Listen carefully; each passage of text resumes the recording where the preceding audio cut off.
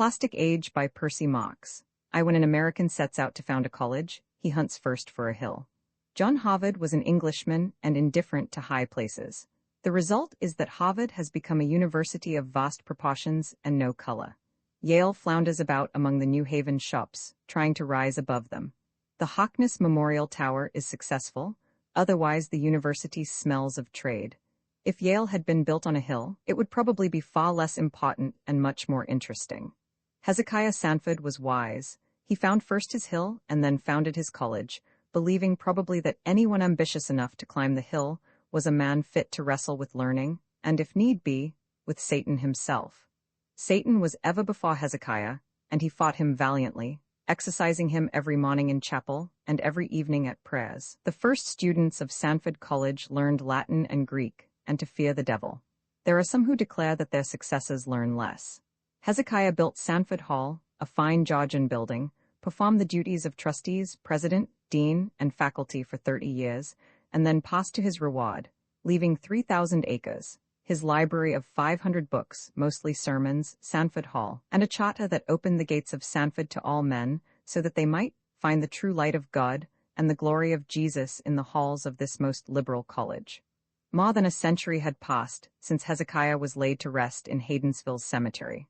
The college had grown miraculously and changed even more miraculously. Only the hill and its beautiful surroundings remained the same. Indian Lake, on the south of the campus, still sparkled in the sunlight. On the east, the woods were as virgin as they had been 150 years before. Haydensville, still only a village, surrounded the college on the west and north. Hezekiah's successors had done strange things to his campus.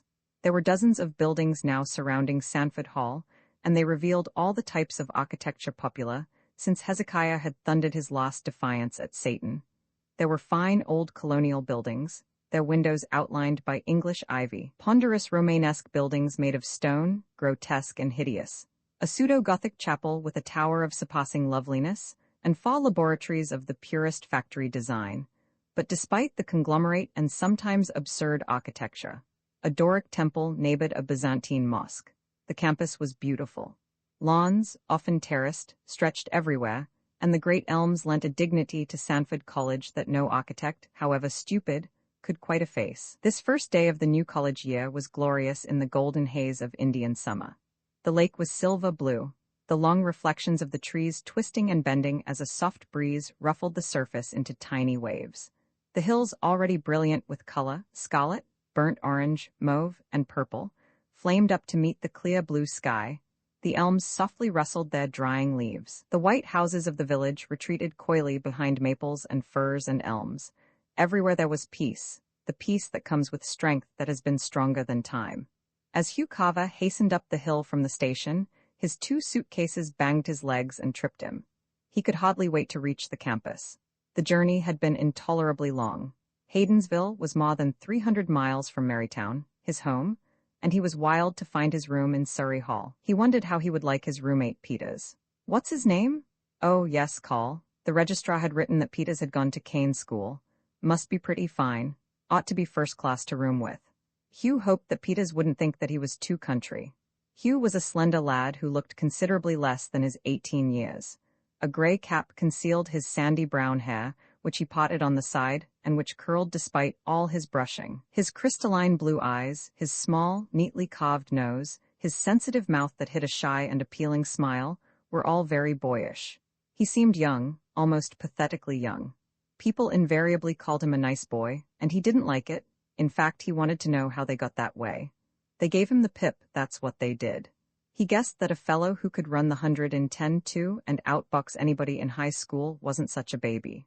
Why, he had overheard one of the old maid teachers call him sweet. Sweet? Cripes, that old hen made him sick. She was always pawing him and sticking her skinny hands in his hair. He was darn glad to get to college where there were only men teachers. Women always wanted to get their hands into his hair, and boys liked him on sight. Many of those who were streaming up the hill before and behind him, who passed him or whom he passed, glanced at his eager face and thought that there was a guy they'd like to know. An experienced observer would have divided those boys into 3 groups: preparatory school boys, carelessly at ease, well-dressed, or, as the college argot has it, smooth; boys from city schools, not so well dressed perhaps, certainly not so sure of themselves. And country boys, many of them miserably confused, and some of them clad in college-cut clothes that they would shamefacedly discard within a week. Hugh finally reached the top of the hill, and the campus was before him. He had visited the college once with his father, and knew his way about. Eager as he was to reach Surrey Hall, he paused to admire the pseudo-Gothic chapel. He felt a little thrill of pride as he stared in awe at the magnificent building. It had been willed to the college by an alumnus who had made millions selling rotten pork. Hugh skirted 2 of the factory laboratories, hurried between the Doric temple and Byzantine mosque, paused 5 times to direct confused classmates, passed a dull red colonial building, and finally stood before Surrey Hall, a large brick dormitory half covered by ivy. He hurried upstairs and down a corridor until he found a door with 19 on it. He knocked. "What hell? Come in." The voice was impatiently cheerful. Hugh pushed open the door and entered the room to meet wild confusion and his roommate. The room was a clutter of suitcases, trunks, clothes, banners, unpacked furniture, pillows, pictures, golf sticks, tennis rackets, and photographs. Dozens of photographs, all of them of girls apparently. In the middle of the room, a boy was on his knees before an open trunk. He had sleek black hair, parted meticulously in the center, a slender face with rather sharp features and large black eyes that almost glittered. His lips were full and very red, almost too red, and his cheeks seemed to be colored with a hard blush. "Hello," he said in a clear voice as Hugh came in. "Who are you?" Hugh flushed slightly. "I'm Carver," he answered. "Hugh Carver." The other lad jumped to his feet, revealing, to Hugh's surprise, golf knickers. He was tall, slender, and very neatly built. "Hell," he exclaimed, "I ought to have guessed that." He held out his hand. "I'm Carl Peters, the guy you've got to room with, and God help you." Hugh dropped his suitcases and shook hands. "Guess I can stand it?" he said with a quick laugh to hide his embarrassment. "Maybe you'll need a little of God's help yourself." Diffident and unsure, he smiled, and Peters liked him on the spot. "Chase yourself," Peters said easily. "I know a good guy when I see one. Sit down somewhere, here." He brushed a pile of clothes off a trunk to the floor with one sweep of his arm. "Rest yourself after climbing that goddamn hill." "Christ, it's a bastard, that hill is. Say, your trunk's downstairs, I saw it. I'll help you bring it up soon's you've got your wind." Hugh was rather dazzled by the rapid, staccato talk, and to tell the truth, he was a little shocked by the profanity. Not that he wasn't used to profanity, he had heard plenty of that in Marytown, but he didn't expect somehow that a college man, that is, a prep school man, would use it. He felt that he ought to make some reply to Peters's talk, but he didn't know just what would do. Peters saved him the trouble. "I'll tell you, Carver. Oh hell, I'm going to call you Hugh. We're going to have a swell joint here. Quite the daub. 3 rooms, you know. A bedroom for each of us and this big study. I've brought most of the junk that I had at Kane, and I suppose you've got some of your own." "Not much," Hugh replied, rather ashamed of what he thought might be considered stinginess. He hastened to explain that he didn't know what Call would have, so he thought that he had better wait and get his stuff at college. "That's the bean," exclaimed Call. He had perched himself on the window seat. He threw one well-shaped leg over the other and gazed at Hugh admiringly. "You certainly used the old bean. Say, I've got a hell of a lot of truck here, and if you'd have brought much, we'd have been swamped. Say, I'll tell you how we fix this dump." He jumped up, led Hugh on a tour of the rooms, discussed the disposal of the various pieces of furniture with enormous gusto, and finally pointed to the photographs. "Hope you don't mind my harem," he said, making a poor attempt to hide his pride. "It's some harem," replied Hugh in honest awe. Again he felt ashamed. He had pictures of his father and mother, and that was all. He'd write to Helen for one right away. "Where'd you get all of 'em? You've certainly got a collection." "Sure have. The album of hearts I've broken. When I've kissed a girl twice, I make her give me her picture. I've forgotten the names of some of these Janes. I collected 10 at Bar Harbor this summer and 3 at Christmas Cove. Say, this kid," he fished through a pile of pictures, "was the hottest little devil I ever met." He passed to Hugh a cabinet photograph of a standard flapper. "Pet, my God." He cast his eyes ceilingward ecstatically.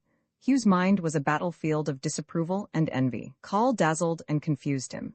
He had often listened to the recitals of their exploits by the Marytown Don Juans, but this good-looking, sophisticated lad evidently had a technique and breadth of experience quite unknown to Marytown. He wanted badly to hear more, but time was flying and he hadn't even begun to unpack. "Will you help me bring up my trunk?" he asked half shyly.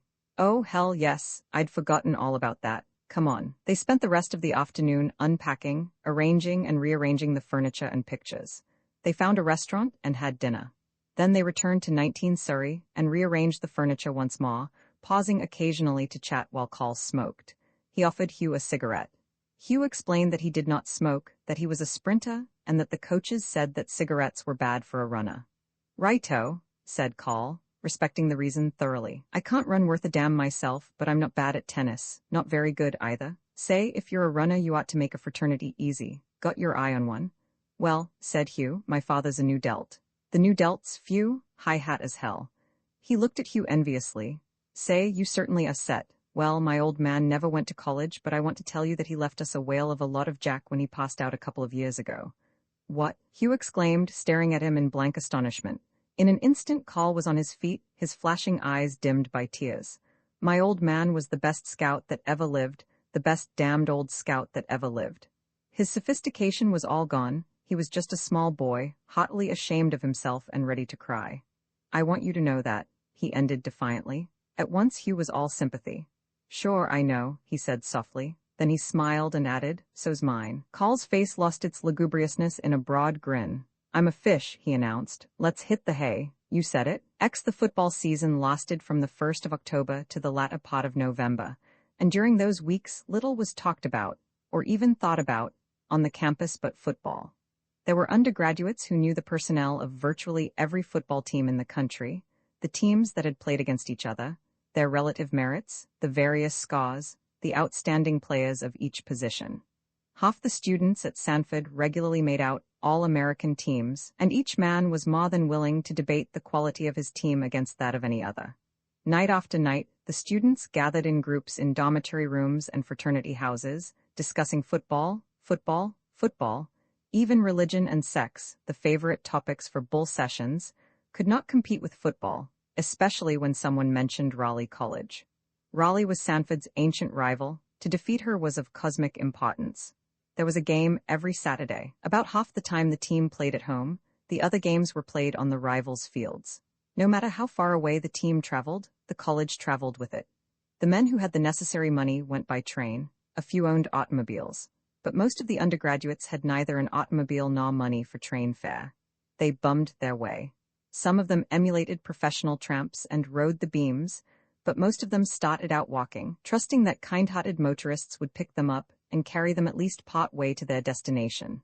Although the distances were sometimes great, and although many motorists are not kind, there is no record of any man who ever started for a game not arriving in time for the referee's first whistle. Somehow, by hook or by crook, and it was often by crook, the boys got there, and what is more astonishing, they got back. On Monday morning at 8:45 they were in chapel, usually wan and tired, it is true, ready to bluff their way through the day's assignments, and damning any instructor who was heartless enough to give them a quiz. Some of them were worn out from really harsh traveling experiences. Some of them had more exciting adventures to relate behind closed doors to selected groups of confidants. Football? Nothing else mattered. And as the weeks passed, the excitement grew, especially as the day drew near for the Raleigh game, which this year was to be played on the Sanford field. What were Sanford's chances? Would Harry Slade, Sanford's great halfback, make All-American? Damn it to hell he ought to. It'll be a stinkin' shame if he don't. Would Raleigh's line be able to stop Slade's end runs? Slade? He was the team, the hope and adoration of the whole college. 3 days before the big game, the alumni began to pour into town, most of them fairly recent graduates, but many of them gray-haired men who boasted that they hadn't missed a Sanford Raleigh game in 30 years. Hundreds of alumni arrived, filling the 2 hotels to capacity and overrunning the fraternity houses, the students doubling up or seeking hospitality from a friend in a dormitory. In the little room in the rear of the Sanford pool and billiard parlors, there was almost continual excitement. Jim McCarty, the proprietor, a big, jovial, red-faced man whom all the students called Mac, was the official stakeholder for the college. Bets for any amount could be placed with him. Money from Raleigh flowed into his pudgy hands, and he placed it at the odds offered with eager Sanford takers. By the day of the game, his safe held thousands of dollars, most of it wagered at 5-3, Raleigh offering odds. There was hardly an alumnus who did not prove his loyalty to Sanford by visiting Mac's back room and putting down a few greenbacks, at least. Some were more loyal than others. The most loyal placed $1,000 at 5-2. There was rain for 2 days before the game, but on Friday night, the clouds broke. A full moon seemed to shine them away, and the whole campus rejoiced with great enthusiasm. Most of the alumni got drunk to show their deep appreciation to the moon, and many of the undergraduates followed the example set by their elders. All Friday afternoon girls had been arriving, dozens of them, to attend the fraternity dances. One dormitory had been set aside for them, the normal residents seeking shelter in other dormitories. No man ever objected to resigning his room to a girl. He never could tell what he would find when he returned to it Monday morning. Some of the girls left strange mementos. No one except a few notorious grinds studied that night. Some of the students were, of course, at the fraternity dances. Some of them sat in dormitory rooms and discussed the coming game from every possible angle. And groups of them wandered around the campus, peering into the fraternity houses, commenting on the girls, wondering on humming a song that an orchestra had been playing, occasionally pausing to give a regular cheer for the moon. Hugh was too much excited to stay in a room, so with several other freshmen he traveled the campus. He passionately envied the dances in the fraternity houses, but consoled himself with the thought, maybe I'll be dancing at the new Delt house next year. Then he had a spasm of fright. Perhaps the new Delts, perhaps no fraternity would bid him. The moon lost its brilliance. For a moment even the San Federale game was forgotten. The boys were standing before a fraternity house, and as the music ceased, Jack Collings suggested, "Let's serenade them, you laid Hugh." Hugh had a sweet, light tenor voice. It was not at all remarkable, just clear and true, but he had easily made the glee club and had an excellent chance to be chosen freshman song leader. Collings had brought a guitar with him. He handed it to Hugh, who, like most musical undergraduates, could play both a guitar and a banjo. "Sing that I arise from dreams of the thing that you were singing the other night. We'll hum." Hugh slipped the cord around his neck, tuned the guitar, and then thrummed a few opening chords. His heart was beating at double time. He was very happy. He was serenading girls at a fraternity dance. Couples were strolling out upon the veranda, the girls throwing warm wraps over their shoulders, the men lighting cigarettes and tossing the burnt matches on the lawn. Their white shirt fronts gleamed eerily in the pale light cast by the Japanese lanterns with which the veranda was hung. Hugh began to sing Shelley's passionate lyric, set so well to music by Todd B. Galloway. His mother had taught him the song, and he loved it. "I arise from dreams of thee in the first sweet sleep of night, when the winds are breathing low and the stars are shining bright. I arise from dreams of thee, and a spirit in my feet hath led me, who knows how, to thy chamber window, sweet." Two of the boys, who had heard Hugh sing the song before, hummed a soft accompaniment. When he began the second verse, several more began to hum. They had caught the melody. The couples on the veranda moved quietly to the porch railing, their chatter silent, their attention focused on a group of dim figures standing in the shadow of an elm. Hugh was singing well, better than he ever had before. Neither he nor his audience knew that the lyric was immortal, but its tender, passionate beauty caught and held them. The wandering airs they faint on the dock, the silent stream, the champak odors fail like sweet thoughts in a dream, the nightingale's complaint it dies upon her heart, as I must die on thine, O beloved, as thou art. Oh, lift me from the grass, I die, I faint, I fail. Let thy love and kisses rain on my cheeks and eyelids pale. My cheek is cold and white, alas. My heart beats loud and fast. Oh, press it close to thine again, where it will break at last. There was silence for a moment after Hugh finished. The shadows, the moonlight, the boy's soft young voice had moved them all. Suddenly a girl on the veranda cried, "Bring him up." Instantly half a dozen others turned to their escorts, insisting shrilly, "Bring him up, we want to see him." Hugh jerked the guitar cord from around his neck, banded the instrument to Collings, and tried to run. A burst of laughter went up from the freshmen. They caught him and held him fast until the tuxedo-clad upperclassmen rushed down from the veranda and had him by the arms. They pulled him, protesting and struggling, upon the veranda and into the living room. The girls gathered around him, praising, demanding more. He flushed scarlet when one enthusiastic maiden forced her way through the ring, looked hard at him, and then announced positively, "I think he's sweet." He was intensely embarrassed, in an agony of confusion, but very happy. The girls liked his clean blondness, his blushes, his startled smile. How long they would have held him there in the center of the ring while they admired and teased him, there is no telling, but suddenly the orchestra brought relief by striking up a foxtrot. "He's mine," cried a pretty black-eyed girl with a cloud of bobbed hair and flaming cheeks. Her slender shoulders were bare, her round white arms waved in excited, graceful gestures, her corn-colored frock was a gauzy mist. She clutched Hugh's arm. "He's mine," she repeated shrilly. "He's going to dance with me." Hugh's cheeks burned a deeper scarlet.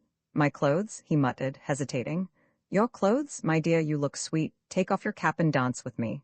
Hugh snatched off his cap, his mind reeling with shame, but he had no time to think. The girl pulled him through the crowd to a clear floor. Almost mechanically, Hugh put his arm around her and began to dance.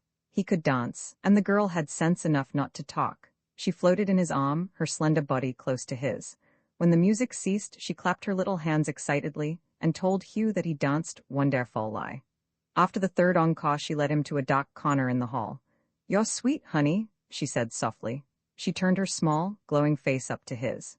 Kiss me, she commanded. Dazed, Hugh gathered her into his arms and kissed her little red mouth. She clung to him for a minute and then pushed him gently away. Good night, honey, she whispered. Good night. Hugh's voice broke huskily. He turned and walked rapidly down the hall, upon the veranda, and down the steps. His classmates were waiting for him. They rushed up to him, demanding that he tell them what had happened. He told them most of it, especially about the dance, but he neglected to mention the kiss. Shyness overcame any desire that he had to strut. Besides, there was something about that kiss that made it impossible for him to tell anyone, even Carl. When he went to bed that night, he did not think once about the coming football game. Before his eyes floated the girl in the corn-colored frock. He wished he knew her name. Closer and closer she came to him. He could feel her cool arms around his neck. What a wonderful, wonderful girl. Sweeter than Helen, lots sweeter. She's like the night and moonlight. Like moonlight and... The music of the Indian serenade began to thrill through his mind. I arise from dreams of thee in the first sweet sleep of night. Oh, she's sweet, sweet, like music and moonlight. He fell asleep, repeating music and moonlight over and over again. Music and moonlight. The morning of the big game proved ideal, crisp and cold, crystal clear. Indian summer was near its close, but there was still something of its dreamy wonder in the air, and the hills still flamed with glorious autumn foliage. The purples, the mauves, the scarlets, the burnt oranges were a little dimmed, a little less brilliant. The leaves were rustling dryly now. But there was beauty in dying autumn, its splendor slowly fading as there was in its first startling burst of color. Classes that Saturday morning were a farce, but they were held. The administration, which the boys damned haughtily, insisted upon it. Some of the instructors merely took the roll and dismissed their classes, feeling that honor had been satisfied. But others held their classes through the hour, lecturing the disgusted students on their lack of interest, warning them that examinations weren't as far off as the millennium. Hugh felt that he was lucky. He had only one class. It was with Alling in Latin, and it had been promptly dismissed. When the day comes, said Alling, that Latin can compete with football, I'll probably get a living wage. You had better go before I get to talking about a living wage. It is one of my favorite topics. He waved his hand toward the door. The boys roared with delight and rushed out of the room, shoving each other and laughing. They ran out of the building. All of them were too excited to walk. By 1:30 the stands were filled. Most of the girls wore fur coats, as did many of the alumni, but the students spotted no such luxuries. 9/10 of them wore baba coats, gray jackets lined with sheep's wool. Except for an occasional banner, usually carried by a girl, and the bright hats of the women, there was little color to the scene. The air was sharp, and the spectators huddled down into their warm coats.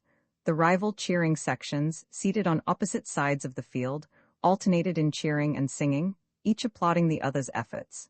The cheering wasn't very good, and the singing was worse, but there was a great deal of noise, and that was about all that mattered to either side.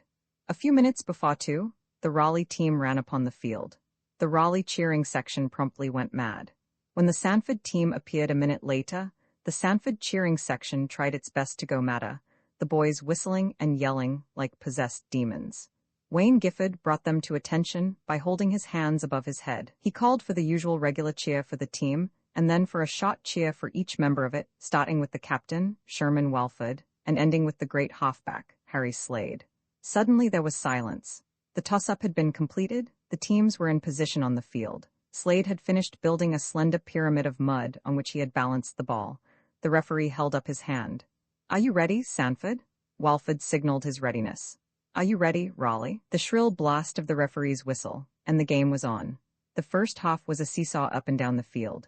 Near the end of the half, Raleigh was within 20 yards of the Sanford line. Shouts of "Skaw, Skaw, Skaw" went up from the Raleigh rooters, rhythmic, insistent. Hold 'em, fight, fight, fight." The Sanford cheering section pleaded, almost sobbing the words. A forward pass skillfully completed netted Raleigh 16 yards. Fight, fight, fight. The timekeeper tooted his little horn. The half was over. For a moment, the Sanford boys leaned back exhausted. Then they leaped to their feet and yelled madly, while the Raleigh boys leaned back or against each other and swore fervently. Within 2 minutes, the tension had departed. The rival cheering sections alternated in singing songs, applauded each other vigorously, whistled at a frightened dog that tried to cross the field and nearly lost its mind entirely when called by 1,000 masters, waited breathlessly when the cheerleaders announced the results from other football games that had been telegraphed to the field, applauded if Harvard was losing, groaned if it wasn't, sang some more, relaxed, and felt consummately happy. Sanford immediately took the offensive in the second half. Slade was consistently carrying the ball. Twice he brought it within Raleigh's 25-yard line. The first time Raleigh held firm, but the second time Slade stepped back for a dropkick. The spectators sat silent, breathless. The angle was difficult. Could he make it? Would the line hold? Quite calmly Slade waited. The center passed the ball neatly. Slade turned it in his hands, paid not the slightest attention to the mad struggle going on a few feet in front of him, dropped the ball, and kicked. The ball rose in a graceful arc and passed safely between the goalposts. Everyone, men and women alike, the Raleigh adherents excepted, promptly turned into extraordinarily active lunatics. The women waved their banners and shrieked, or if they had no banners, they waved their arms and shrieked. The men danced up and down, yelled, pounded each other on the back, sometimes wildly embraced. Many, a woman was kissed by a man she had never seen before, and never would again, nor did she object. Wayne Gifford was turning handsprings, and many of the students were feebly fluttering their hands, voiceless, spent with cheering, weak from excitement. Early in the fourth quarter, however, Raleigh got its revenge, carrying the ball to a touchdown after a series of line rushes. Sanford tried desperately to score again, but its best efforts were useless against the Raleigh defense. The final whistle blew, and Sanford had lost. Cheering wildly, tossing their hats into the air, the Raleigh students piled down from the grand stand upon the field. With the cheerleaders at the head, waving their megaphones, the boys rapidly formed into a long line in uneven groups, holding arms, dancing, shouting, winding in and out around the field, between the goalposts, tossing their hats over the bars, waving their hands at the Sanford men standing despondently in their places, in and out, in the triumphant serpentine. Finally, they paused, took off their hats, cheered first their own team, then the Sanford team, and then sang their hymn while the Sanford men respectfully uncovered, silent and despairing. When the hymn was over, the Sanford men quietly left the grand stand, quietly formed into a long line in groups of fours, quietly marched to the college flagpole in the center of the campus.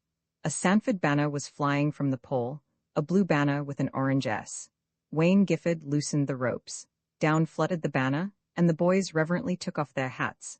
Gifford caught the banner before it touched the ground and gathered it into his arms. The song leader stepped beside him. He lifted his hand, sang a note, and then the boys sang with him, huskily, sadly, some of them with tears streaming down their cheeks. Sanford, Sanford, mother of men, love us, guard us, hold us true. Let thy arms enfold us, let thy truth uphold us. Queen of colleges, mother of men, alma mater, Sanford, hail, alma mater, hail, hail. Slowly the circle broke into small groups that straggled wearily across the campus. Hugh, with 2 or 3 others, was walking behind 2 young professors, one of them, Alling, the other, Jones of the economics department. Hugh was almost literally broken-hearted. The defeat lay on him like an awful sorrow that never could be lifted. Every inch of him ached, but his despair was greater than his physical pain. The sharp, clear voice of Jones broke into his half-deadened consciousness. "I can't understand all this emotional excitement," said Jones crisply. "A football game is a football game, not a national calamity. I enjoy the game myself, but why weep over it? I don't think I ever saw anything more absurd than those boys singing with tears running into their mouths." Shocked, the boys looked at each other. They started to make angry remarks but paused as Alling spoke. "Of course, what you say, Jones, is quite right," he remarked calmly. "Quite right. But do you know, I pity you. Alling's a good guy." Hugh told Carl later, "He's human." Roman 11, after the Sanford Raleigh game, the college seemed to be slowly dying. The boys held countless postmortems over the game, explaining to each other just how it had been lost or how it could have been won. They watched the newspapers eagerly as the spot writers announced their choice for the so-called All-American team. If Slade was on the team, the writer was conceded to know his dope. If Slade wasn't, the writer was a dumbbell. But all this pseudo-excitement was merely picking at the covers. There was no real hot in it. Gradually, the football talk died down. Freshmen ceased to write themes about Sanford's great fighting spirit. Sex and religion once more became predominant at the bull sessions. Studies, too, began to find a place in the sun. Our examinations were coming, and most of the boys knew that they were miserably prepared. Lights were burning in fraternity houses and dormitories until late at night, and mighty little of their glow was shed on polka parties and crap games. The college had begun to study. When Hugh finally calmed down and took stock, he was horrified and frightened to discover how far he was behind in all his work. He had done his lessons sketchily from day to day, but he really knew nothing about them, and he knew that he didn't. Since Moss's departure, he had loafed, trusting to luck and the knowledge he had gained in high school. So far, he had escaped a summons from the dean, but he daily expected one, and the mere thought of our examinations made him shiver. He studied hard for a week, succeeding only in getting gloriously confused and more frightened. The examinations proved to be easier than he had expected. He didn't fail in any of them, but he did not get a grade above a C. The examination flurry passed, and the college was left cold. Nothing seemed to happen. The boys went to the movies every night, had a peanut fight, talked to the shadowy actors. They played cards, pool, and billiards, or shot craps. Saturday nights many of them went to a dance at Hastings, a small town 5 miles away. They held bull sessions and discussed everything under the sun and some things beyond it. They attended a performance of Shaw's Candida, given by the Dramatic Society, and voted it a wet show. And, incidentally, some of them studied. But all in all, life was rather tepid, and most of the boys were merely marking time and waiting for Christmas vacation. For Hugh, the vacation came and went with a rush. It was glorious to get home again, glorious to see his father and mother, and at first, glorious to see Helen Simpson. But Helen had begun to pall. Her kisses hardly compensated for her conversation. She gave him a little feeling of guilt, too, which he tried to argue away. Kissing isn't really wrong. Everybody pets, at least Carl says they do. Helen likes it, but always that but intruded itself. But it doesn't seem quite right when I don't really love her. When he kissed her for the last time before returning to college, he had a distinct feeling of relief. Well, that would be off his mind for a while anyway.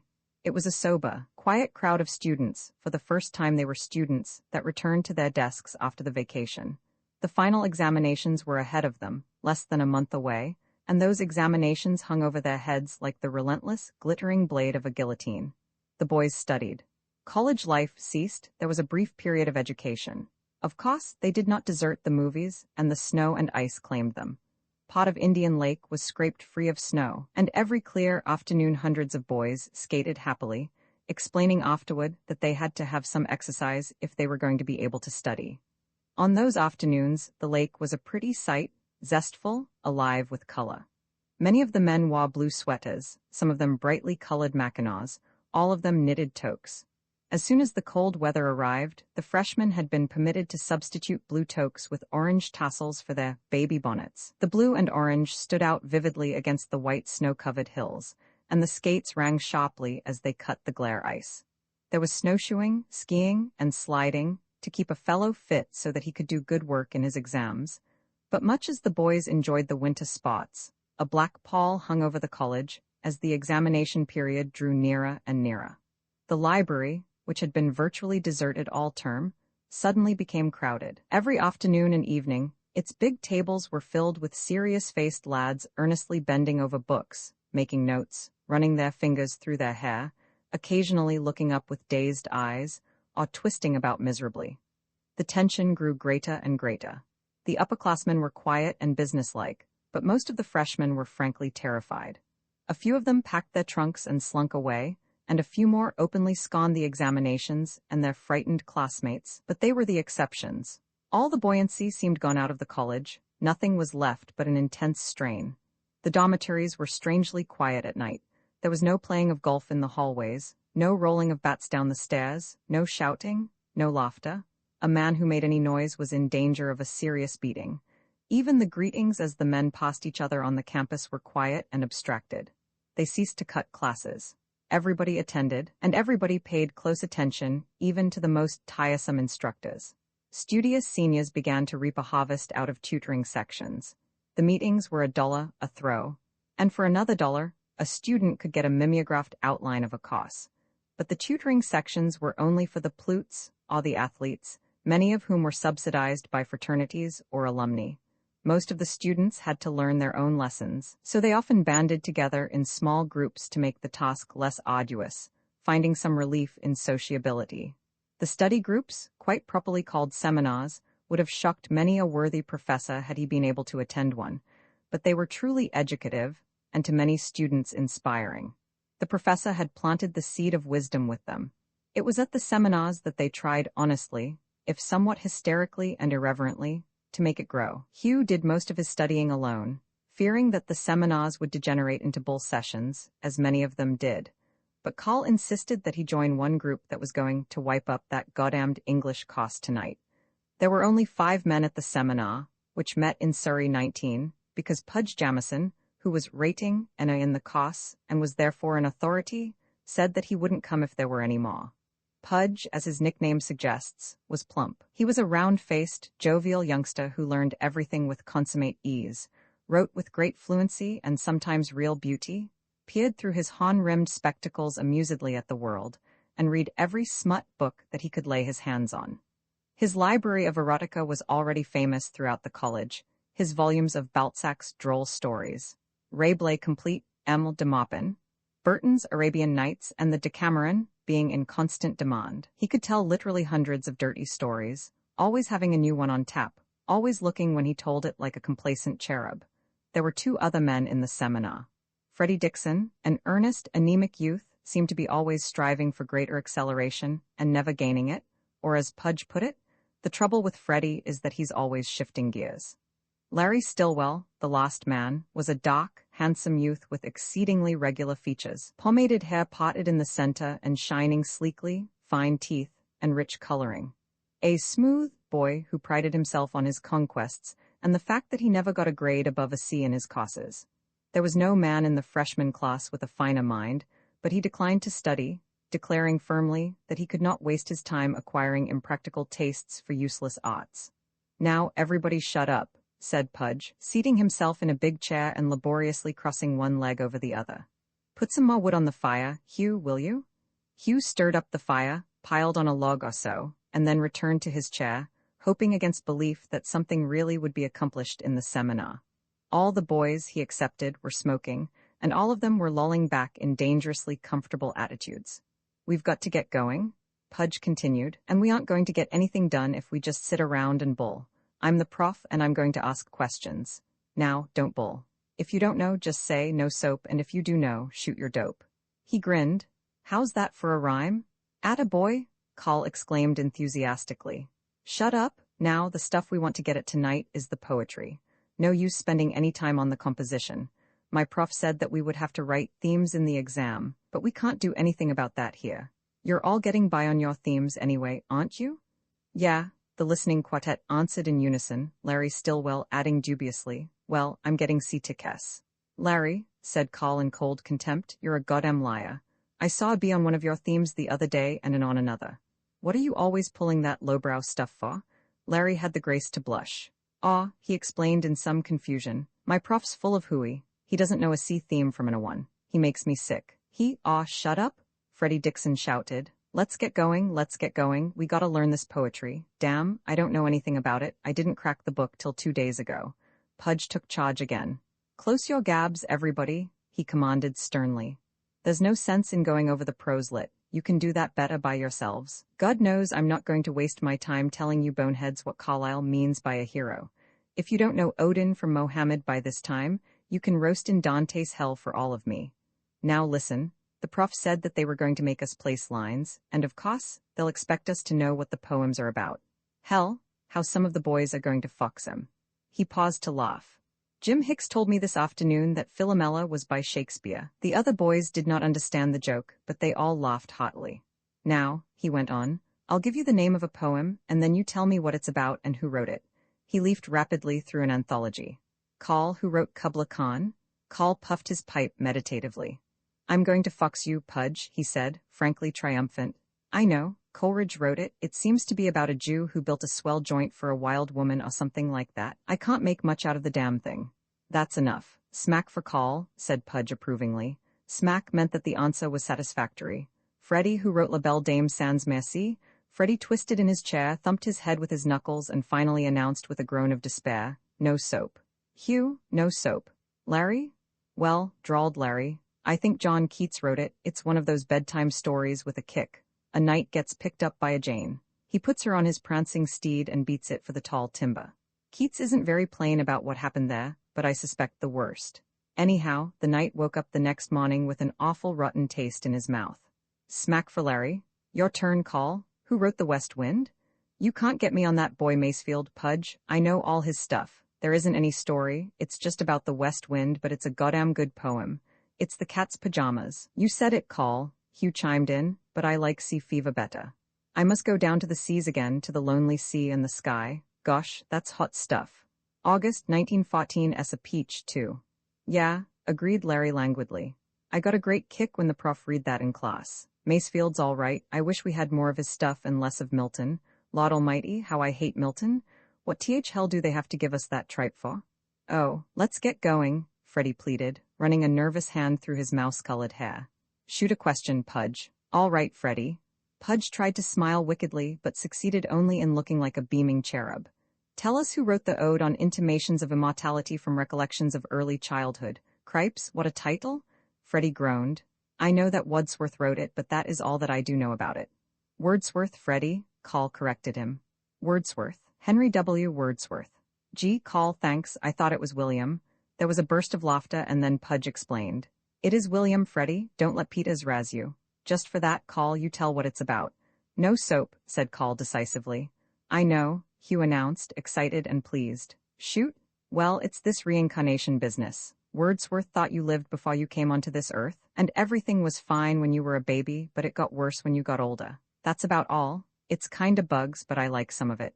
"It isn't bugs," Pudge contradicted flatly. "It's got sense. You do lose something as you grow older, but you gain something too. Wordsworth admits that. It's a wonderful poem, and your dumbbells if you can't see it." He was very serious as he turned the pages of the book and laid his pipe on the table at his elbow. "Now listen, this stanza has the dope for the whole poem." He read the famous stanza simply and effectively. "Our birth is but a sleep and a forgetting. The soul that rises with us, our life's star, hath had elsewhere its setting and cometh from afar. Not in entire forgetfulness, and not in utter nakedness, but trailing clouds of glory do we come from God who is our home. Heaven lies about us in our infancy. Shades of the prison house begin to close upon the growing boy, but he beholds the light, and whence it flows, he sees it in his joy. The youth who daily farther from the east must travel, still is nature's priest, and by the vision splendid is on his way attended. At length the man perceives it die away, and fade into the light of common day." There was a moment's silence when he finished, and then Hugh said reverently, "That is beautiful. Read the last stanza, will you, Pudge?"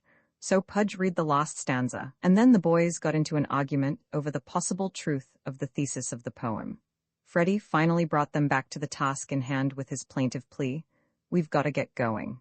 It was 2 o'clock in the morning when the seminar broke up, Hugh admitting to Call, after their visitors departed, that he had not only learned a lot, but that he had enjoyed the evening heartily. The college grew quieter and quieter as the day for the examinations approached. There were seminars on everything, even on the best way to prepare cribs. Certain students with low grades and less honor would somehow gravitate together and discuss plans for foxing the profs. Opinions differed. One man usually insisted that notes in the palm of the left hand were safe from detection, only to be met by the objection that they had to be written in ink, and if one's hand perspired, and it was sure as hell to. Nothing was left but an ink-eye smear. Another held that a fellow could fasten a rubber band on his forearm and attach the notes to those, pulling them down when needed, and then letting them snap back out of sight into safety. But one of the conspirators was sure to object. "What hell are you going to do if the band breaks?" Some of them insisted that notes placed in the inside of one's goloshes, all the students wore them, but took them off in the examination room, could be easily read. Yeah, but the proctors are wise to that stunt. And so ad infinitum. Eventually all the stunts were used and many more, not that all the students cheated. Everything considered, the percentage of cheaters was not great, but those who did cheat usually spent enough time evolving ingenious methods of preparing cribs, and in preparing them to have learned their lessons honestly and well. The night before the first examinations, the campus was utterly quiet. Suddenly bedlam broke loose. Somehow every dormitory that contained freshmen became a madhouse at the same time. Hugh and Call were in Surrey 19 earnestly studying. Freddie Dixon flung the door open and shouted hysterically, "The general science exam's out." Hugh and Call whirled around in their desk chairs. "What?" they shouted together. "Yeah, one of the fellows saw it. A girl that works at the press copied down the exam and gave it to him." "What fellow? Where's the exam?" "I don't know who the guy is, but Hubert Manning saw the exam." Hugh and Call were out of their chairs in an instant, and the three boys rushed out of Surrey in search of Manning. They found him in his room telling a mob of excited classmates that he hadn't seen the exam, but that Harry Smithson had. Away went the crowd in search of Smithson, Call and Hugh and Freddie in the midst of the excited, chattering lads. Smithson hadn't seen the exam, but he had heard that Putty Macumba had a copy. Freshmen were running up and down stairs in the dormitories, shouting, "Have you seen the exam?" No, nobody had seen the exam, but some of the boys had been told definitely what the questions were going to be. No two seemed to agree on the questions, but everybody copied them down and then rushed on to search for a bona fide copy. They hurried from dormitory to dormitory, constantly shouting the same question, "Have you seen the exam?" There were men in every dormitory with a new list of questions, which were hastily scratched into notebooks by the eager seekers. Until midnight, the excitement raged. Then the campus quieted down as the freshmen began to study the long lists of questions. "God," said Call as he scanned his list hopelessly, "these damn questions cover everything in the course and some things that I know damn well weren't in it. What a lot of nuts we were. Let's go to bed." "Call," Hugh wailed despondently, "I'm going to flunk that exam. I can't answer a tenth of these questions. I can't go to bed. I've got to study. Oh, Lord. Don't be a triple-plated jackass. Come on to bed. You'll just get woozy if you stay up any longer." "All right," Hugh agreed wearily. He went to bed, but many of the boys stayed up and studied, some of them all night. The examinations were held in the gymnasium. Hundreds of classroom chairs were set in even rows. Nothing else was there, not even the gymnasium apparatus. A few years earlier, a wily student had sneaked into the gymnasium the night before an examination and written his notes on a dumbbell hanging on the wall. The next day, he calmly chose the seat in front of the dumbbell and proceeded to write a perfect examination.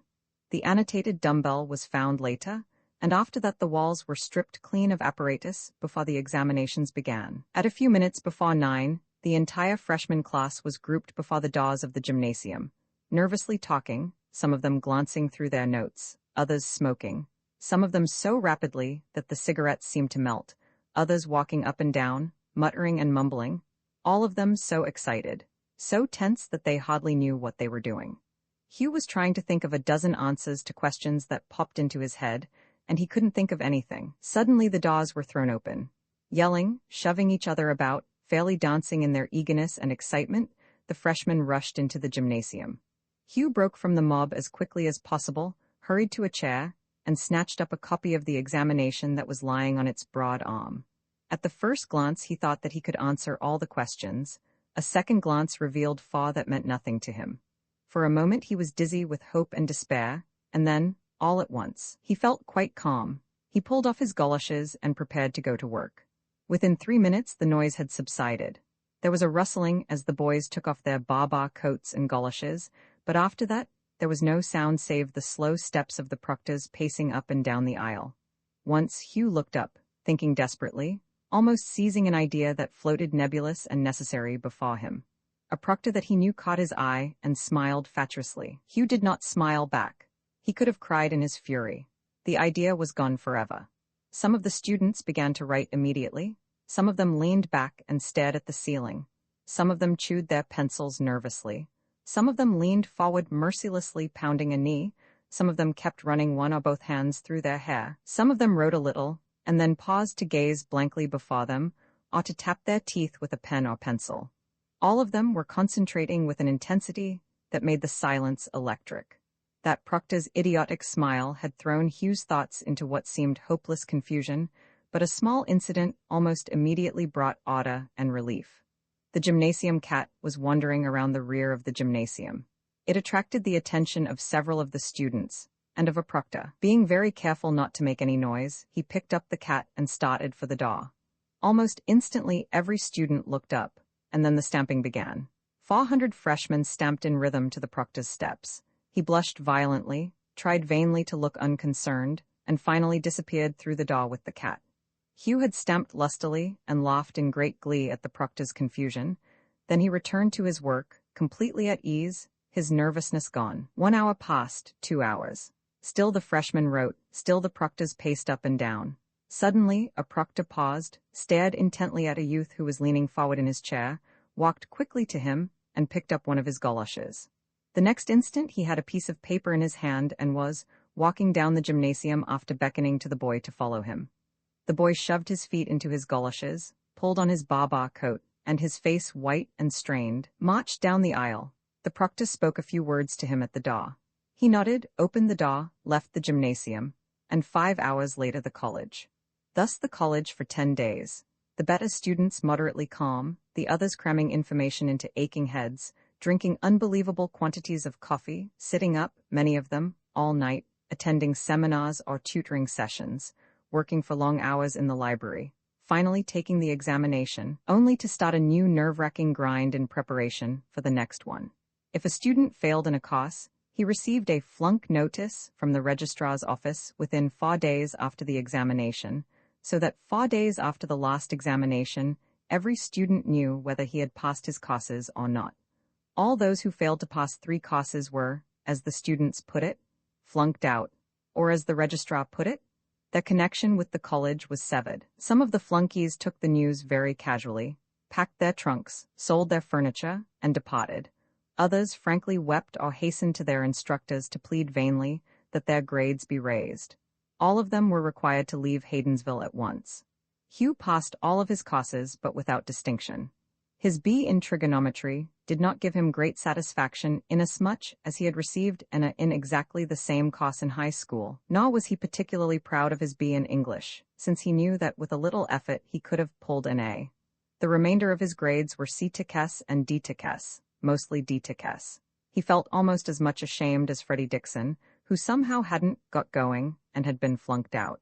Call received nothing less than a C, and his record made Hugh more ashamed of his own. Call never seemed to study, but he hadn't disgraced himself. Hugh spent many bitter hours thinking about his record. What would his folks think? Worse, what would they say? Finally he wrote to them, "Dear Mother and Dad, I have just found out my grades. I think that they will be sent to you later. Well, I didn't flunk out, but my record isn't so hot. Only 2 of my grades are any good. I got a B in English and math, but the others are all C-S and D-S. I know that you will be ashamed of me, and I'm awfully sorry. I've thought of lots of excuses to write to you, but I guess I won't write them. I know that I didn't study hard enough. I had too much fun. I promise you that I'll do better next time. I know that I can. Please don't scold me. Lots of love." Hugh. All that his mother wrote in reply was, "Of course, you will do better next time." The kindness hurt dreadfully. Hugh wished that she had scolded him. Roman 12, the college granted a vacation of 3 days between terms, but Hugh did not go home, nor did many of the other undergraduates. There was excitement in the air. The college was beginning to stew and boil again. Fraternity rushing was scheduled for the 2nd week of the new term. The administration strictly prohibited the rushing of freshmen the first term, and in general, the fraternities respected the rule. True, the fraternity men were constantly visiting eligible freshmen, chatting with them, discussing everything with them except fraternities. That subject was barred. Hugh and Call received a great many calls from upperclassmen the first term, and Hugh had been astonished at Call's reticence and silence. Call, the flippant, the voluble, the wisecracker, lost his tongue the minute a man wearing a fraternity pin entered the room. Hugh was forced to entertain the all-important guest. Call never explained how much he wanted to make a good fraternity. Not any fraternity, only a good one. Nor did he explain that his secret studying the first term had been inspired by his eagerness to be completely eligible. A good fraternity would put the seal of aristocracy on him. It would mean everything to the old lady. For the first 3 nights of the rushing season, the fraternities held open house for all freshmen, but during the last 3 nights, no freshman was supposed to enter a fraternity house unless invited. The first 3 nights found the freshmen traveling in scared groups from fraternity house to fraternity house, sticking close together, unless rather vigorously pried apart by their hosts. Everybody was introduced to everybody else. Everybody tried rather hopelessly to make conversation, and nearly everybody smoked too much, partly because they were nervous and partly because the smokes were free. It was the last 3 nights that counted. Both Hugh and Call received invitations from most of the fraternities, and they stuck together, religiously visiting them all. Hugh hoped that they would make the same fraternity, and that fraternity would be Nu Delta. They were together so consistently during the rushing period that the story went around the campus that Kava and Peters were going the same way, and that Kava had said that he wouldn't accept a bid from any fraternity unless it asked Peters too. Hugh heard the story and couldn't understand it. Everybody seemed to take it for granted that he would be bid. Why didn't they take it equally for granted that Call would be bid as well? He thought perhaps it was because he was an athlete and Call wasn't, but the truth was, of course, that the upperclassmen perceived the nouveau rich quality in Call quite as clearly as he did himself. He knew that his money and the fact that he had gone to a fashionable prep school would bring him bids, but would they be from the right fraternities? That was the all-important question. Those last 3 days of rushing were nerve-wracking. At night, the invited freshmen, and that meant about 2/3 of the class, were at the fraternity houses until 11. Between classes and during every free hour, they were accosted by earnest fraternity men, each presenting the superior merits of his fraternity. The fraternity men were wearier than the freshmen. They sat up until the small hours every morning discussing the freshmen they had entertained the night before. Hugh was in a daze. Over and over, he heard the same words with only slight variations. A fraternity man would slap a fat book with an excited hand and exclaim, "This is Baird's manual, the final authority on fraternities, and it's got absolutely all the dope. You can see where we stand. 60 chapters? You don't join just this one. Why, understand, you join all of them. You're welcome wherever you go." If the number of chapters happened to be small, Baird's manual was referred to again. "Only 15 chapters, you see. We don't take in new chapters every time they ask. We're darn careful to know what we're signing up before we take anybody in." The word aristocratic was carefully avoided, but it was just as carefully suggested. It seemed to Hugh that he was shown a photograph of every fraternity house in the country. Look, he would be told by his host, look at that picture to the right of the fireplace. That's our house at Cornell. Isn't it the daub? And look at that one. It's our house at California, some palace. They've got sunken gardens. I was out there last year to our convention. The boys certainly gave us a swell time. All this through a haze of tobacco smoke, and over the noise of a jazz orchestra, and the chatter of a dozen similar conversations. Hugh was excited, but not really interested. The Nu Deltas invited him to their house every evening, but they were not making a great fuss over him. Perhaps they weren't going to give him a bid. Well, he'd go some other fraternity. No, he wouldn't either. Maybe the Nu Deltas would bid him later after he'd done something on the track. Although actual pledging was not supposed to be done until Saturday night, Hugh was receiving what amounted to bids all that day and the night before. Several times groups of fraternity men got into a room, closed the door, and then talked to him until he was almost literally dizzy. He was wise enough not to make any promises. His invariable answer was, "I don't know yet. I won't know until Saturday night." Call was having similar experiences, but neither of them had been talked to by Nu Deltas. The president of the chapter, Merle Douglas, had said to Hugh in passing, "We've got our eye on you, Kava." And that was all that had been said. Call did not have even that much consolation, but he wasn't so much interested in Nu Delta as Hugh was. Kappa Zeta or Alpha Sigma would do as well. Both of these fraternities were making violent efforts to get Hugh, but they were paying only polite attention to Call. On Friday night, Hugh was given some advice that he had good reason to remember in later years. At the moment, it did not interest him a great deal. He had gone to the Delta Sigma Delta house, not because he had the slightest interest in that fraternity, but because the Nu Deltas had not urged him to remain with them. The Delta Sigma Deltas welcomed him enthusiastically and turned him over to their president, Malcolm Graham, a tall, serious senior with sandy hair and quiet brown eyes. "Will you come upstairs with me, Kava? I want to have a talk with you," he said simply. Hugh hesitated. He didn't mind being talked to, but he was heartily sick of being talked at. Graham noticed his hesitation and smiled. "Don't worry, I'm not going to Shanghai you, and I'm not going to jaw you to death, either." Hugh smiled in response. "I'm glad of that," he said wearily. "I've been jawed until I don't know anything." "I don't doubt it. Come on, let's get away from this racket." He took Hugh by the arm and led him upstairs to his own room, which was pleasantly quiet and restful after the noise they had left. When they were both seated in comfortable chairs, Graham began to talk. "I know that you are being tremendously rushed, Kava, and I know that you are going to get a lot of bids too. I've been watching you all through this week, and you seem dazed and confused to me, more confused even than the average freshman. I think I know the reason.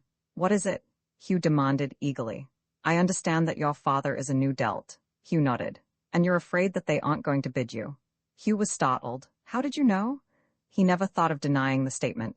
I guessed it. You were obviously worried. You visited other fraternities, and you didn't seem to enjoy the attention that you were getting. I'll tell you right now that you are worrying about nothing. The new Delts will bid you. They are just taking you for granted, that's all. You are a legacy, and you have accepted all their invitations to come around. If you had stayed away one night, there would have been a whole delegation rushing around the campus to hunt you up. Hugh relaxed. For the time being, he believed Graham implicitly. Now, Graham went on, it's the new Delts that I want to talk about. Oh, I'm not going to knock them, he hastened to add as Hugh eyed him suspiciously. I know that you have heard plenty of fraternities knocking each other, but I am sure that you haven't heard any knocking in this house. No, I haven't, Hugh admitted. Well, you aren't going to either. The new Delts are much more important than we are. They are stronger locally, and they've got a very powerful national organization, but I don't think that you have a very clear notion about the new Delts or us, or any other fraternity. I heard you talking about fraternities the other night, and if you will forgive me for being awfully frank, you were talking a lot of nonsense. Hugh leaned forward eagerly. He wasn't offended, and for the first time that week he didn't feel that he was being rushed. Well, you have a lot of sentimental notions about fraternities that are all bull, that's all. You think that the brothers are really brothers, that they stick by each other and all that sort of thing. You seem to think, too, that the fraternities are democratic. They aren't, or there wouldn't be any fraternities. You don't seem to realize that fraternities are, among other things, political organizations, fighting each other on the campus for dear life. You've heard fraternities this week knocking each other. Well, about 9/10 of what's been said is either lies or true of every fraternity on the campus. These fraternities aren't working together for the good of Sanford, they're working like hell to ruin each other.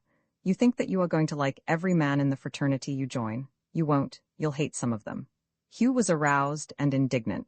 If you feel that way about it, why do you stay in a fraternity? Graham smiled gravely. Don't get angry, please. I stay because the fraternity has its virtues as well as its faults. I hated the fraternity the first 2 years, and I'm afraid that you're going to, too. You see, I had the same sort of notions you have, and it hurt like the devil when they were knocked into a cocked hat. The fraternity is a pleasant club. It gets you into campus activities, and it gives you a social life in college that you can't get without it. It isn't very important to most men after they graduate. Just try to raise some money from the alumni sometime, and you'll find out. Some of them remain undergraduates all their lives, and they think that the fraternity is important, but most of them hardly think of it except when they come back to reunions. They're more interested in their clubs or the Masons or something of that sort. My father hasn't remained an undergraduate all his life, but he's interested in the new Delts. Hugh counted vigorously. I suppose he is, Graham tactfully admitted, but you'll find that most men aren't. But that doesn't matter. You aren't an alumnus yet. You're a freshman, and a fraternity is a darn nice thing to have around while you are in college. What I am going to say now, he continued, hesitating, is pretty touchy, and I hope that you won't be offended. I have been trying to impress on you that the fraternity is most important while you are in college, and believe me, it's damned important. A fellow has a hell of a time if he gets into the wrong fraternity. I am sure that you are going to get a lot of bids. Don't choose hastily. Spend tomorrow thinking the various bunches over, and choose the one that has the fellows that you like best, no matter what its standing on the campus is. Be sure that you like the fellows. That is all important. We want you to come to us. I think that you would fit in here, but I am not going to urge you. Think us over. If you like us, accept our bid. If you don't, go some fraternity where you do like the fellows, and that's my warning about the new Delts. Be sure that you like the fellows, or most of them anyway, before you accept their bid. Have you thought them over? No, Hugh admitted, I haven't. He didn't like Graham's talk. He thought that it was merely very clever rushing.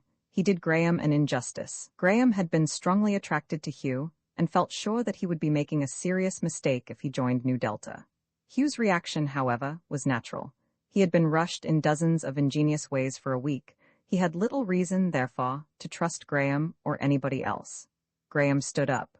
I have a feeling, Kava, he said slowly, that I have flubbed this talk. I am sure that you'll know someday that I was really disinterested and wanted to do my best for you. Hugh was softened and smiled shyly as he lifted himself out of his chair. I know you did.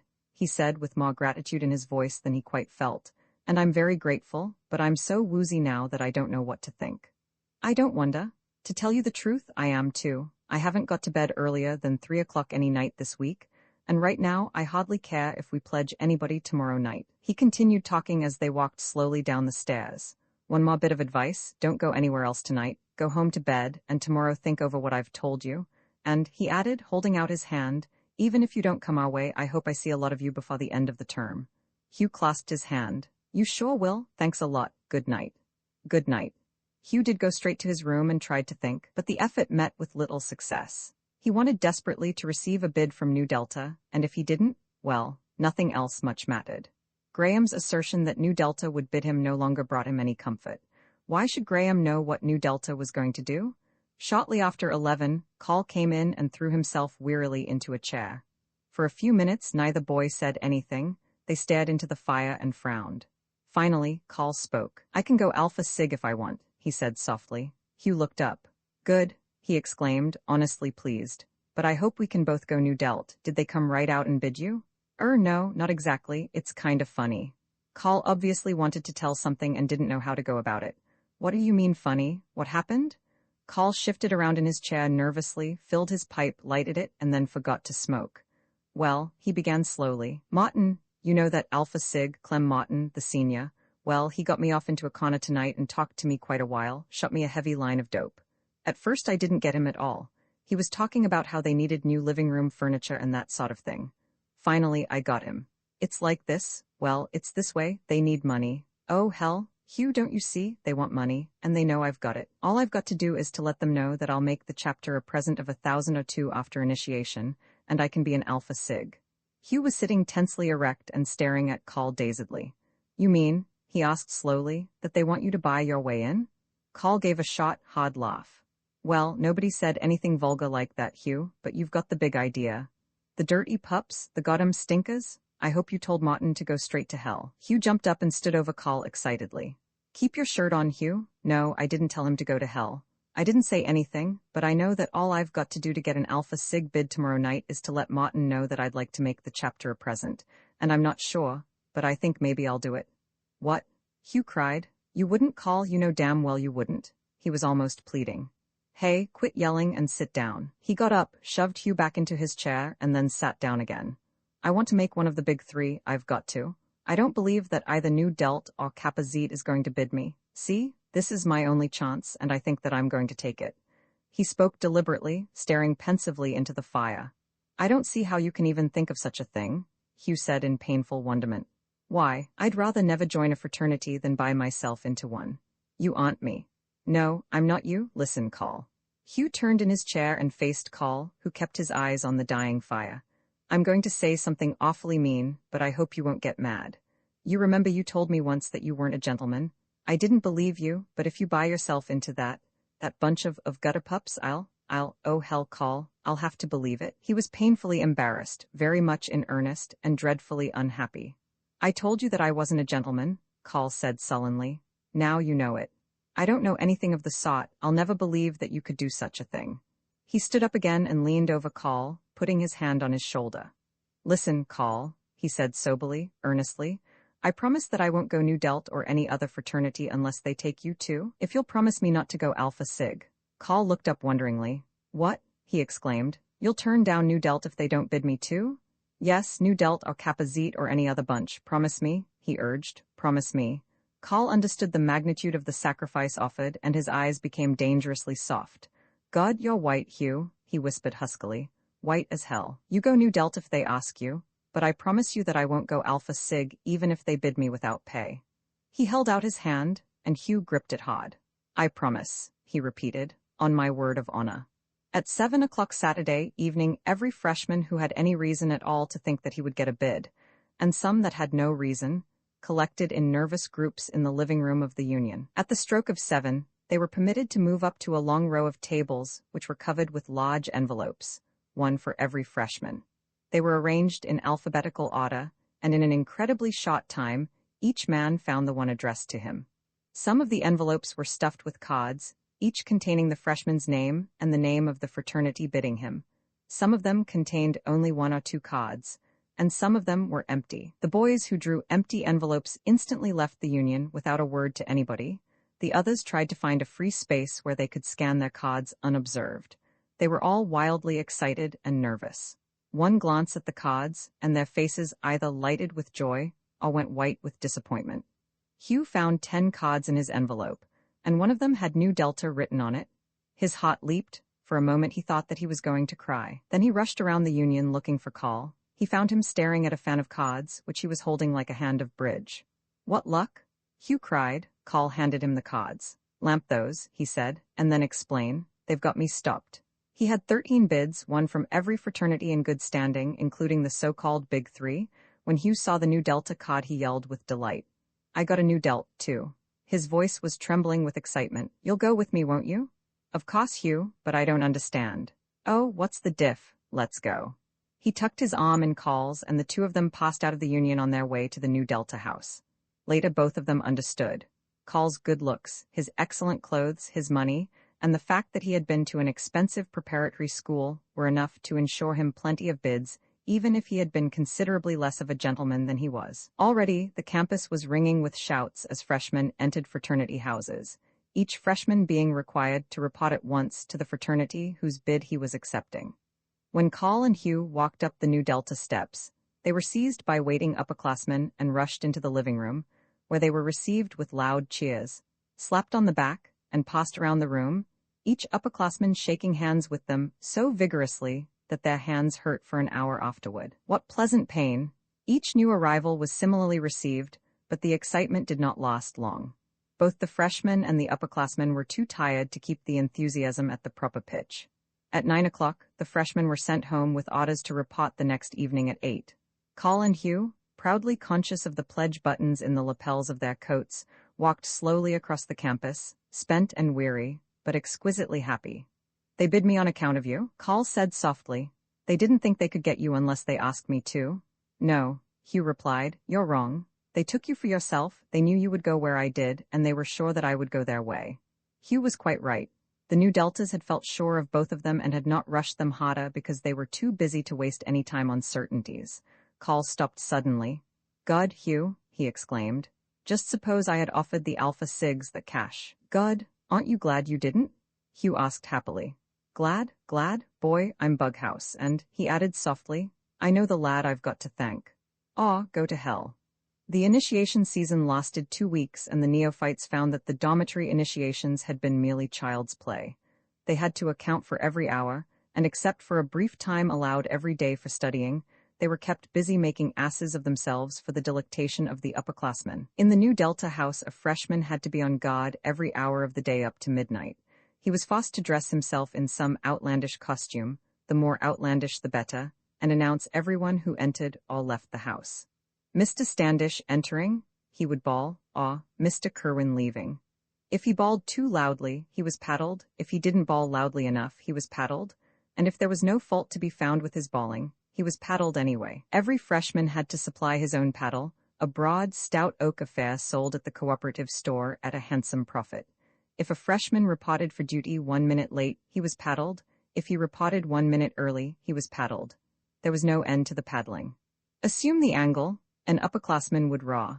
The unfortunate freshman then humbly bent forward, gripped his ankles with his hands, and waited. The worst always happened. The upperclassman brought the paddle down with a resounding whack on the seat of the freshman's trousers. "Does it hurt?" "Yes, sir." Another resounding whack. "What?" "No, no, sir." "Oh, well, if it doesn't hurt, I might as well give you another one." And he gave him another one. A freshman was paddled if he forgot to say, "sir," to an upperclassman. He was paddled if he neglected to touch the floor with his fingers every time he passed through a door in the fraternity house. He was paddled if he laughed when an upperclassman told a joke, and he was paddled if he didn't laugh. He was paddled if he failed to return from an errand in an inconceivably short time. He was paddled for every and no reason, but mainly because the upperclassmen, the sophomores particularly, got boundless delight out of doing the paddling. Every night, a freshman stood on the roof of the New Delta house and announced the time every 15 seconds. 1 minute and 15 seconds after 9, and all's well in the halls of New Delta. 1 minute and 30 seconds after 9, and all's well in the halls of New Delta. 1 minute and 45 seconds after 9, and all's well in the halls of New Delta. and so on for an hour. Then he was relieved by another freshman, who took up the chant.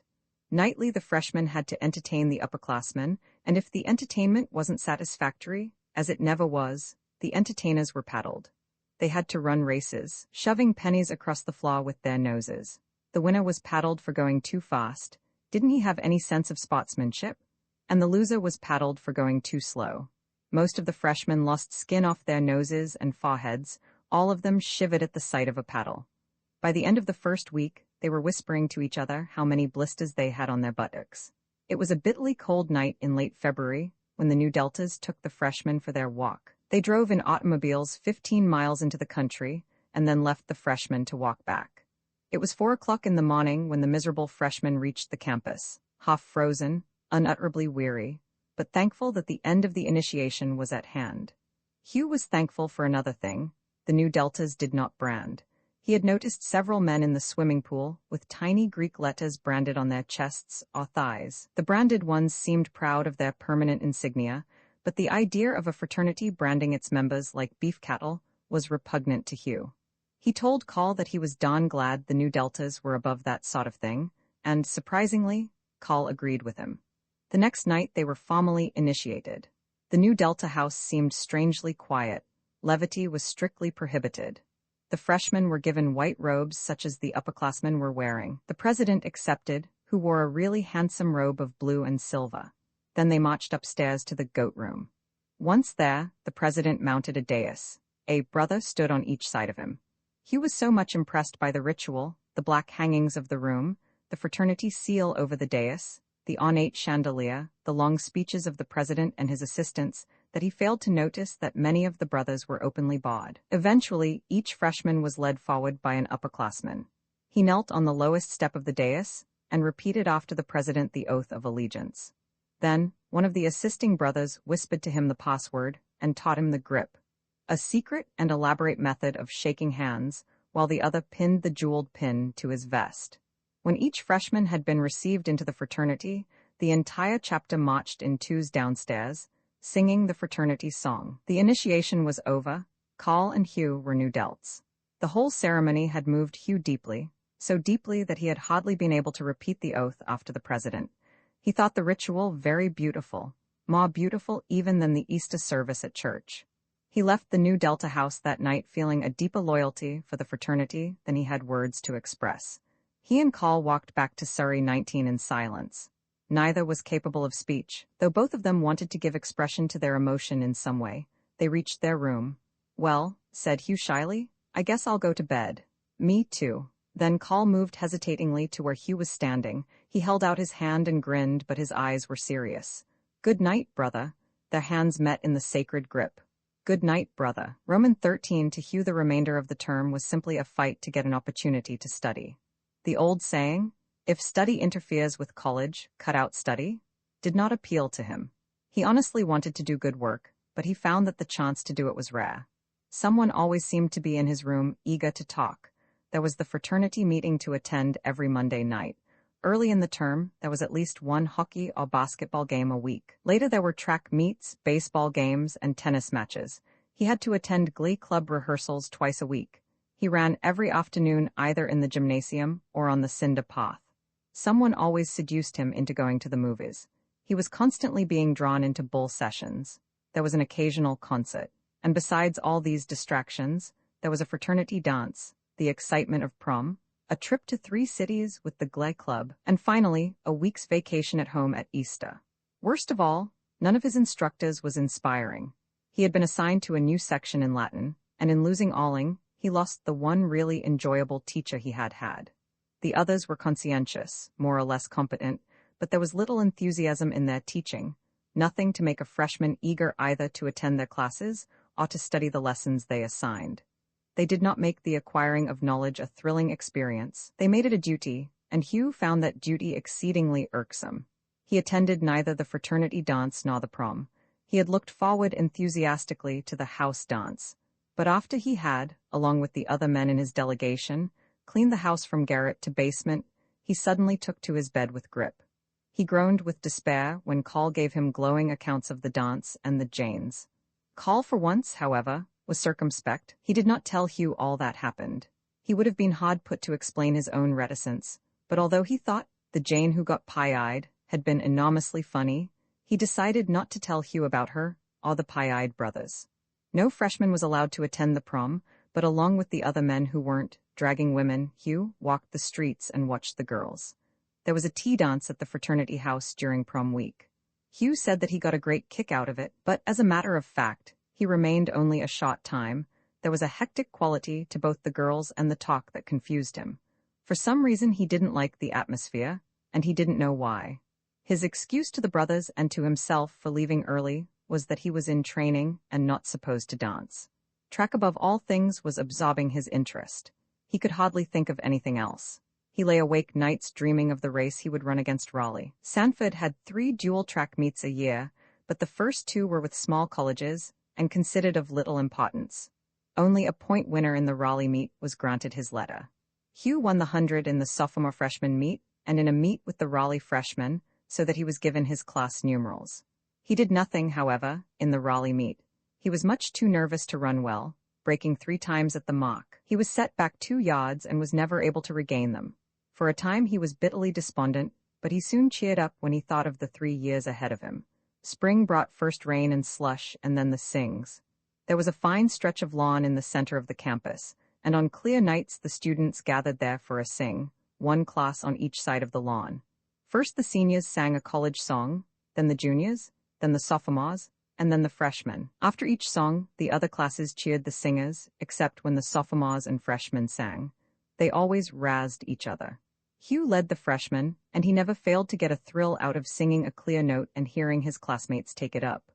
After each class had sung 3 or 4 songs, the boys gathered in the center of the lawn, sang the college hymn, gave a cheer, and the sing was over. On such nights, however, the singing really continued for hours. The Glee Club often sang from the Union steps. Groups of boys wandered arm in arm around the campus singing. On every fraternity steps there were youths strumming banjos and others, harmonizing.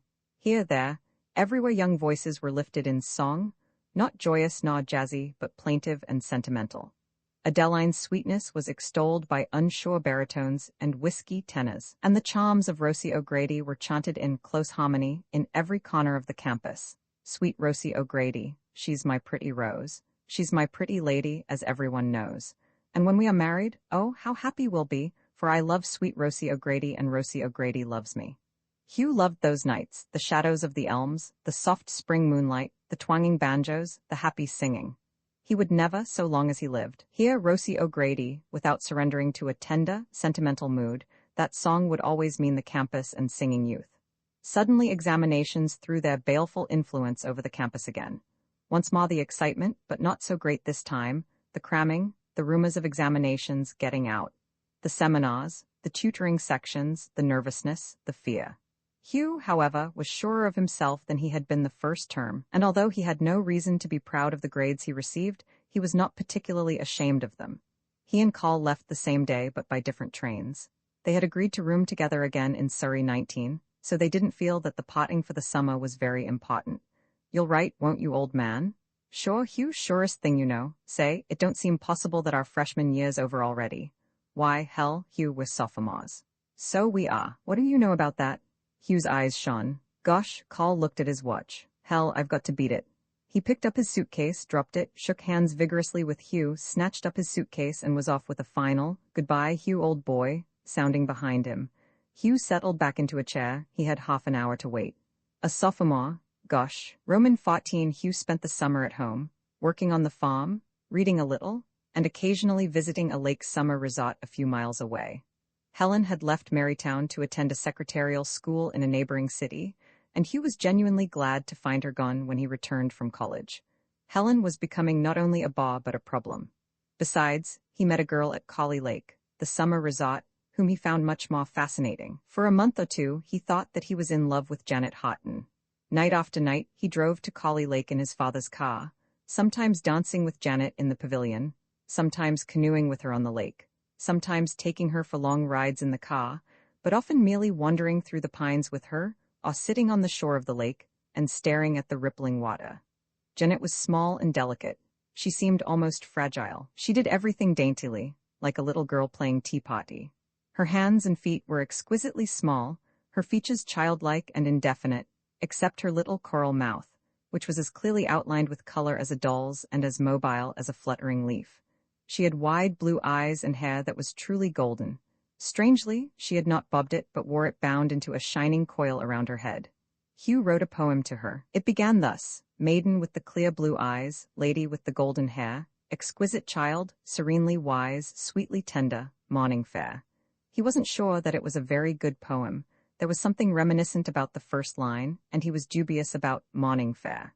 He had, however, studied German for a year in high school, and he guessed that if Morgenstern was all right in German, it was all right in English too.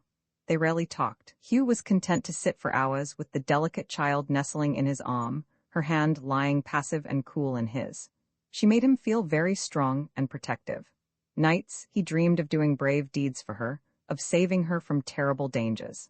At first her vague, fleeting kisses thrilled him, but as the weeks went by and his passion grew, he found them strangely unsatisfying.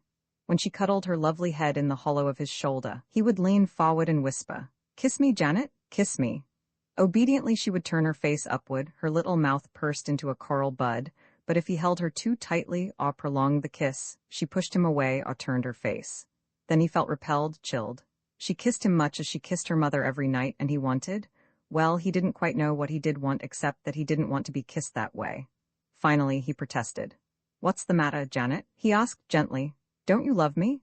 "Of course," she answered calmly in her small flute-like voice. "Of course I love you, but you are so rough. You mustn't kiss me hard like that. It isn't nice." Nice? Hugh felt as if she had slapped his face. Then he knew that she didn't understand at all. He tried to excuse her by telling himself that she was just a child, she was within a year of his own age, and that she would love him the way he did her when she grew older. But down in his heart, he sensed the fact that she wasn't capable of love, that she merely wanted to be petted and caressed as a child did. The shadows and the moonlight did not move her as they did him, and she thought that he was silly when he said that he could hear a song in the night breeze. She had said that his poem was very pretty. That was all.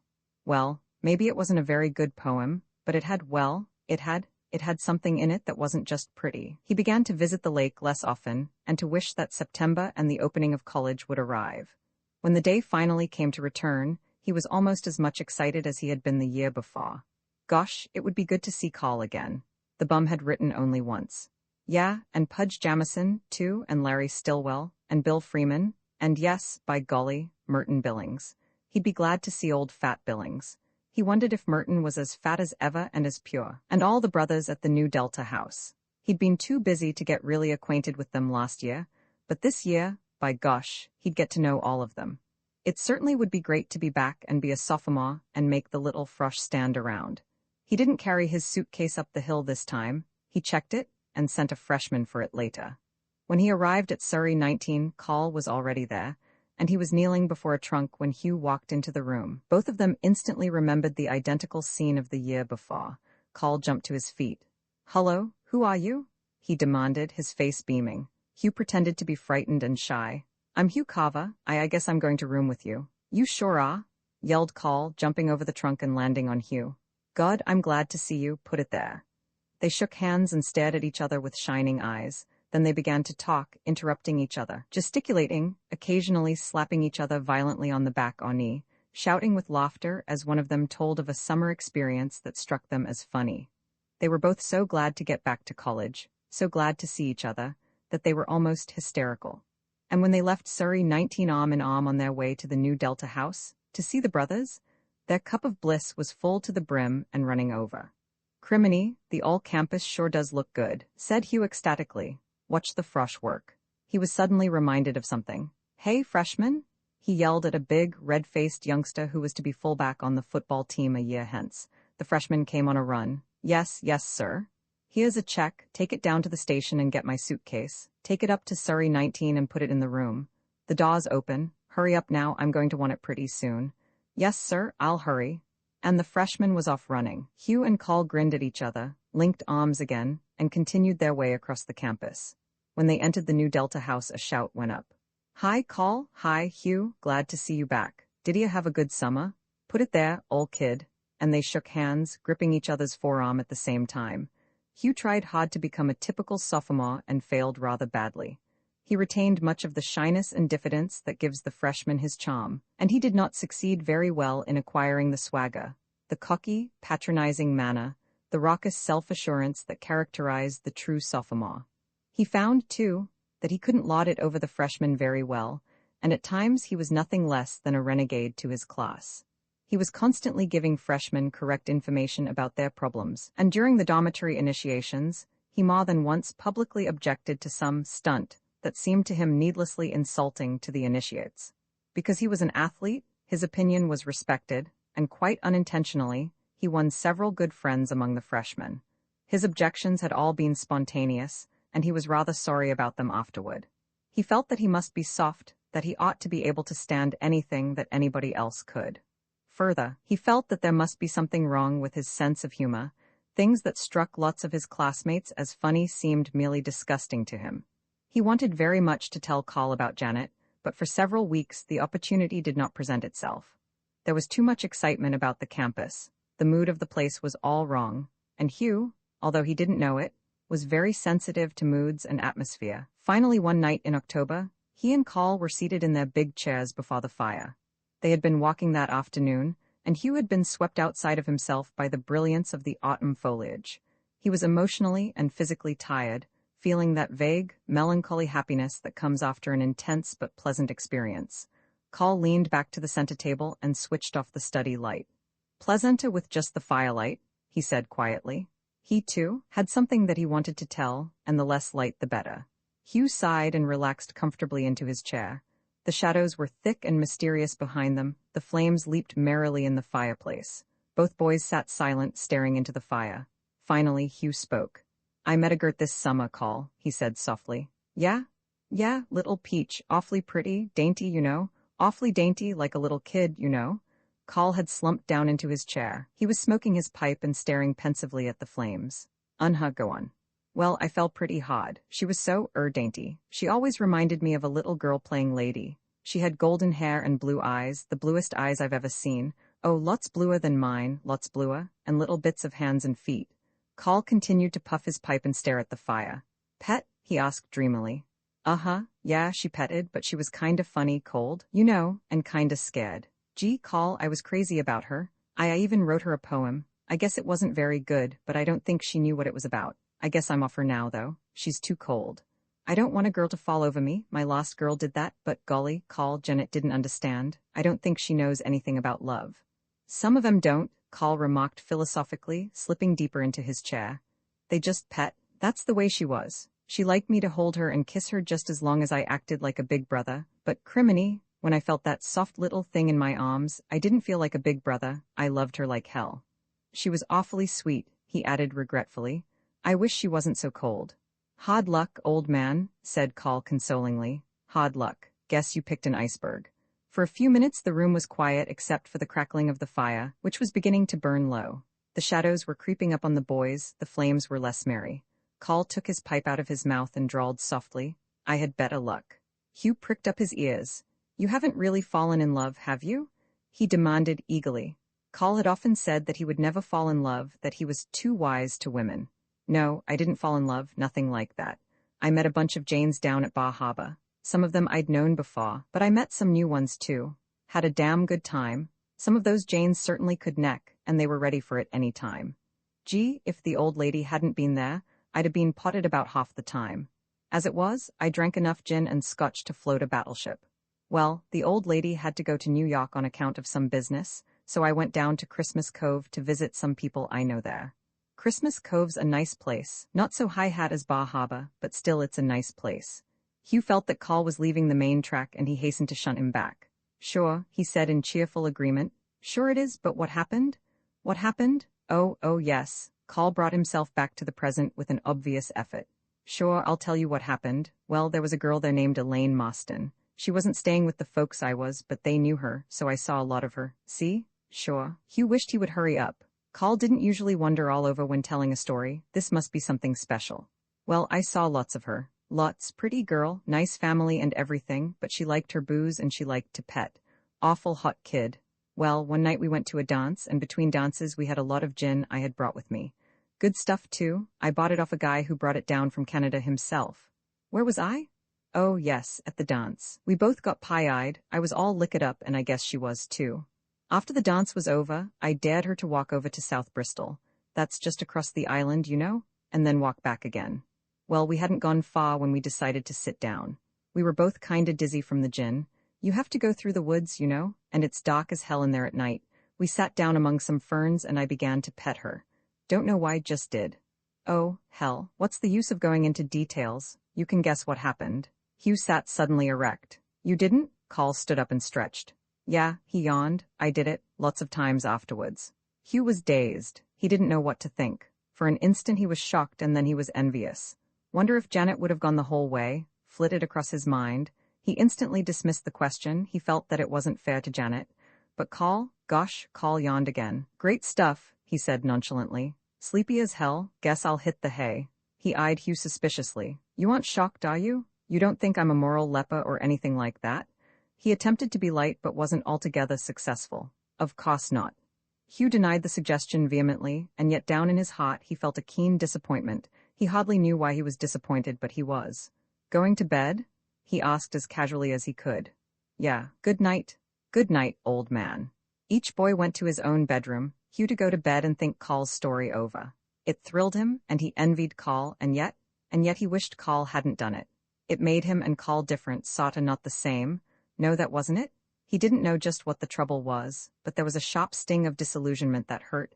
He would have been more confused had he known what was happening in Carl's room. Carl had walked into his own bedroom, lighted the light, and closed the door. Then he walked to the dresser and stared at himself in the mirror, stared a long time as if the face were somehow new to him.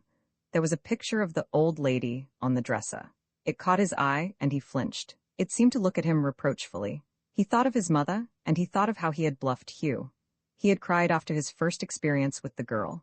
He looked again into the mirror. You goddamn hypocrite, he said softly. You goddamn hypocrite. His lip curled in contempt at his image. He began to undress rapidly. The eyes of the old lady in the picture seemed to follow him around the room. The thought of her haunted him.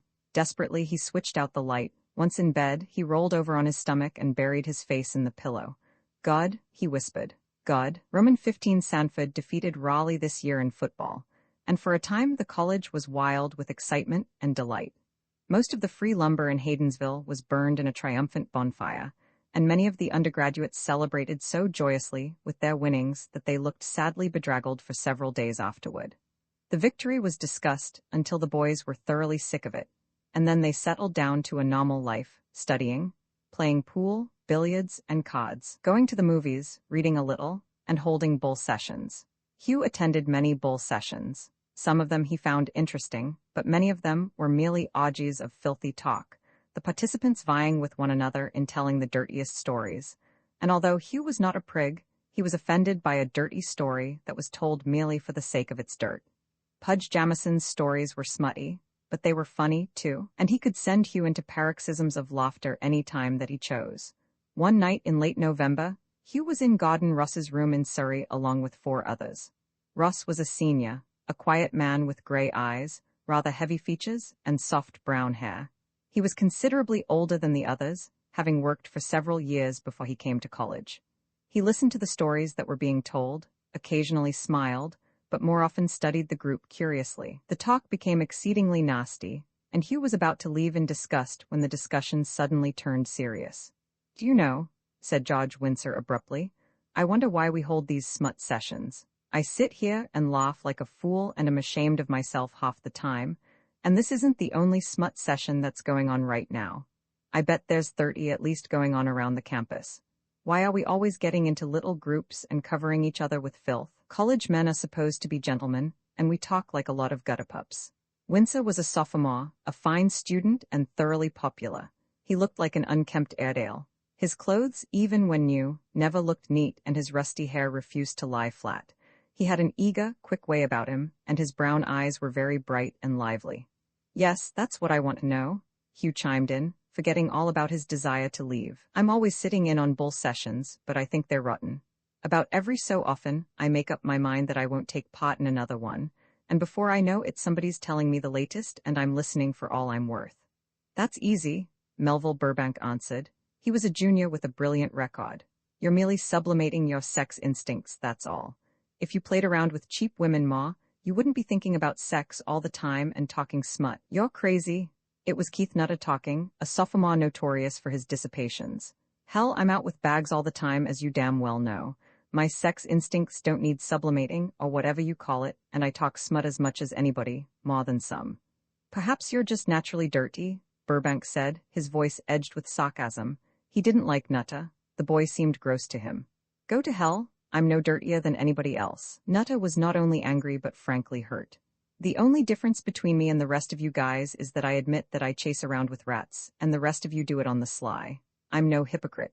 Oh, come off, Keith, Gordon Ross said quietly. You're not fair. I admit that lots of the fellows are chasing around with rats on the sly, but lots of them aren't too. More fellows go straight around this college than you think. I know a number that have never touched a woman. They just hate to admit they are pure, that's all, and you take their bluff for the real thing. You've got to show me. Nutter was almost sullen. I admit that I'm no angel, but I don't believe that I'm a damn bit worse than the average. Besides, what's wrong about it, anyhow? It's just as natural as eating, and I don't see where there is anything worse about it. George Windsor stood up and leaned against the mantel.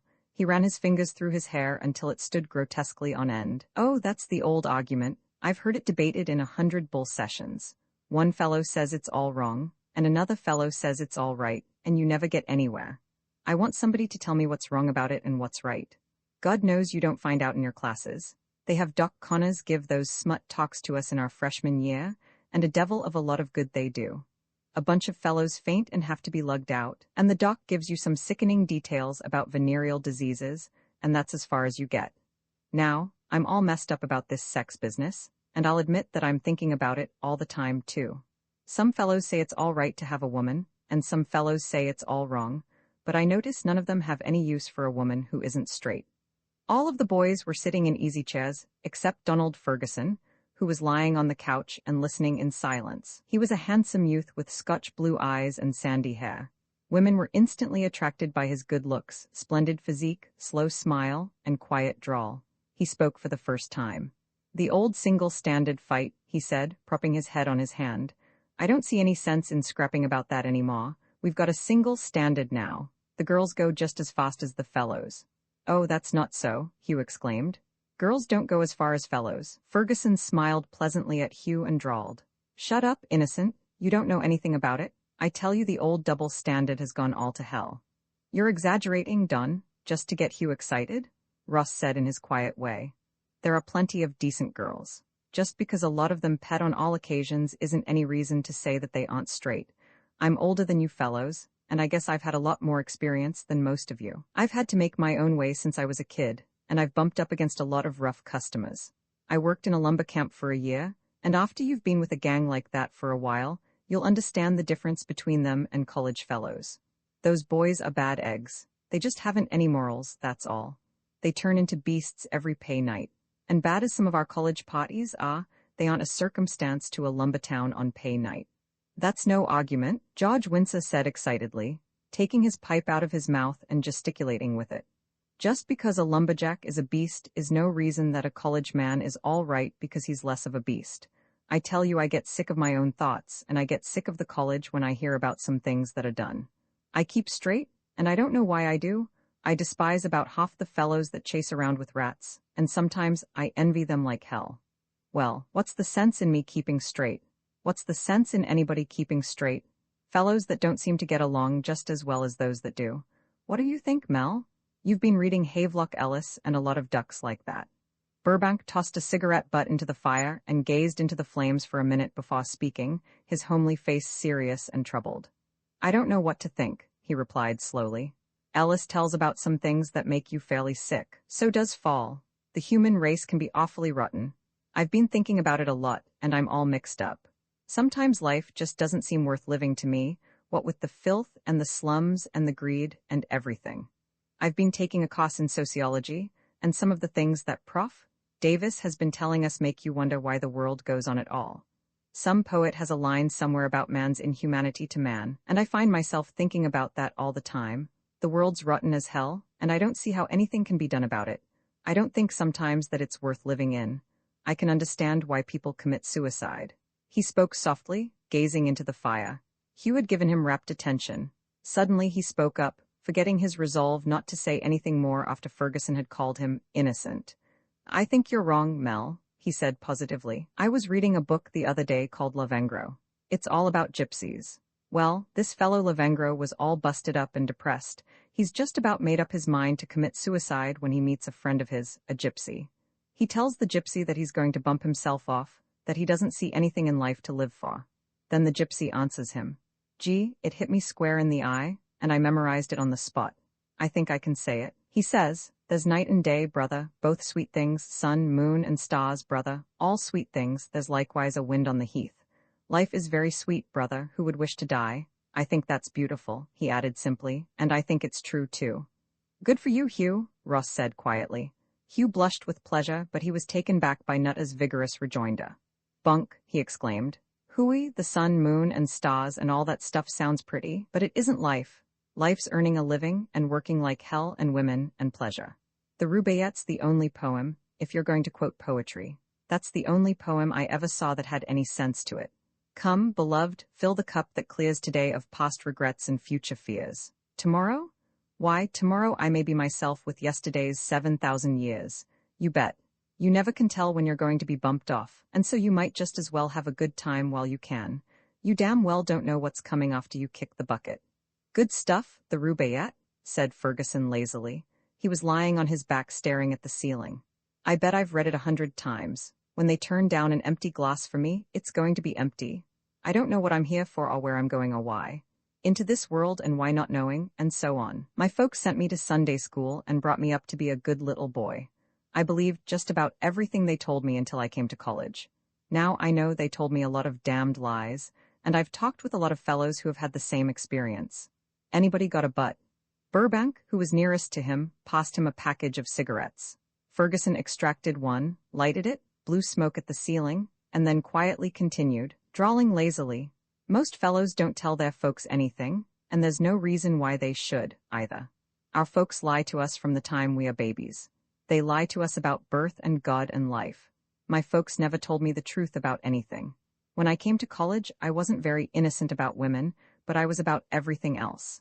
I believed that God made the world in 6 days the way the Bible says, and that someday the world was coming to an end, and that we'd all be pulled up to heaven where Christ would give us the once-over. Then he'd ship some of us to hell and give the good ones hops. Well, since I've found out that all that's hooey, I don't believe in much of anything." "I suppose you are talking about evolution," said Russ. "Well, Prof. Humbert says that evolutions hasn't anything to do with the Bible.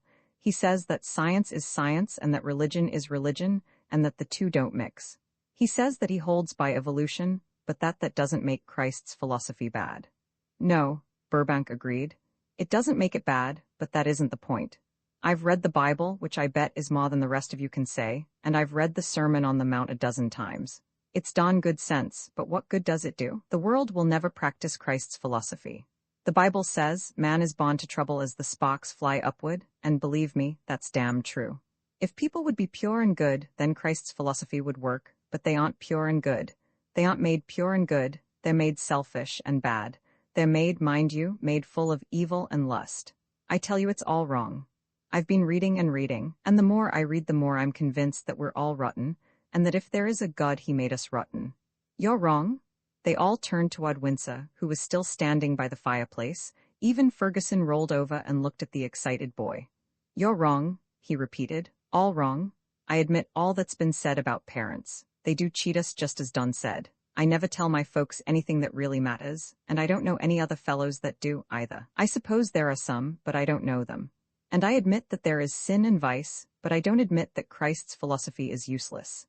I've read the Sermon on the Mount too. That's about all of the Bible that I have read, but I've read that, and I tell you you're all wrong. There is enough good in man to make that philosophy practical. Why, there is more kindness and goodness around than we know about. We see the evil, and we know we have lusts and things, but we do good too. And Hugh was right when he talked a while ago about the beauty in the world. There's lots of it, lots and lots of it. There's beautiful poetry and beautiful music and beautiful scenery, and there are people who appreciate all of it. I tell you that in spite of everything, life is worth living. And I believe in Christ's philosophy too. I don't know whether he is the Son of God or not. I think that he must be, but that doesn't make any difference. Look at the wonderful influence he has had. Rot, said Burbank calmly. Absolute rot. There has never been a good deed done in his name, just the Inquisition and the what do you call M's in Russia. Oh yes, pogroms and wars and robbing people. Christianity is just a name, there isn't any such thing. And most of the professional Christians that I've seen are damn fools. I tell you, George, it's all wrong. We're all in the dark, and I don't believe the profs know any more about it than we do. Oh, yes, they do, Hugh exclaimed. They must think of all the studying they've done. Bah, Burbank was contemptuous. They've read a lot of books, that's all. Most of them never had an idea in their lives. Oh, I know that some of them think, if they didn't, I'd leave college tomorrow. It's men like Davis and Maxwell and Henley and Jimpson who keep me here, but most of the profs can't do anything more than spout a few facts that they've got out of books. No, they don't know any more about it than we do. We don't know why we're here, or where we're going, or what we ought to do while we are here. And we get into groups and tell smutty stories and talk about women and religion, and we don't know any more than when we started. Think of all the talk that goes on around this college about sex. There's no end to it. Some of the fellows say positively there's no sense in staying straight, and a few, damn few, admit that they think a fellow ought to leave women alone, but most of them are in a muddle. He rose and stretched. I've got to be going philosophy quiz tomorrow. He smiled. I don't agree with Nutta, and I don't agree with George, and I don't agree with you, Don, and the worst of it is that I don't agree with myself. You fellows can bull about this some more if you want to. I've got to study. No, they can't, said Russ. Not here anyway. I've got to study too, the whole of you'll have to get out. The boys rose and stretched. Ferguson rolled lazily off the couch. Well, he said with a yawn, this has been very edifying. I've heard it all before in 100 bull sessions, and I suppose I'll hear it all again. I don't know why I've hung around. There's a little dame that I've got to write a letter to, and believe me, she's a damn sight more interesting than all your bull. He strolled out of the door, drawling a slow good night over his shoulder. Hugh went to his room and thought over the talk. He was miserably confused. Like Ferguson, he had believed everything that his father and mother, and the minister, had told him, and he found himself beginning to discard their ideas. There didn't seem to be any ideas to put in the place of those he discarded. Until Call's recent confidence, he had believed firmly in chastity, but he discovered, once the first shock had worn off, that he liked Call the unchaste just as much as he had Call the chaste. Call seemed neither better nor worse for his experience. He was lashed by desire, he was burning with curiosity, and yet something held him back. Something, he hardly knew what it was, made him avoid any woman who had a reputation for moral laxity. He shrank from such a woman, and desired her so intensely that he was ashamed. Life was suddenly becoming very complicated, more complicated, it seemed, every day. With other undergraduates he discussed women and religion endlessly, but he never reached any satisfactory conclusions. He wished that he knew some professor that he could talk to. Surely some of them must know the answers to his riddles. Romans 16, Hugh wasn't troubled only by religion and sex. The whole college was disturbing his peace of mind. All of his illusions were being ruthlessly shattered. He had supposed that all professors were wise men, that their knowledge was almost limitless, and he was finding that many of the undergraduates were frankly contemptuous of the majority of their teachers, and that he himself was finding inspiration from only a few of them. He went to his classes because he felt that he had to, but in most of them, he was confused or bored. He learned more in the bull sessions than he did in the classroom, and men like Ross and Burbank were teaching him more than his instructors. Further, Nu Delta was proving a keen disappointment. More and more, he found himself thinking of Malcolm Graham's talk to him during the rushing season of his freshman year. He often wished that Graham were still in college so that he could go to him for advice. The fraternity was not the brotherhood that he had dreamed about. It was composed of several cliques warring with each other, never coalescing into a single group except to contest the control of a student activity with some other fraternity. There were a few brothers that Hugh liked, but most of them were not his kind at all. Many of them were athletes taken into the fraternity because they were athletes and for no other reason, and although Hugh liked two of the athletes, they were really splendid fellows. He was forced to admit that three of them were hardly better than thugs, cheap muckers with fine bodies. Then there were the snobs, usually prep school men with more money than they could handle wisely, utterly contemptuous of any man not belonging to a fraternity or of one belonging to any of the lesser fraternities. These were the smooth boys, interested primarily in clothes and parties, passing their courses by the aid of tutors or fraternity brothers who happened to study. Hugh felt that he ought to like all of his fraternity brothers, but try as he would, he disliked the majority of them. Early in his sophomore year, he knew that he ought to have gone Delta Sigma Delta, that fraternity contained a group of men whom he liked and respected, most of them, at least. They weren't prominent in student activities, but they were earnest lads as a whole, trying hard to get something out of college. The new Delta meetings every Monday night were a revelation to him. The brothers were openly bawd. They paid little or no attention to the business before them. The president was constantly calling for order and not getting it. During the rushing season in the second term, interest picked up. Freshmen were being discussed. 4 questions were inevitably asked. Did the freshman have money? Was he an athlete? Had he gone to a prep school? What was his family like? Hugh had been very much attracted by a lad named Parker. He was a charming youngster with a good mind and beautiful manners. In general, only bad manners were au fait at Sanford, so Parker was naturally conspicuous. Hugh proposed his name for membership to Nu Delta. "He's a hop," said a brother scornfully. "At any rate, he's a Catholic." That settled that. Only Protestants were eligible to Nu Delta at Sanford, although the fraternity had no national rule prohibiting members of other religions. The snobbery of the fraternity cut Hugh deeply. He was a friendly lad who had never been taught prejudice. He even made friends with a Jewish youth and was severely censured by 3 fraternity brothers for that friendship. He was especially taken to task by Bob Tucker, the president. "Look here, Hugh," Tucker said sternly. "You've got to draw the line somewhere. I suppose Einstein is a good fellow and all that, but you've been running around with him a lot. You've even brought him here several times. Of course, you can have anybody in your room you want, but we don't want any Jews around the house. I don't see why you had to pick him up anyway. There's plenty of Christians in college." "He's a first-class fellow," Hugh replied stubbornly, "and I like him. I don't see why we have to be so high-hat about Jews and Catholics. Most of the fraternities take in Catholics, and the Phi Thetas take in Jews. At least, they've got 2. They bid Einstein, but he turned them down. His folks don't want him to join a fraternity. And Chubby Elson told me that the Theta Kappas wanted him awfully, but they have a local rule against Jews." "That doesn't make any difference," Tucker said sharply. "We don't want him around here. Because some of the fraternities are so damn broad-minded isn't any reason that we ought to be. I don't see that their broad-mindedness is getting them anything. We rate about 10 times as much as the Phi Thetas or the Theta Kappas, and the reason we do is that we are so much more exclusive." Hugh wanted to mention the 3 Nu Delta thugs, but he wisely restrained himself. "All right," he said stubbornly. "I won't bring Einstein around here again, and I won't bring Parker either, but I'll see just as much of them as I want to. My friends are my friends, and if the fraternity doesn't like them, it can leave them alone. I pledged loyalty to the fraternity, but I'll be damned if I pledged my life to it." He got up and started for the door, his blue eyes dark with anger. "I hate snobs," he said viciously, and departed. After rushing season was over, he rarely entered that fraternity house, chumming mostly with Call, but finding friends in other fraternities or among non-fraternity men. He was depressed and gloomy, although his grades for the first term had been respectable. Nothing seemed very much worthwhile, not even making his letter on the track. He was gradually taking to cigarettes, and he had even had a nip or 2 out of a flask that Call had brought to the room. He had read the Rubaiyat, and it made a great impression on him.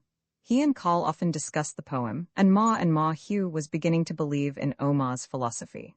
At least, he couldn't answer the arguments presented in Fitzgerald's beautiful quatrains.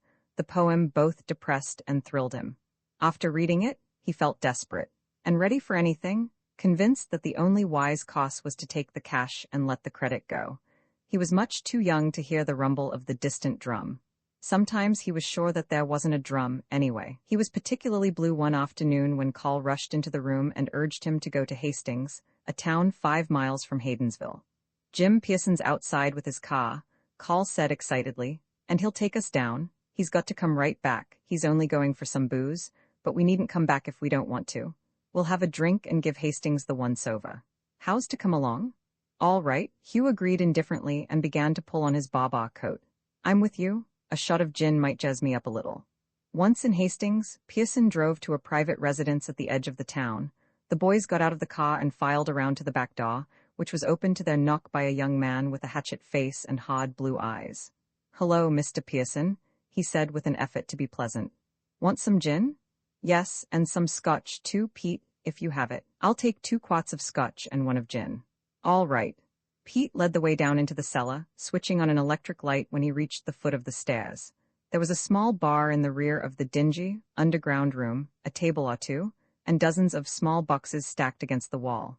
It was Hugh's first visit to a bootlegger's den, and he was keenly interested. He had a highball along with Carl and Pearson, then took another when Carl offered to stand treat. Pearson bought his 3 quarts of liquor, paid Pete, and departed alone, Carl and Hugh having decided to have another drink or two before they returned to Haydensville. After a second highball, Hugh did not care how many he drank and was rather peevish when Carl insisted that he stop with a third. Pete charged them $8 for their drinks, which they cheerfully paid, and then warily climbed the stairs and stumbled out into the cold winter air. "Brrr," said Carl, buttoning his coat up to his chin, "it's cold as hell." "So 'tis," Hugh agreed. "So 'tis, that's pretty. So 'tis, isn't that pretty, Carl? Awful pretty, say it again." "So 'tis, so tish, so, what wash it, Carl? So 'tis? Oh yes, so tish." They walked slowly, arm in arm, toward the business section of Hastings, pausing now and then to laugh joyously over something that appealed to them as inordinately funny. Once it was a tree, another time a farmer in a sleigh, and a third time a fod. Hugh insisted, after laughing until he wept, that the fod was the funniest goddamn thing he'd ever seen. Carl agreed with him. They were both pretty thoroughly drunk by the time they reached the center of the town, where they intended getting the bus back to Haydensville. 2 girls passed them and smiled invitingly. "Oh, what peaches!" Carl exclaimed. Jush, swell," Hugh said with great positiveness, hanging on to Carl's arm. "They're the wellest Janes I've ever seen." The girls, who were a few feet ahead, turned and smiled again. "Let's pick them up," Carl whispered loudly. "Sure," and Hugh started unsteadily to increase his pace. The girls were professional prostitutes who visited Hastings twice a year to get the Sanford trade. They were crude specimens, revealing their profession to the most casual observer. If Hugh had been sober, they would have sickened him, but he wasn't sober, he was joyously drunk, and the girls looked very desirable. "Hello, girls," Carl said expansively, taking hold of one girl's arm. "Busy? Bish-bishy?" Hugh repeated valiantly. The older girl smiled, revealing 5 gold teeth. "Of course not," she replied in a hard, flat voice. "Not too busy for you boys, anyway. Come along with us and we'll make this a big afternoon." "Sure," Carl agreed. Sure," Hugh stuttered. He reached forward to take the arm of the girl who had spoken, but at the same instant someone caught him by the wrist and held him still. Harry Slade, the star football player and this year's captain, happened to be in Hastings. He was, in fact, seeking these very girls.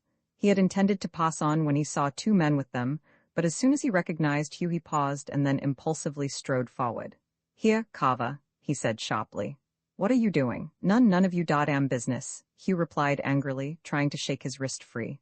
"Let go of me or I'll, you won't do anything," Slade interrupted. "You're going home with me." "Who in hell are you?" one of the girls asked viciously. "Mind your own damn business." "You mind yours, sister, or you'll get into a peck of trouble. This kid's going with me, and don't forget that." "Come on, Carver." Hugh was still vainly trying to twist his wrist free and was muttering, Lego, oh me." Slade jerked him across the sidewalk. Carl followed, expostulating. "Get the hell out of here, Peters," Slade said angrily, "or I'll knock your fool block off. You chase off with those rats if you want to, but you leave Carver with me if you know what's good for you." He shoved Carl away, and Carl was sober enough to know that Slade meant what he said. Each girl took him by an arm, and he walked off down the street between them, almost instantly forgetting Hugh. Fortunately, the street was nearly deserted, and no one had witnessed the little drama. Hugh began to sob drunkenly. Slade grasped his shoulders and shook him until his head waggled. "Now, shut up," Slade commanded sharply. He took Hugh by the arm and started down the street with him, Hugh still muttering, Lego, oh me." Slade walked him the whole 5 miles back to Haydensville, and before they were halfway home Hugh's head began to clear. For a time he felt a little sick, but the nausea passed, and when they reached the campus he was quite sober. Not a word was spoken until Hugh unlocked the door of Surrey 19. Then Slade said, "Go wash your face and head in cold water. Souse yourself good and then come back. I want to have a talk with you." Hugh obeyed orders, but with poor grace. He was angry and confused, angry because his liberty had been interfered with, and confused because Slade had never paid more than passing attention to him, and for a year and a half Slade had been his god. Slade was one of those superb natural athletes who make history for many colleges. He was big, powerfully built, and moved as easily as a dancer. His features were good enough, but his brown eyes were dull, and his jaw heavy rather than strong. Hugh had often heard that Slade dissipated violently, but he did not believe the rumors. He was positive that Slade could not be the athlete he was if he dissipated. He had been thrilled every time Slade had spoken to him, the big man of the college, the one Sanford man who had ever made All-American, as Slade had this year. When he returned to his room from the bathroom, Slade was sitting in a big chair smoking a cigarette. Hugh walked into his bedroom, combed his dripping hair, and then came into the study, still angry but feeling a little sheepish and very curious. "Well, what is it?" he demanded, sitting down. "Do you know who those women were?" "No, who are they?" "They're Bessie Haynes and Emma Gleason, at least that's what they call themselves, and they're rotten bags." Hugh had a little quiver of fright, but he felt that he ought to defend himself. "Well, what of it?" he asked sullenly. "I don't see as you had any right to pull me away. You never paid any attention before to me. Why this sudden interest? How come you're so anxious to guard my purity?" Slade was embarrassed. He threw his cigarette into the fireplace and immediately lighted another one. Then he looked at his shoes and muttered, "I'm a pretty bad egg myself." "So I've heard." Hugh was frankly sarcastic. "Well, I am." Slade looked up defiantly. "I guess it's up to me to explain, and I don't know how to do it. I'm a dumbbell. I can't talk decently. I flunked English 3 times, you know." He hesitated a moment and then blurted out, "I was looking for those bags myself." "What?" Hugh leaned forward and stared at him, bewildered and dumbfounded. "You were looking for them?" "Yeah, you see, I'm a bad egg, always been a bad one with women ever since I was a kid. Gotta have one about every so often. I'm not much. But what made you stop me?" Hugh pressed his hand to his temple. His head was aching, and he could make nothing out of Slade's talk. Because, oh hell, Carver, I don't know how to explain it. I'm 24 and you're about 19, and I know a lot that you don't. I was brought up in South Boston and I ran with a gang. There wasn't anything rotten that we didn't do. I've been watching you. You're different." "How different?" Hugh demanded. "I want women just as much as you do." "That isn't it." Slade ran his fingers through his thick black hair and scowled fiercely at the fireplace. "That isn't it at all. You're awfully clean and decent. I've been watching you lots, for a year. You're different," he finished lamely. Hugh was beginning to understand. "Do you mean," he asked slowly, "that you want me to keep straight, that you like me that way better?" He was really asking Slade if he admired him, and Slade got his meaning perfectly. To Hugh the idea was preposterous. Why, Slade had made every society on the campus. He had been given every honor that the students could heap on him, and he envied Hugh, an almost unknown sophomore. Why, it was ridiculous. "Yes, that's what I mean. That's what I was trying to get at." For a minute Slade hesitated. He wasn't used to giving expression to his confused emotions, and he didn't know how to go about it. I'd like to be like you, that's it. I didn't want you to be like me. Those women are awful bags. Anything might happen. Why didn't you stop Carl Peters too then? Peters knows his way about. He can take care of himself. You're different though. You've never been drunk before, have you?" No, I never have." Hugh's irritation was all gone. He was touched, deeply touched by Slade's clumsy admiration, and he felt weak, emotionally exhausted after his little spree. "It's awfully good of you to think of me that way. I'm glad you stopped me." Slade stood up. He felt that he had better be going. He couldn't tell Hugh how much he liked and admired him, how much he envied him.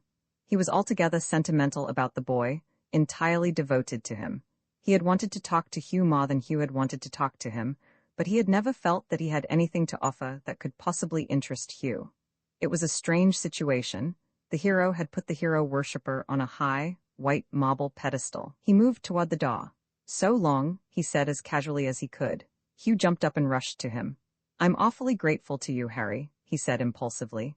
"It was damn white of you. I don't know how to thank you." He held out his hand. Slade gripped it for a moment and then, muttering another "so long," passed out of the door. Hugh was more confused than ever and grew steadily more confused as the days passed. He couldn't understand why Slade, frankly unchaste himself, should consider his chastity so important. He was genuinely glad that Slade had rescued him, genuinely grateful, but his confusion about all things sexual was more confounded. The strangest thing was that when he told Carl about Slade's talk, Carl seemed to understand perfectly, though he never offered a satisfactory explanation. "I know how he feels," Carl said, "and I'm awfully glad he butted in and pulled you away. I'd hate to see you messing around with bags like that myself, and if I hadn't been drunk, I wouldn't have let you. I'm more grateful to him than you are. Gee, I'd never have forgiven myself," he concluded fervently. Just when the incident was beginning to occupy less of Hugh's thoughts, it was suddenly brought back with a crash. He came home from the gymnasium one afternoon to find Carl seated at his desk writing. He looked up when Hugh came in, tore the paper into fragments, and tossed them in the wastebasket. "Guess I'd better tell you," he said briefly. "I was just writing a note to you." "To me? Why?" Carl pointed to his suitcase standing by the center table. "That's why. Going away on a party? My trunk left an hour ago. I'm going away for good." Carl's voice was husky and he spoke with an obvious effort. Hugh walked quickly to the desk. "Why, old man, what's the matter? Anything wrong with your mother? You're not sick, are you?" Carl laughed, briefly, bitterly. "Yes, I'm sick, all right, I'm sick." Hugh, worried, looked at him seriously. "Why, what's the matter? I didn't know that you weren't feeling well." Carl looked at the rug and muttered, "You remember those rats we picked up in Hastings?" "Yes. Well, I know of 7 fellows they've sent home." "What?" Hugh cried, his eyes wide with horror. "You don't mean that you?" "I mean exactly that," Carl replied in a low, flat voice. He rose and moved to the other side of the room. "I mean exactly that, and Doc Connors agrees with me," he added sarcastically, then more softly, "He's got to tell the dean, that's why I'm going home." Hugh was swept simultaneously by revulsion and sympathy. "God, I'm sorry," he exclaimed. "Oh, Carl, I'm so damn sorry." Carl was standing by Hugh's desk, his hands clenched, his lips compressed. "Keep my junk," he said unevenly, "and sell anything you want to if you live in the house next year. But you'll be back." "No, I won't come back, I won't come back." He was having a hard time to keep back the tears and bit his trembling lip mercilessly. "Oh, Hugh," he suddenly cried, "what will my mother say?" Hugh was deeply distressed, but he was startled by that "my mother." It was the first time he had ever heard Carl speak of his mother except as the old lady. "She will understand," he said soothingly. How can she? How can she?" "God, Hugh, God." He buried his face in his hands and wept bitterly. Hugh put his arm around his shoulder and tried to comfort him, and in a few minutes Carl was in control of himself again. He dried his eyes with his handkerchief. "What a fish I am," he said, trying to grin. "A goddamn fish." He looked at his watch. "Hell, I've got to be going if I'm going to make the 5:15. He picked up his suitcase and held out his free hand. "There's something I want to say to you, Hugh, but I guess I'll write it. Please don't come to the train with me." He gripped Hugh's hand hard for an instant and then was out of the door and down the hall before Hugh had time to say anything. 2 days afterward the letter came. The customary, "Dear brother," and fraternally yours were omitted. "Dear Hugh, I've thought of letters yards long, but I'm not going to write them. I just want to say that you are the finest thing that ever happened to me outside of my mother, and I respect you more than any fellow I've ever known. I'm ashamed because I started you drinking and I hope you'll stop it. I feel toward you the way Harry Slade does, only more I guess. You've done an awful lot for me. I want to ask a favor of you. Please leave women alone. Keep straight, please. You don't know how much I want you to do that. Thanks for all you've done for me. Carl." Hugh's eyes filled with tears when he read that letter. Carl seemed a tragic figure to him, and he missed him dreadfully.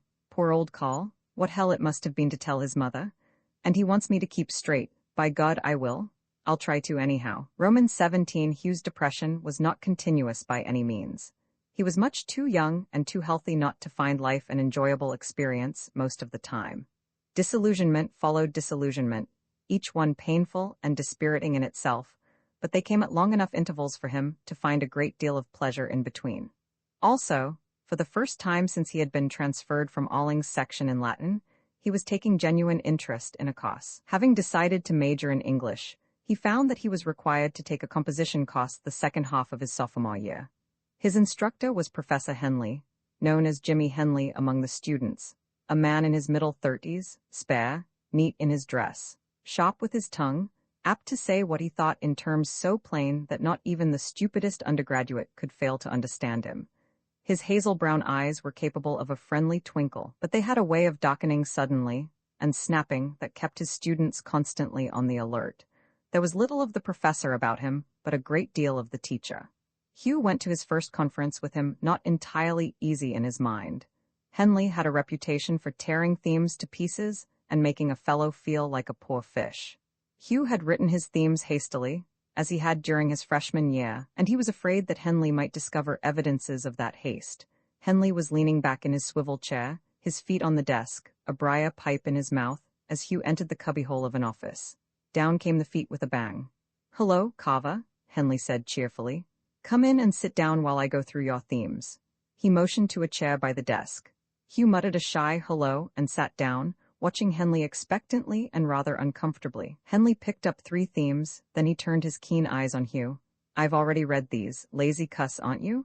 he asked amiably. Hugh flushed. I suppose so. You know that you are no supposing to it. He slapped the desk lightly with the themes. "First drafts, aren't they?" "Yes, sir." Hugh felt his cheeks getting warmer. Henley smiled. "Thanks for not lying. If you had lied, this conference would have ended right now." "Oh, I wouldn't have told you that I thought you were lying. I would simply have made a few polite but entirely insincere comments about your work and let you go. Now I am going to talk to you frankly and honestly." "I wish you would," Hugh murmured, but he wasn't at all sure that he wished anything of the sort. Henley knocked the ashes out of his pipe into a metal tray, refilled it, lighted it, and then puffed meditatively, gazing at Hugh with kind but speculative eyes.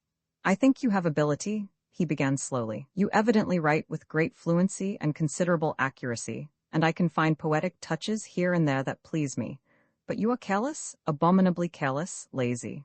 Whatever virtues there are in your themes come from a natural gift, not from any effort you made to say the thing in the best way.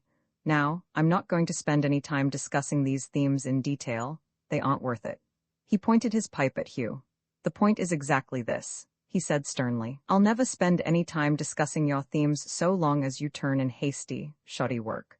I can see right now that you can get a C in this course without trying.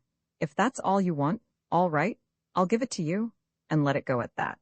The Lord knows that I have enough to do without wasting time on lazy youngsters who haven't sense enough to develop their gifts. If you continue to turn in themes like these, I'll give you C to Kess or D to Kess on them, and let you dig your own shallow grave by yourself. But if you want to try to write as well as you can, I'll give you all the help in my power. Not 1 minute can you have so long as you don't try, but you can have hours if you do try. Furthermore, you will find writing a pleasure if you write as well as you can, but you won't get any spot just scribbling off themes because you have to." He paused to toss the 3 themes across the desk to Hugh, who was watching him with astonishment. No instructor had ever talked to him that way before. "You can rewrite these themes if you want to," Henley went on. "I haven't graded them, and I'll reserve the grades for the rewritten themes, and if I find that you have made a real effort, I'll discuss them in detail with you. What do you say?" "I'd like to rewrite them," Hugh said softly. "I know they are rotten." "No, they aren't rotten. I've got dozens that are worse. That isn't the point. They aren't nearly so good as you can make them, and only your best work is acceptable to me. Now show me what you can do with them, and then we'll tear them to shreds in regular fashion." He turned to his desk and smiled at Hugh, who, understanding that the conference was over, stood up and reached for the themes. "I'll be interested in seeing what you can do with those," Henley concluded. "Every one of them has a good idea. Go to it and get them back in a week." "Yes, sir, thanks very much." "Righto, goodbye."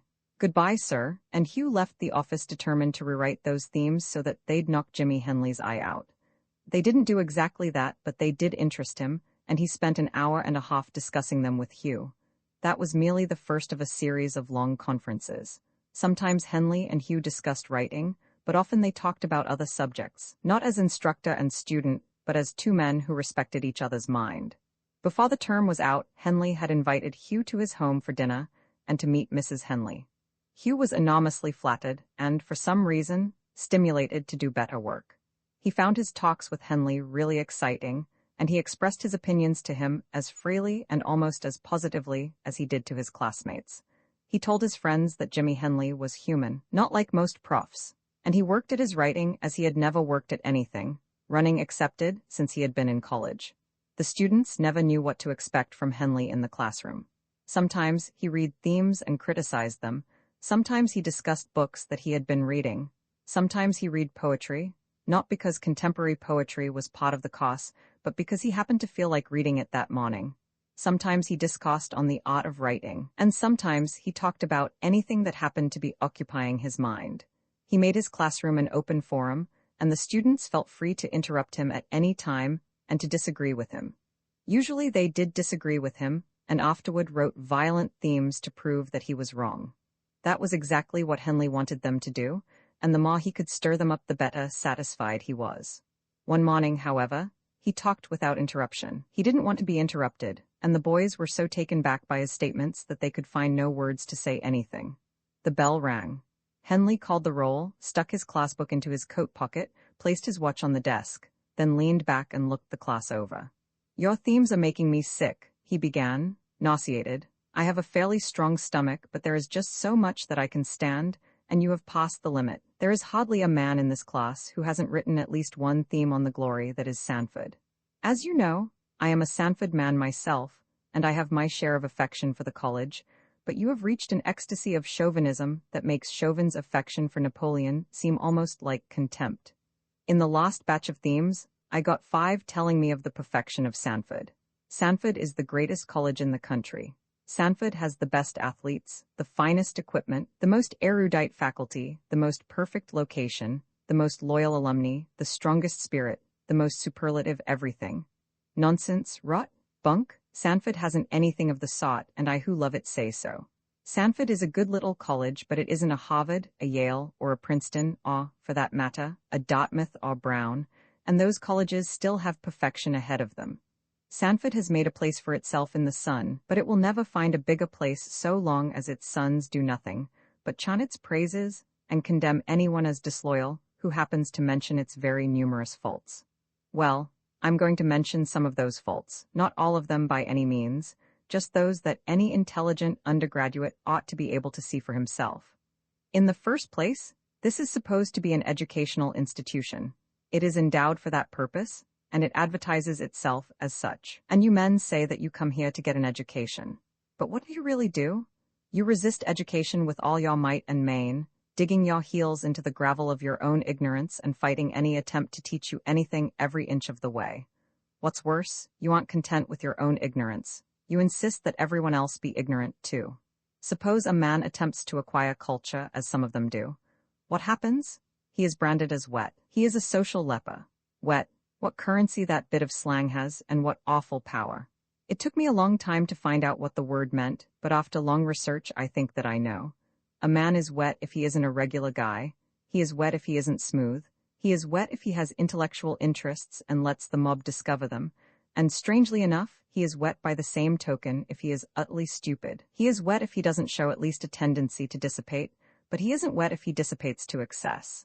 A man will be branded as wet for any of these reasons, and once he is so branded, he might as well leave college. If he doesn't, he will have a lonely and hard row to hoe. It is a rare undergraduate who can stand the open contempt of his fellows. He paused, obviously ordering his thoughts before continuing. The boys waited expectantly. Some of them were angry, some amused, a few in agreement, and all of them intensely interested. Henley leaned back in his chair. "What horrible little conformers you are," he began sarcastically. "And how you loathe anyone who doesn't conform? You dress both your bodies and your minds to some set model. Just at present you are making your hair foul with some sort of perfumed axle grease. 9/10 of you pot it in the middle. It makes no difference whether the style is becoming to you or not. You slick it down and pot it in the middle. Last year nobody did it. The chances are that next year nobody will do it, but anybody who doesn't do it right now is in danger of being called wet." Hugh had a moment of satisfaction. He did not pomade his hair, and he potted it on the side as he had when he came to college. True, he had tried the new fashion, but after scanning himself carefully in the mirror, he decided that he looked like a blonde wop, and washed his hair. He was guilty, however, of the next crime mentioned. "The same thing is true of clothes," Henley was saying. "Last year everyone wore far-button suits and very severe trousers. This year everyone is wearing Norfolk jackets and bell-bottom trousers, absurd things that flop around the shoes, and some of them all but trail on the ground. Now, anyone who can't afford the latest creation or who declines to wear it is promptly called wet. And as I said before, you insist on the same standardization of your minds. Just now it is not au fait to like poetry. A man who does is exceedingly wet. Indeed, he is effeminate, a sissy. As a matter of fact, most of you like poetry very much. You never give me such good attention as when I read poetry. What's more, some of you are writing the disgraceful stuff, but what happens when a man does submit a poem as a theme? He writes at the bottom of the page, "Please do not read this in class." Some of you write that because you don't think that the poem is very good, but most of you are afraid of the contempt of your classmates. I know of any number of men in this college who read vast quantities of poetry, but always on the sly. Just think of that. Men pay thousands of dollars and give 4 years of their lives supposedly to acquire culture, and then have to sneak off into a corner to read poetry. Who are your college gods? The brilliant men who are thinking and learning, the men with ideals and aspirations? Not by a long shot. They are the athletes. Some of the athletes happen to be as intelligent and as eager to learn as anybody else, but a fair number are here simply because they are paid to come to play football or baseball or whatnot. And they are worshipped, bowed down to, cheered, and adored. The brilliant men, unless they happen to be very smooth in the bargain, are considered wet and are ostracized. Such is the college that you write themes about to tell me that it is perfect. The college is made up of men who worship mediocrity. That is their ideal, except in athletics.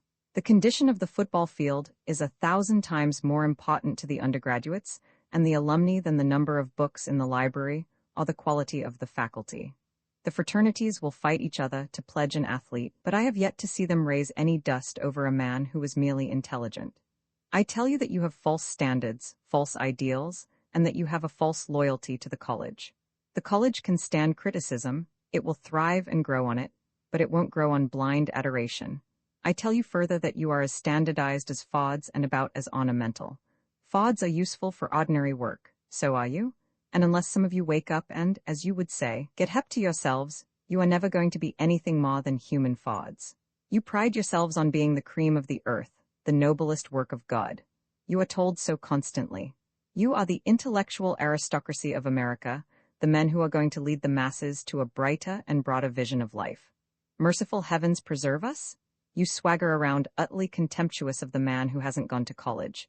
You talk magnificently about democracy, but you scorn the non-college man, and you try pathetically to imitate Yale and Princeton. And I suppose Yale and Princeton are trying to imitate Fifth Avenue and Newport. Democracy? Rot. This college isn't democratic. Certain fraternities condescend to other fraternities, and those fraternities barely deign even to condescend to the non-fraternity men. You say hello to everybody on the campus and think that you are democratic.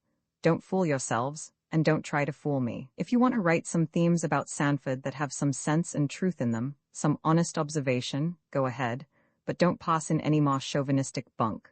I'm sick of it. He put his watch in his pocket and stood up. You may belong to the intellectual aristocracy of the country, but I doubt it.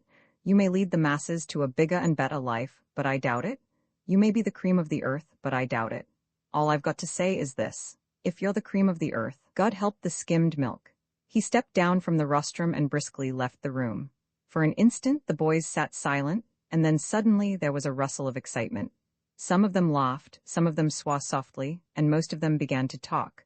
They pulled on their baba coats and left the room chattering. He certainly has the dope, said Pudge Jamison. We're a lot of lowbrows pretending to be intellectual hi-hats. We're intellectual hypocrites, that's what we are. How do you get that way? Ferdy Hillman, who was walking with Hugh and Pudge, demanded angrily. We may not be so hot, but we're a damn sight better than these guys that work in offices and mills. Jimmy Henley gives me a pain. He shoots off his gab as if he knew everything. He's got to show me where other colleges have anything on Sanford. He's a hell of a Sanford man, he is. They were walking slowly down the stairs. George Windsor caught up with them. What did you think of it, George? Hugh asked. Windsor grinned. He gave me some awful body blows, he said, chuckling. Cripes, I felt most of the time that he was talking only to me. I'm sore all over. What did you think of it? Jimmy's a live wire, all right. I don't know what to think, Hugh replied soberly. He's knocked all the props from under me. I've got to think it over. He did think it over, and the more he thought, the more he was inclined to believe that Henley was right. Boylike, he carried Henley's statements to their final conclusion and decided that the college was a colossal failure. He wrote a theme and said so. You're wrong, Hugh, Henley said when he read the theme. Sanford has real virtues, a bushel of them. You'll discover them all right before you graduate. Roman 18 Sanford's virtues were hard for Hugh to find, and they grew more inconspicuous as the term advanced. For the time being, nothing seemed worthwhile. He was disgusted with himself, the undergraduates, and the fraternity. He felt that the college had bilked him. Often he thought of the talk he had had with his father before he left for college. Sometimes that talk seemed funny, entirely idiotic, but sometimes it infuriated him. What right had his father to send him off to college with such fool ideas in his head? Nu Delta, the perfect brotherhood? Bull. How did his father get that way, anyhow? Hugh had yet to learn that nearly every chapter changes character at least once a decade, and that Nu Delta 30 years earlier had been an entirely different organization from what it was at present. At times he felt that his father had deliberately deceived him, but in quieter moments he knew better. Then he realized that his father was a dreamer and an innocent, a delicately minded man who had never really known anything about Sanford College or the world either. Hugh often felt older and wiser than his father, and in many ways he was. In March, he angered his fraternity brothers again by refusing a part in the annual musical comedy, which was staged by the Dramatic Society during prom week. Hugh's tenor singing voice and rather small features made him an excellent possibility for a woman's part, but he was not a good actor, and he knew it. His attempts at acting in a high school play had resulted in a flat failure, and he had no intention of publicly making a fool of himself again. Besides, he did not like the idea of appearing on the stage as a girl. The mere idea was offensive to him. Therefore, when the society offered him a part, he declined it. Bob Tucker took him severely to task. "What do you mean, Hugh?" he demanded. "By turning down the dramat? Here you've got a chance for a lead, and you turn up your nose at it as if you were God Almighty. It seems to me that you are getting gosh-awful high-hat lately. You run around with a bunch of thoroughly wet ones. You never come to fraternity meetings if you can help it. You aren't half training down at the track. And now you give the dramat the air just as if an activity or two wasn't anything in your young life." "The dramat isn't anything to me," Hugh replied, trying to keep his temper. Tucker's arrogance always made him angry. "I can't act worth a damn, never could. I tried once in a play at home and made a poor fish of myself, and you can bet your bottom dollar that I'm not going to again." "Bunk?" Tucker ejaculated contemptuously. "Hooey, anybody can act good enough for the dramat. I tell you right now that you're turning the fraternity down. You're playing us dirt. What have you done in college? Not a goddamn thing except make the Glee Club. I don't care about track. I suppose you did your best last year, though I know damn well that you aren't doing it this year. What would become of the fraternity if all of us parked ourselves on our tails and gave the activities the air the way you do? You're throwing us down, and we don't like it." "Well, I'm not going out for the dramat," Hugh mumbled sullenly. "You can just bet on that. I'll admit that I haven't trained the way I ought to, but I have made the Glee Club, and I have promised to join the Banjo Club, and I am still on the track squad, and that's more than half the fellows in this fraternity can say. Most of them don't do anything but go on parties and raise hell generally. How come you're picking on me? Why don't you ride some of them for a while? I don't see where they're so hot." "Never mind the other fellows." Tucker's black eyes flashed angrily. He was one of the Hellraisers himself, good-looking, always beautifully dressed, and proud of the fact that he was rated the smoothest man on the campus. His smoothness had made him prominent in activities, that and his estimate of himself. He took it for granted that he would be prominent, and the students accepted him at his own valuation, and powerful Nu Delta had been behind him, always able to swing votes when votes were needed. "Never mind the other fellows," he repeated. "They're none of your party. You've got talents, and you're not making use of them. You could be as popular as the devil if you wanted to, but you go chasing around with kikes and micks." Hugh was very angry and a little absurd in his youthful pomposity. "I suppose you refer to Parker and Einstein, my one Mick friend, although he isn't Irish, and my one Jewish friend. Well, I shall stick to them and see just as much of them as I like. I've told you that before, and you might as well get me straight right now. I'm going to run with whoever I want. The fraternity cannot dictate to me about my friends. You told me you didn't want Parker and Einstein around the house. I don't bring them around. I don't see as how you've got a right to ask anything more. I don't suppose you realize that everything you do reflects on the fraternity?" Tucker retorted, slightly pompous himself. "I suppose it does, but I can't see that I have done anything that is going to ruin the name of Nu Delta. I don't get potted regularly, or chase around with filthy bags, or flunk my courses, or crib my way through, and I could mention some men in this house who do all those things." Hugh was thoroughly angry and no longer in possession of his best judgment. "If you don't like the way I act, you can have my pin any time you say." He stood up, his blue eyes almost black with rage, his cheeks flushed, his mouth a thin white line. Tucker realized that he had gone too far. "Oh, don't get sore, Hugh," he said soothingly. "I didn't mean it the way you are taking it. Of course, we don't want you to turn in your pin. We all like you. We just want you to come around more and be one of the fellows, more of a regular guy. We feel that you can bring a lot of honor to the fraternity if you want to, and we've been kinda sore because you've been giving activities the go-by." "How about my studies?" Hugh retorted. "I suppose you want me to give them the air. Well, I did the first term, and I made a record that I was ashamed of. I promised my folks that I'd do better, and I'm going to. I give an hour or two a day to track and several hours a week to the Glee Club, and now I'm going to have to give several more to the Banjo Club. That's all I can give at present, and that's all I'm going to give. I know perfectly well that some fellows can go out for a bunch of activities and make five too, but they're shocks and I'm not. Don't worry, either. I won't disgrace the fraternity by making five, he concluded sarcastically. Oh, calm down, Hugh, and forget what I said, Tucker pleaded, thoroughly sorry that he had started the argument. You go ahead and do what you think right and we'll stand by you. He stood up and put his hand on Hugh's shoulder. No hard feelings, are there, old man? Kindness always melted Hugh. No matter how angry he was, he could not resist it. No, he said softly. No hard feelings, I'm sorry I lost my temper. Tucker patted his shoulder. Oh, that's all right. I guess I kinda lost mine, too. You'll be around to the meeting tomorrow night, won't you? Better come. Paying fines don't get you anywhere. Sure, I'll come. He went but took no part in the discussion, nor did he frequent the fraternity house any more than he had previously. More and more he realized that he had gone with the wrong crowd, and more he thought of what Graham had said to him in his freshman year about how a man was in hell if he joined the wrong fraternity. I was the wise bird, he told himself caustically. I was the guy who knew all about it. Graham saw what would happen, and I didn't have sense enough to take his advice. Hell, I never even thought about what he told me. I knew that I would be in heaven if Nu Delta gave me a bid. Heaven? Well, I'm glad that they were too high-hat for Nuri Parker, and that he went with the right bunch. Novel Parker was Hugh's Catholic friend, and the more he saw of the freshman the better he liked him. Parker had received several bids from fraternities, and he followed the advice Hugh had given him. If Delta Sigma Delta bids you, go there, Hugh had said positively. They're the bunch you belong with. Apparently the Kapazites are going to bid you too. You go Delta Sig if you get the chance. Hugh envied Parker the really beautiful fraternity life he was leading. Why in God's name, he demanded of himself regularly, didn't I have sense enough to take Graham's advice?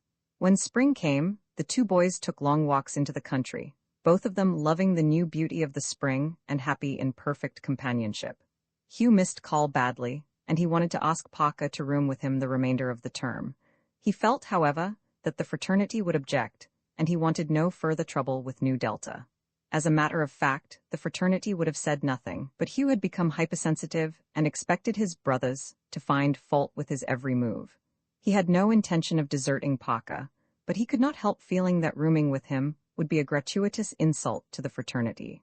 Parker, everyone called him Nuri, was a slender, delicate lad with dreamy gray eyes and silky brown hair that, unless he brushed it back severely, fell in soft curls on his extraordinarily white forehead. Except for a slightly aquiline nose and a firm jaw, he was almost effeminate in appearance. His mouth was so sensitive, his hands so white and slender, his manner so gentle. He had a slow, winning smile, a quiet, low voice. He was a dreamer and a mystic, a youth who could see fairies dancing in the shadows, and he told Hugh what he saw. I see things, he said to Hugh one moonlight night as they strolled through the woods. I see things. Lovely little creatures flitting around among the trees. I mean, I see them when I'm alone. I like to lie on my back in the meadows and look at the clouds and imagine myself sitting on a big fellow and sailing away to heaven. It's wonderful. I feel that way when I play my fiddle. He played the violin beautifully and had promptly been made soloist for the musical clubs. I can't explain. Sometimes when I finish playing, I find my eyes full of tears. I feel as if I had been to some wonderful place and I don't want to come back. I guess I'm not like other fellows. I cry over poetry, not because it makes me sad. It's not that. It's just so beautiful. Why, when I first read Shelley's Cloud, I was almost sick. I was so happy. I could hardly stand it. And when I hear beautiful music, I cry too. Why, when I listen to Chrysler, I sometimes want to beg him to stop. It hurts and makes me so happy that I just can't stand it, he finished lamely. I know, Hugh said. I know how it is. I feel that way sometimes too, but not as much as you, I guess. I don't cry. I never really cry, but I want to once in a while.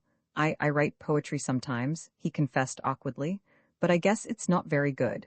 Jimmy Henley says it isn't so bad for a sophomore, but I'm afraid that he's just stringing me along, trying to encourage me, you know. But there are times when I've said a little bit right, just a little bit, but I've known that it was right, and then I feel the way you do. I've written lots of poetry, Nuri said simply, but it's no good, it's never any good. He paused between two big trees and pointed upward. Look up there, see those black branches and that patch of sky between them and those stars. I want to picture that, and I can't, and I want to picture the trees the way they look now, so fluffy with tiny new leaves, but I miss it a million miles. But I can get it in music, he added more brightly. Grieg says it. Music is the most wonderful thing in the world. I wish I could be a great violinist. I can't though. I'm not a genius and I'm not strong enough. I can't practice very long. They continued walking in silence for a few minutes and then Nori said, I'm awfully happy here at college, and I didn't expect to be either. I knew that I was kinda different from other fellows, not so strong, and I don't like ugly things or smutty stories or anything like that. I think women are lovely, and I hate to hear fellows tell dirty stories about them. I'm no fool, Hugh. I know about the things that happen, but I don't want to hear about them. Things that are dirty and ugly make me feel sick. Well, I was afraid the fellows would razz me, but they don't. They don't at all. The fellows over at the Delta Sig house are wonderful to me. They don't think I'm wet. They don't razz me for not going on wild parties, though I know that some of the fellows are pretty gay themselves. They ask me to fiddle for them nearly every evening, and they sit and listen very, very quietly just as long as I'll play. I'm glad you told me to go Delta Sig. Nori made Hugh feel very old and a little crude and hard. He realized that there was something rare, almost exquisite about the boy, and that he lived largely in a beautiful world of his own imagination. It would have surprised Nori if anyone had told him that his fraternity brothers stood in awe of him, that they thought he was a genius. Some of them were built out of pretty common clay, but they felt the almost unearthly purity of the boy they had made a brother. And the hottest of them, the crudest, silently elected himself the guardian of that purity. Roman 19, Hugh found real happiness in Nori Parker's companionship, and such men as Burbank and Windsor were giving him a more robust, but no less pleasant friendship.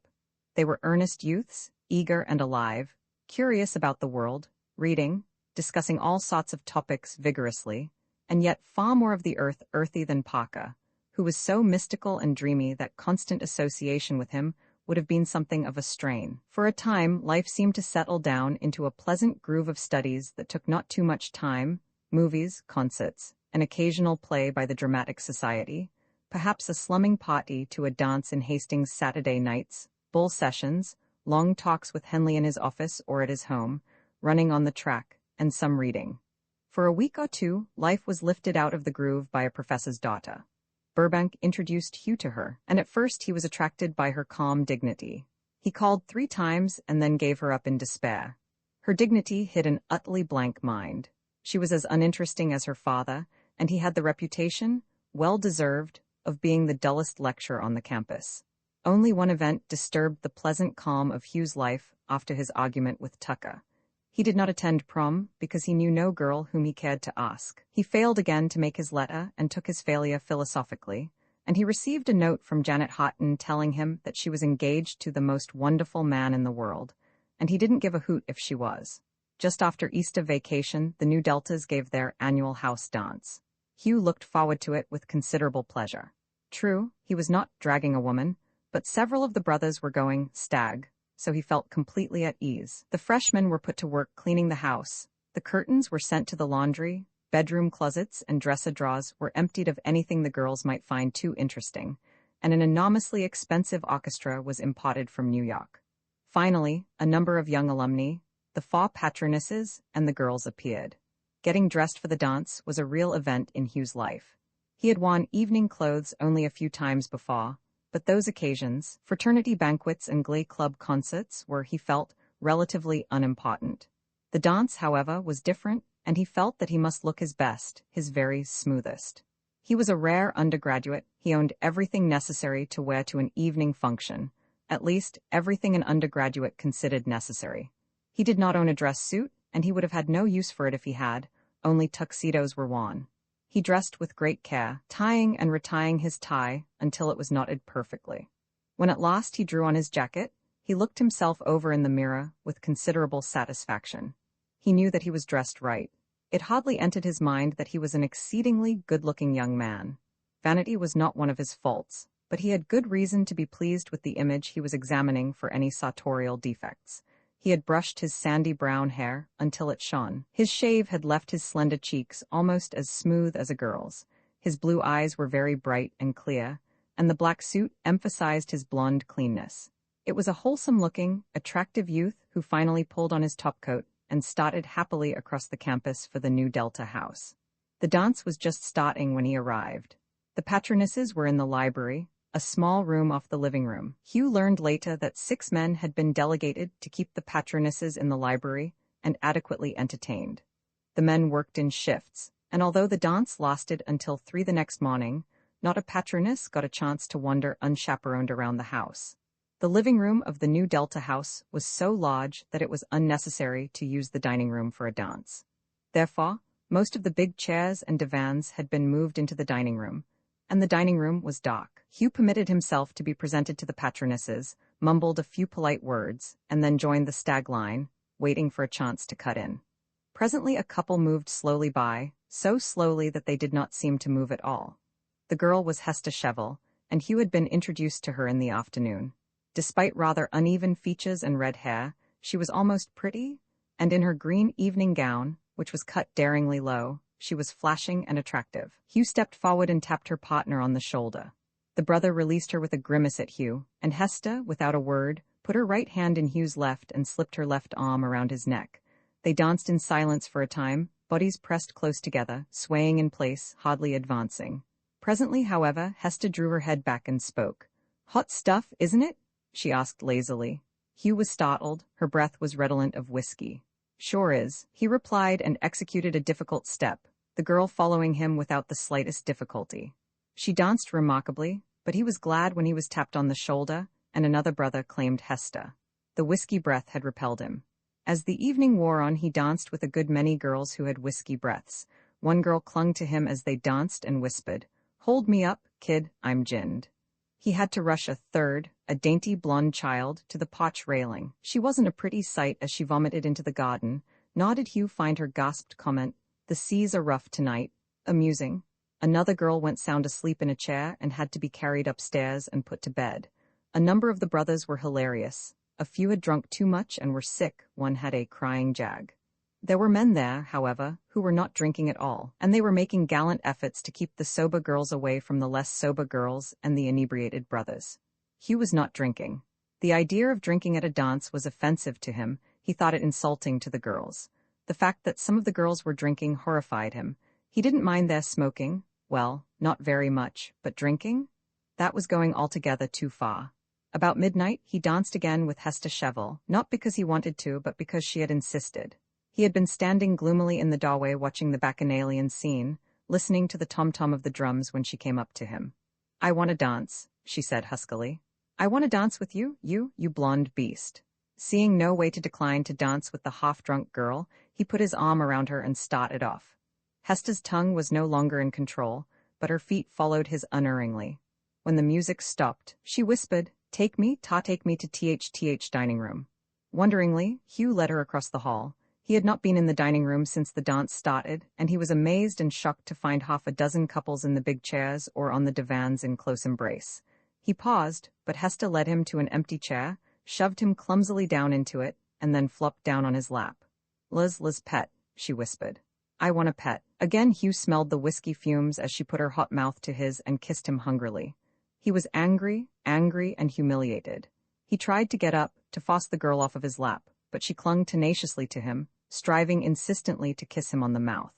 Finally, Hugh's anger got the better of his manners. He stood up, the girl hanging to his neck, literally tore her arms off of him, took her by the waist and set her down firmly in the chair. "Sit there," he said softly, viciously, "sit there." She began to cry, and he walked rapidly out of the dining room, his cheeks flaming and his eyes flashing, and the embracing couples paid no attention to him at all. He had to pass the door of the library to get his topcoat. He made up his mind to get out of the goddamned house, and was walking quickly by the door when one of the patronesses called to him. "Oh, Mr. Carver, will you come here a minute?" "Surely, Mrs. Reynolds." He entered the library and waited before the dowager. "I left my wrap upstairs, in Mr. Merrill's room, I think it is. I am getting a little chilly. Won't you get it for me?" "Of course, it's in Merrill's room." "I think it is. It's right at the head of the stairs. The wrap's blue with white fur." Hugh ran up the stairs, opened Merrill's door, switched on the lights, and immediately spotted the wrap lying over the back of a chair. He picked it up and was about to leave the room when a noise behind him attracted his attention. He turned and saw a man and a girl lying on the bed watching him. Hugh stared blankly at them, his mouth half open. "Get th hell out of here," the man said roughly. For an instant, Hugh continued to stare, then he whirled about, walked out of the room, slammed the door behind him, and hurried down the stairs. He delivered the wrap to Mrs. Reynolds, and 2 minutes later he was out of the house walking, almost running across the campus to Surrey Hall. Once there, he tore off his topcoat, his jacket, his collar and tie, and threw himself down into a chair. So this was college? This was the fraternity, that goddamned rat house? That was what he had pledged allegiance to, was it? Those were his brothers, were they? Brothers? He fairly leaped out of his chair and began to pace the floor. College, gentlemen. A lot of muckers chasing around with a bunch of rats, that's what they were. Great thing, fraternities. No doubt about it, they were a great institution. He paused in his mental tirade, suddenly conscious of the fact that he wasn't fair. Some of the fraternities, he knew, would never stand for any such performance as he had witnessed that evening. Most of them, he was sure, wouldn't. It was just the New Deltas and one or two others. Well, maybe 3 or 4. So that's what he had joined, was it? He thought of Hester Cheval, of her whiskey breath, her lascivious pawing, and his hands clenched. Filthy little rat, he said aloud. The stinkin', rotten rat. Then he remembered that there had been girls there who hadn't drunk anything, girls who somehow managed to move through the whole orgy calm and sweet. His anger mounted. It was a hell of a way to treat a decent girl, to ask her to a dance with a lot of drunkards and soused rats. He was warm with anger. Reckless of the buttons, he tore off his waistcoat and threw it on a chair. The jeweled fraternity pin by the pocket caught his eye. He stared at it for a moment and then slowly unpinned it. He let it lie in his hand and addressed it aloud, hardly aware of the fact that he was speaking at all. So that's what you stand for, is it? For snobs and politicians and muckers. Well, I don't want any more of you, not one damn bit more of you. He tossed the pin indifferently upon the center table, making up his mind that he would resign from the fraternity the next day. When the next day came, he found, however, that his anger had somewhat abated. He was still indignant, but he didn't have the courage to go through with his resignation. Such an action, he knew, would mean a great deal of publicity impossible to avoid. The fraternity would announce its acceptance of his resignation in the Sanford Daily News, and then he would either have to lie or start a scandal. As the days went by, and he thought more and more about the dance, he began to doubt his indignation. Wasn't he after all a prude to get so hot? Wasn't he perhaps a prig, a sissy? At times he thought that he was, at other times he was sure that he wasn't.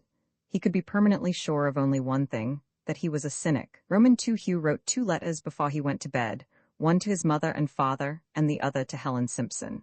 His letter to Helen was very brief, merely a request for her photograph. Then, his mind in a whirl of excitement, he went to bed and lay awake dreaming, thinking of the college, and most of all, of Helen and his walk with her the day before. He had called on her to say goodbye. They had been going together for a year, and she was generally considered his girl. She was a pretty child with really beautiful brown hair, which she had foolishly bobbed, lively blue eyes, and an absurdly tiny snub nose. She was little, with quick, eager hands, a shallow creature who was proud to be seen with Hugh because he had been captain of the high school track team. But she did wish that he wasn't so slow. Why, he had kissed her only once, and that had been a silly peck on the cheek. Perhaps he was just shy, but sometimes she was almost sure that he was plain dumb. They had walked silently along the country road to the woods that skirted the town. An early frost had already touched the foliage with scarlet and orange. They sat down on a fallen log, and Hugh gazed at a radiant maple tree. Helen let her hand drop lightly on his. "Thinking of me?" she asked softly. Hugh squeezed her hand. "Yes," he whispered, and looked at the ground while he scuffed some fallen leaves with the toe of his shoe. "I am going to miss you, Hughie. Oh, awfully." "Are you going to miss me?" He held her hand tightly and said nothing. He was aware only of her hand. His throat seemed to be stopped, choked with something. A bird that should have been on its way south chirped from a tree nearby. The sound made Hugh look up. He noticed that the shadows were lengthening. He and Helen would have to start back pretty soon or he would be late for dinner. There was still packing to do. His mother had said that his father wanted to have a talk with him, and through all his thoughts there ran like a fiery red line the desire to kiss the girl whose hand was clasped in his. He turned slightly toward her. "Hughie," she whispered and moved close to him. His heart stopped as he loosened her hand from his and put his arm around her. With a contented sigh, she rested her head on one shoulder and her hand on the other. "Hughie dear," she breathed softly. He hesitated no longer. His heart was beating so that he could not speak, but he bent and kissed her. And there they sat for half an hour more, close in each other's embrace, speaking no words but losing themselves in kisses that seemed to have no end. Finally, Hugh realized that darkness had fallen. He drew the yielding girl to her feet and started home, his arm around her. When they reached her gate, he embraced her once more and kissed her as if he could never let her go. A light flashed in a window. Frightened, he tried to leave, but she clung to him. "I must go," he whispered desperately. "I'm going to miss you awfully." He thought that she was weeping, and kissed her again. Then, as another window shot light into the yard, he forced her arms from around his neck. "Goodbye, Helen, write to me?" His voice was rough and husky. "Oh, I will. Goodbye, darling." He walked home tingling with emotion. He wanted to shout, he felt suddenly grown up. Golly, but Helen was a little peach. He felt her arms around his neck again, her lips pressed maddeningly to his. For an instant he was dizzy. As he lay in bed in 19 Surrey thinking of Helen, he tried to summon that glorious intoxication again, but he failed.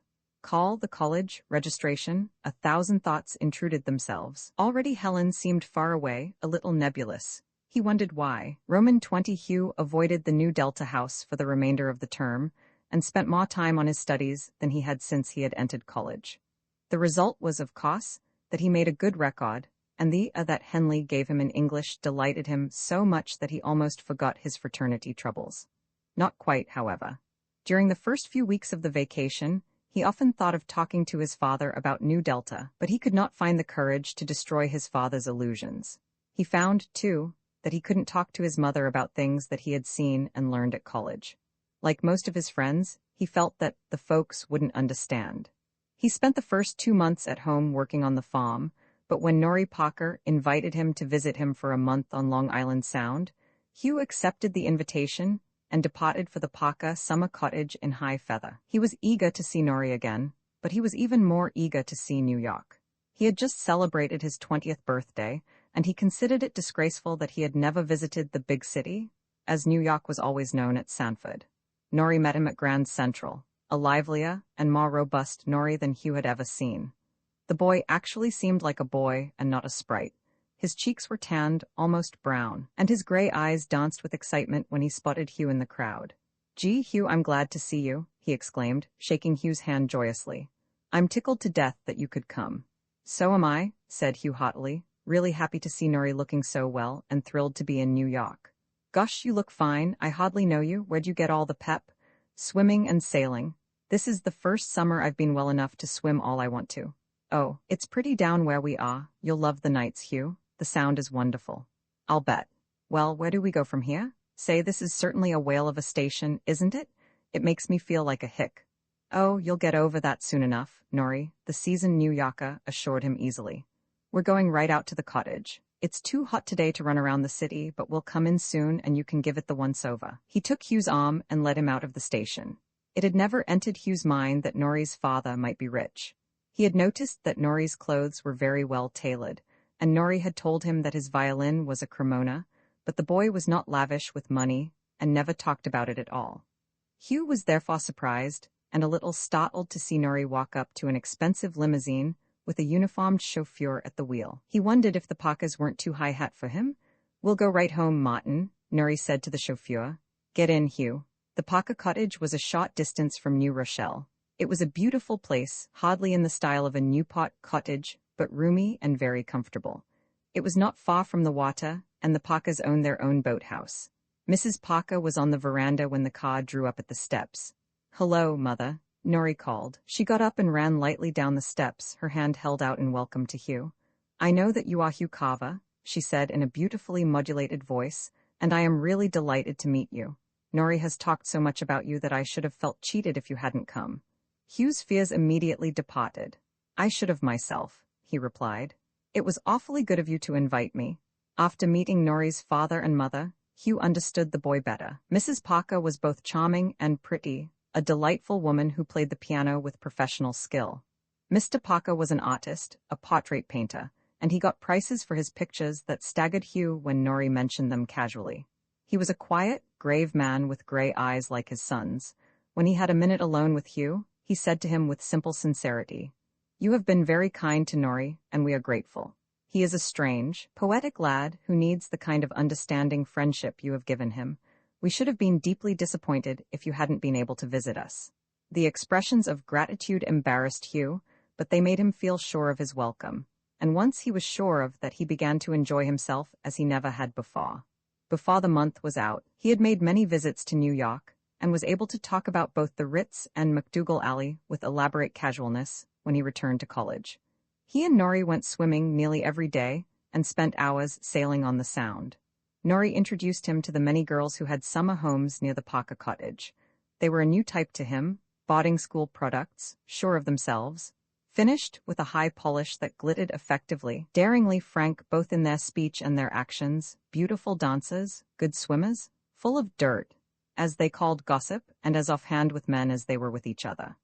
Within a week, Hugh got over his prejudice against women's smoking. Nearly every woman he met, including Mrs. Parker, smoked, and every girl carried her cigarette case.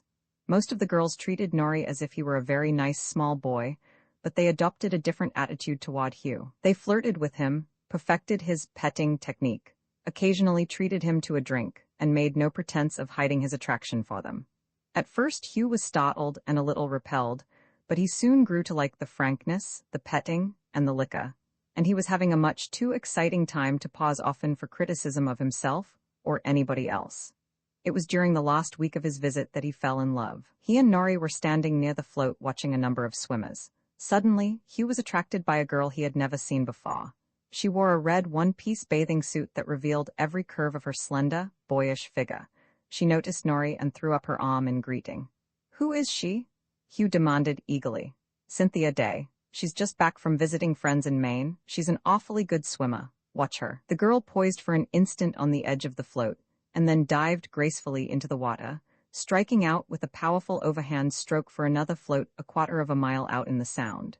The boys watched her red cap as she rounded the float and started back, swimming easily and expertly. When she reached the beach, she ran out of the water, rubbed her hands over her face, and then strolled over to Nori. Her hair was concealed by a red bathing cap, but Hugh guessed that it was brown. At any rate, her eyes were brown and very large. She had an impudent little nose and full red lips. "Lo, Nori," she said, holding out her hand. "How's the infant?" "Oh, I'm fine. This is my friend Hugh Carver." "I've heard about you," she said as they shook hands. "I only got back last night, but everybody seems to be digging dirt about Nori's friend.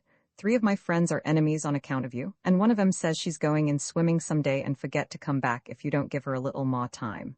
Hugh blushed, but he had learned a few things in the past weeks. "I wish they would tell me about it," he said with a fair assumption of ease. "Why didn't you come back sooner?" He was pleased with that speech. He wouldn't have dared it a month before. The brown eyes smiled at him. "Because I didn't know you were here. You haven't got a cigarette about you, have you?" Nori's useless when it comes to smokes. Hugh did have a package of cigarettes. She took one, put it in her mouth, and waited for Hugh to light it for her. When he did, she gazed curiously over the flame at him. She puffed the cigarette for a moment and then said, "You look like a good egg. Let's talk." She threw herself down on the sand, and the boys sat down beside her. From that moment, Hugh was lost. For the remaining days of the visit, he spent every possible moment with Cynthia, fascinated by her chatter, thrilled by the touch of her hand. She made no objection when he offered shyly to kiss her. She quietly put her arms around his neck and turned her face up to his, and her kisses set him aflame. For once, he did not want to return to college, and when he arrived in Haydensville, he felt none of his usual enthusiasm. The initiation of the freshmen amused him only slightly, and the football games did not seem so important as they had the 2 previous years. A letter from Cynthia was the most important thing in the world, and she wrote good letters, chatty, gay, and affectionate. Custom made it necessary for him to room in the fraternity house.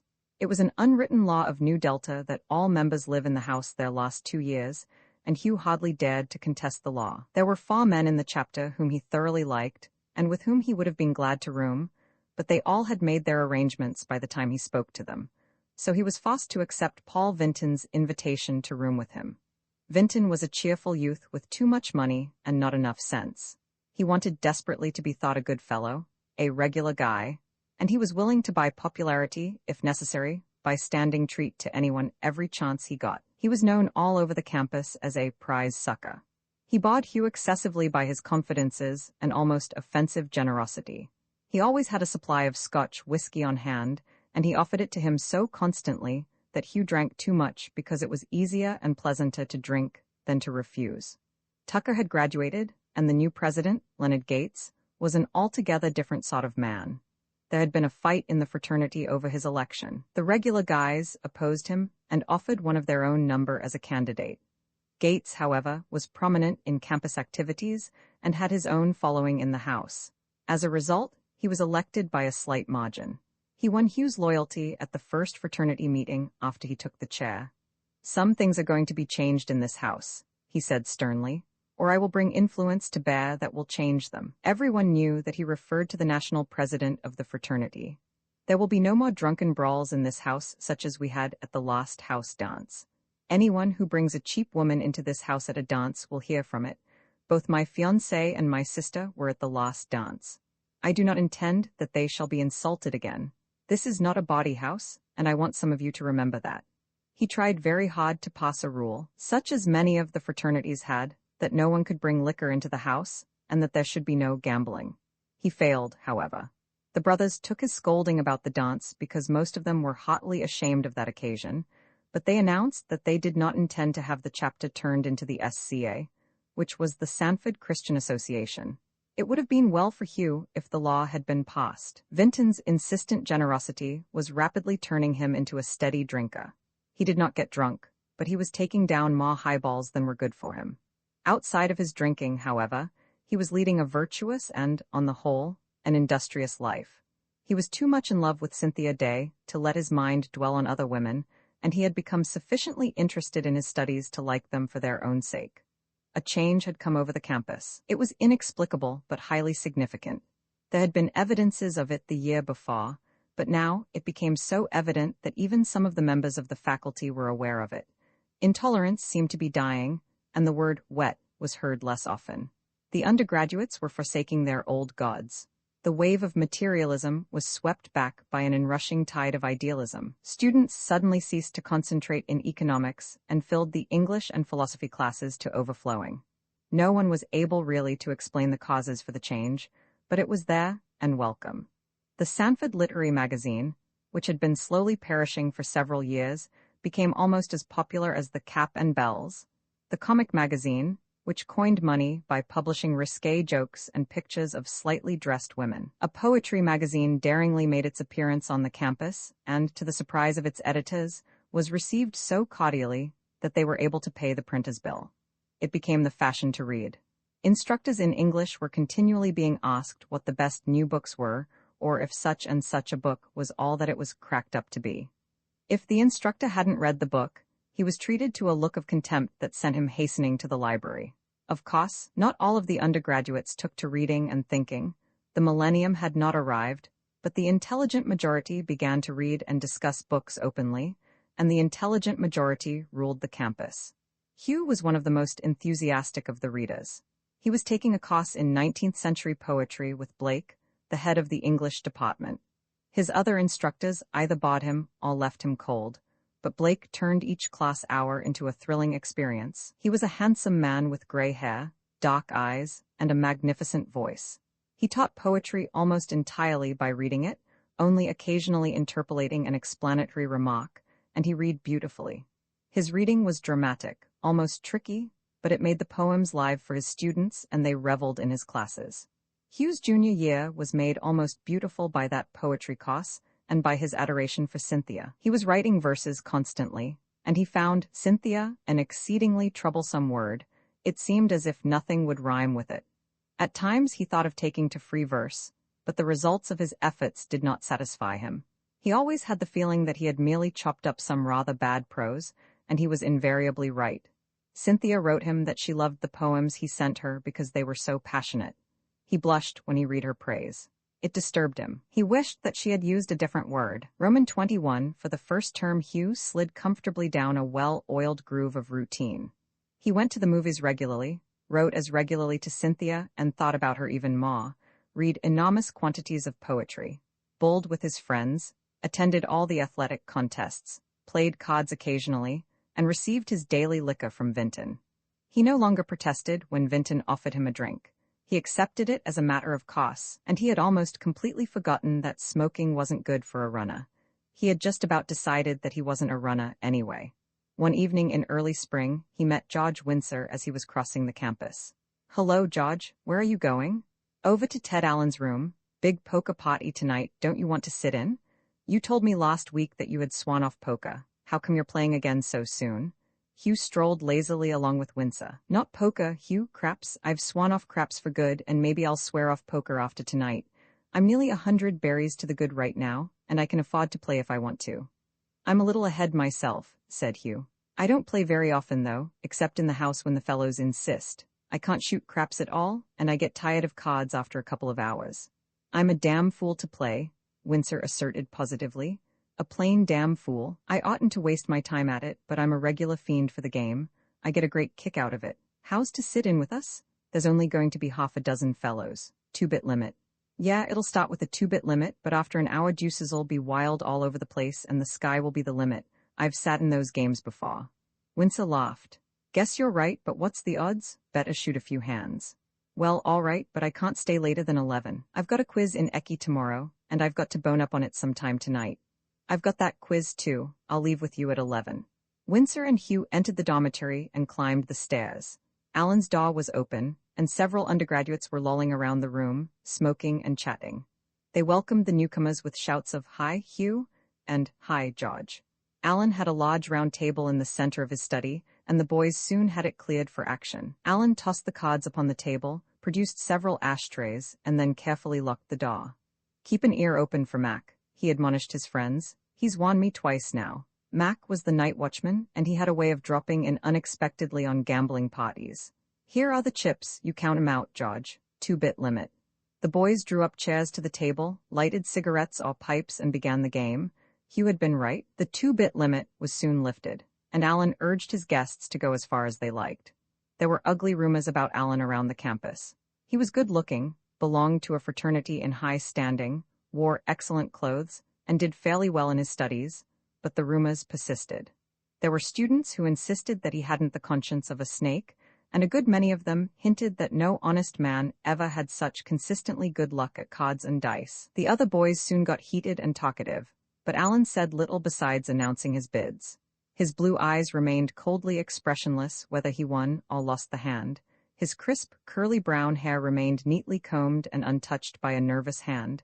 His lips parted occasionally in a quiet smile. He was the perfect gambler, never excited, always in absolute control of himself.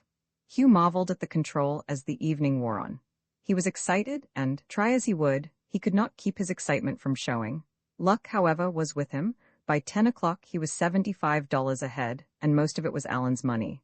Hugh passed by 3 hands in succession, unwilling to take any chances. He had decided to play close, never betting unless he held something worth putting his money on. Alan dealt the 4th hand. "Ante up," he said quietly. The 5 other men followed his lead in tossing chips into the center of the table. He looked at his hand. 2 blue ones if you want to stay in. Windsor and 2 of the men threw down their cards, but Hugh and a lad named Mandel each shoved 2 blue chips into the pot. Hugh had 3 queens and an ace. "1 card," he said to Alan. Alan tossed him the card, and Hugh's heart leaped when he saw that it was an ace. "2 cards, Ted," Mandel requested, nervously crushing his cigarette in an ashtray. He picked up the cards one at a time, lifting each slowly by one corner, and peeking at it as if he were afraid that a sudden full view would blast him to eternity. His face did not change expression as he added the cards to the 3 that he held in his hand. "I'm sitting pretty," Alan remarked casually, picking up the 5 cards that he had laid down before he dealt. The betting began, Hugh nervous, openly excited, Mandel stonily calm, Alan completely at ease. At first the bets were for $1, but they gradually rose to 5. Mandel threw down his cards. "Fight it out," he said morosely.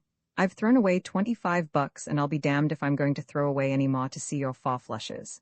Alan lifted a pile of chips and let them fall lightly, clicking a rapid staccato. "It'll cost you $10 to see my hand, Hugh," he said quietly. "It'll cost you $20 if you want to see mine," Hugh responded, tossing the equivalent to $30 into the pot. He watched Alan eagerly, but Alan's face remained quite impassive as he raised Hugh another 10. The 4 boys who weren't playing leaned forward, pipes or cigarettes in their mouths, their stomachs pressed against the table, their eyes narrowed and excited. The air was a stench of stale smoke. The silence between bets was electric. The betting continued, Hugh sure that Alan was bluffing, but Alan never failed to raise him $10 on every bet. Finally, Hugh had $100 in the pot and dared not risk more on his hand.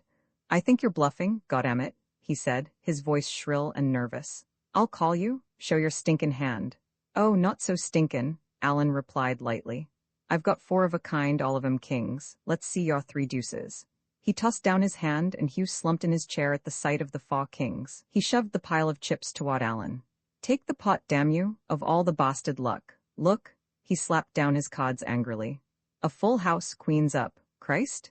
He burst into a flood of obscenity, the other boys listening sympathetically, all except Alan, who was carefully stacking the chips. In a few minutes Hugh's anger died. He remembered that he was only about $25 behind and that he had an hour in which to recover them. His face became set and hard. His hands lost their jerky eagerness. He played carefully, never daring to enter a big pot, never betting for more than his hands were worth. As the bets grew larger, the room grew quieter. Everyone was smoking constantly. The air was heavy with smoke and the stench grew more and more foul. Outside of a soft, "I raise you 20, or even $50 if you want to see my hand," a muttered oath or a request to buy chips, there was hardly a word said. The excitement was so intense that it hurt. The expletives smelled of the docks. At times there was more than $500 in a pot, and 5 times out of 7 when the pot was big, Alan won it. Win or lose, he continued cool and calm, at times smoking a pipe, other times puffing nonchalantly at a cigarette. The acrid smoke cut Hugh's eyes, they smarted and pained, but he continued to light cigarette after cigarette, drawing the smoke deep into his lungs, hardly aware of the fact that they hurt. He won and lost, but gradually he won back the $25 and a little more. The college clock struck 11. He knew that he ought to go, but he wondered if he could quit with honor when he was ahead. "I ought to go," he said hesitatingly. "I told George when I said that I'd sit in that I'd have to leave at 11. I've got an eccy quiz tomorrow that I've got to study for." "Oh, don't leave now," one of the men said excitedly. "Why, hell, man, the game's just getting warm." "I know," Hugh agreed, "and I hate like hell to quit, but I've really got to beat it. Besides, the stakes are too big for me. I can't afford a game like this." "You can afford it as well as I can," Mandel said irritably. "I'm over 200 berries in the hole right now, and you can goddamn well bet that I'm not going to leave until I get them back." "Well, I'm 150 to the bad," Windsor announced miserably, "but I've got to go. If I don't hit that eccy, I'm going to be out of luck." He shoved back his chair. "I hate like hell to leave, but I promised Hugh that I'd leave with him at 11, and I've got to do it." Alan had been quite indifferent when Hugh said that he was leaving. Hugh was obviously small money, and Alan had no time to waste on chicken feed, but Windsor was a different matter. "You don't want to go, George, when you're in the hole. Better stick around, maybe you'll win it back. Your luck can't be bad all night." "You're right," said Windsor, stretching mightily. "It can't be bad all night, but I can't hang around all night to watch it change. You're welcome to the 150, Ted, but some night soon I'm coming over and take it away from you." Alan laughed. "Anytime you say, George." Hugh and Windsor settled their accounts, then stood up, aching and weary, their muscles cramped from 3 hours of sitting and nervous tension. They said brief good nights, unlocked the door, they heard Alan lock it behind them, and left their disgruntled friends, glad to be out of the noisome odor of the room. "God, what luck?" Windsor exclaimed as they started down the hall. "I'm off Alan for good. That boy wins big pots too regularly and always loses the little ones. I bet he's a cold deck artist or something." "He's something all right," Hugh agreed. "Cripes, I feel dirty and stinko. I feel as if I'd been in a den." "You have been? Say, what's that?" They had almost traversed the length of the long hall when Windsor stopped suddenly, taking Hugh by the arm. A door was open and they could hear somebody reading. "What's what?" Hugh asked, a little startled by the suddenness of Windsor's question. "Listen, that poem, I've heard it somewhere before." "What is it?" Hugh listened a moment and then said, "Oh, that's the poem Prof. Blake read us the other day, you know, Mapesa. It's about the shepherd, Apollo, and Mapesa. It's great stuff, listen." They remained standing in the deserted hall, the voice coming clearly to them through the open doorway. "It's Freddie Fowler," Windsor whispered. "He can sure read." The reading stopped and they heard Fowler say to someone, presumably his roommate, "This is the pot that I like best. Get it?" Then he read Idas's plea to Mapesa. "After such argument what can I plead? Or what pale promise make? Yet since it is in women to pity rather than to aspire, a little I will speak. I love thee then not only for thy body packed with sweet of all this world, that cup of brimming June, that jar of violet wine set in the air, that palest rose sweet in the night of life, nor for that stirring bosom, all besieged by drowsing lovers, or thy perilous hair, nor for that face that might indeed provoke invasion of old cities. No, nor all thy freshness stealing on me like strange sleep." Windsor's hand tightened on Hugh's arm, and the two boys stood almost rigid listening to the young voice, which was trembling with emotion, rich with passion. "Not only for this do I love thee, but because infinity upon thee broods, and thou art full of whispers and of shadows. Thou meanest what the sea has striven to say so long, and yearned up the cliffs to tell? Thou art what all the winds have uttered not, what the still night suggesteth to the heart. Thy voice is like to music heard ere birth, some spirit lute touched on a spirit sea. Thy face remembered is from other worlds, it has been died for, though I know not when, it has been sung of, though I know not where. God, Windsor whispered, that's beautiful. Hush, this is the best part. It has the strangeness of the luring west and of sad sea horizons. Beside thee I am aware of other times and lands, of birth far back, of lives in many stars. O beauty lone and like a candle clear in this dark country of the world, thou art my woe, my early light, my music dying. Hugh and Windsor remained silent while the young voice went on reading Mapas's reply, her gentle refusal of the god and her proud acceptance of the model. Finally, they heard the last words. When she had spoken, Ida's with one cry held her, and there was silence, while the god in anger disappeared. Then slowly he looking downward and she gazing up into the evening green, wandered away. When the voice paused, the poem done, the two boys walked slowly down the hall, down the steps, and out into the cool night air. Neither said a word until they were halfway across the campus. Then Windsor spoke softly. God, wasn't that beautiful? Yes, beautiful. Hugh's voice was hardly more than a whisper. Beautiful? It makes me kinder ashamed. Me too. Poker when we can have that? We're awful fools, Hugh. Yes, awful fools. Roman 22 prom came early in May, and Hugh looked forward to it joyously. Partly because it would be his first prom and partly because Cynthia was coming. Cynthia? He thought of her constantly, dreamed of her, wrote poems about her and to her. At times his longing for her swelled into an ecstasy of desire that racked and tore him. He was lost in love, his moods sweeping him from lyric happiness to black despair. He wrote to her several times a week, and between letters he took long walks composing dithyrambic epistles that fortunately were never written.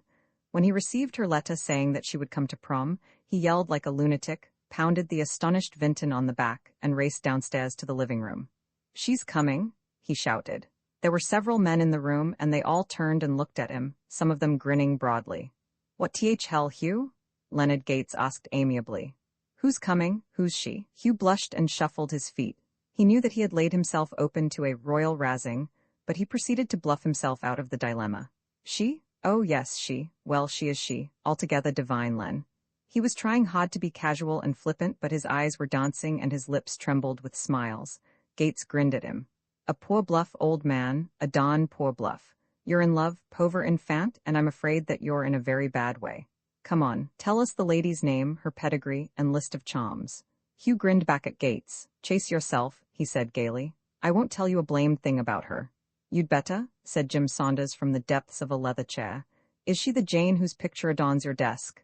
Yeah, Hugh admitted. How do you like her? Very fair, very fair. Saunders was magnificently lofty. I've seen better, of course, but I've seen worse too. Not bad, not very bad. The razzing had started, and Hugh lost his nerve. Jim, you can go to hell, he said definitely, prepared to rush upstairs before Saunders could reply. You don't know a queen when you see one. Why, Cynthia? Cynthia? 4 of the boys shouted. So her name's Cynthia, that's... But Hugh was halfway upstairs, embarrassed and delighted. The girls arrived on Thursday, the train which brought most of them reaching Haydensville early in the afternoon. Hugh paced up and down the station, trying to keep up a pretense of a conversation with 2 or 3 others. He gave the wrong reply twice, and then decided to say nothing more. He listened with his whole body for the first whistle of the train, and so great was the chatter of the hundreds of waiting youths that he never heard it. Suddenly, the engine rounded a curve, and a minute later the train stopped before the station. Immediately, the boys began to mill around the platform like cattle about to stampede, standing on their toes to look over the heads of their comrades, shoving, shouting, dancing in their impatience. Girls began to descend the steps of the cars. The stampede broke. A youth would see his girl and start through the crowd for her. Dozens spotted their girls at the same time and tried to run through the crowd. They bumped into one another, laughed joyously, bumped into somebody else, and finally reached the girl. When Hugh eventually saw Cynthia standing on a car platform near him, he shouted to her and held his hand high in greeting. She saw him and waved back, at the same time starting down the steps. She had a little scarlet hat pulled down over her curly brown hair, and she wore a simple blue traveling suit that set off her slender figure perfectly. Her eyes seemed bigger and browner than ever, her nose more impudently tilted, her mouth more supremely irresistible. Her cheeks were daintily rouged, her eyebrows plucked into a thin arch. She was New York from her small pumps to the expensively simple scarlet hat. Hugh dashed several people aside and grabbed her hand, squeezing it unmercifully. "Oh gee, Cynthia, I'm glad to see you. I thought the dawn train was never going to get here. How are you? Gee, you're looking great, wonderful. Where's your suitcase?" He fairly stuttered in his excitement, his words toppling over each other. "I'm full of pep. You look wonderful. There's my suitcase, the big black one. Give the potter 2 bits or something. I haven't any change." Hugh tipped the potter, picked up the suitcase with one hand, and took Cynthia by the arm with the other, carefully piloting her through the noisy, surging crowd of boys and girls, all of them talking at top speed and in high, excited voices. Once Hugh and Cynthia were off the platform, they could talk without shouting. "We've got to walk up the hill," Hugh explained miserably. "I couldn't get a car for love nor money. I'm awfully sorry." Cynthia did a dance step and petted his arm happily. "What do I care? I'm so damn glad to see you, Hugh. You look nicer than ever, just as clean and washed and sweet. Ooh, look at him blush. Stop it or I'll have to kiss you right here. Stop it, I say." But Hugh went right on blushing. "Go ahead," he said bravely. "I wish you would." Cynthia laughed. "Like fun you do, you die of embarrassment, but your mouth is an awful temptation. You have the sweetest mouth, Hugh. It's so damn kissable." She continued to banter him until they reached the fraternity house. "Where do I live?" she demanded. "In your room, I hope." "Yep, I'm staying down in Keller Hall with Norrie Parker. His roommate's sick in the hospital, so he's got room for me. Norrie's going to see you later." "Righto. What do we do when I get 6 pounds of dirt washed off and some powder on my nose?" "Well, we're having a tea dance here at the house at 4:30, but we've got an hour till then, and I thought we'd take a walk. I want to show you the college." After Cynthia had repaired the damages of travel and had been introduced to Hugh's fraternity brothers and their girls, she and Hugh departed for a tour of the campus. The lawns were so green that the grass seemed to be bursting with color. The elms waved tiny new leaves in a faint breeze. The walls of the buildings were speckled with green patches of ivy. Cynthia was properly awed by the chapel and enthusiastic over the other buildings. She assured Hugh that Sanford men looked awfully smooth in their knickers and white flannels. In fact, she said the whole college seemed Jake to her. They wandered past the lake and into the woods as if by common consent. Once they were out of sight of passers-by, Hugh paused and turned to Cynthia. Without a word, she stepped into his arms and lifted her face to his. Hugh's heart seemed to stop. He was so hungry for that kiss. He had waited so long for it. When he finally took his lips from hers, Cynthia whispered softly, "You're such a good egg, Hugh honey, such a damn good egg." Hugh could say nothing. He just held her close, his mind swimming dizzily, his whole being at angle.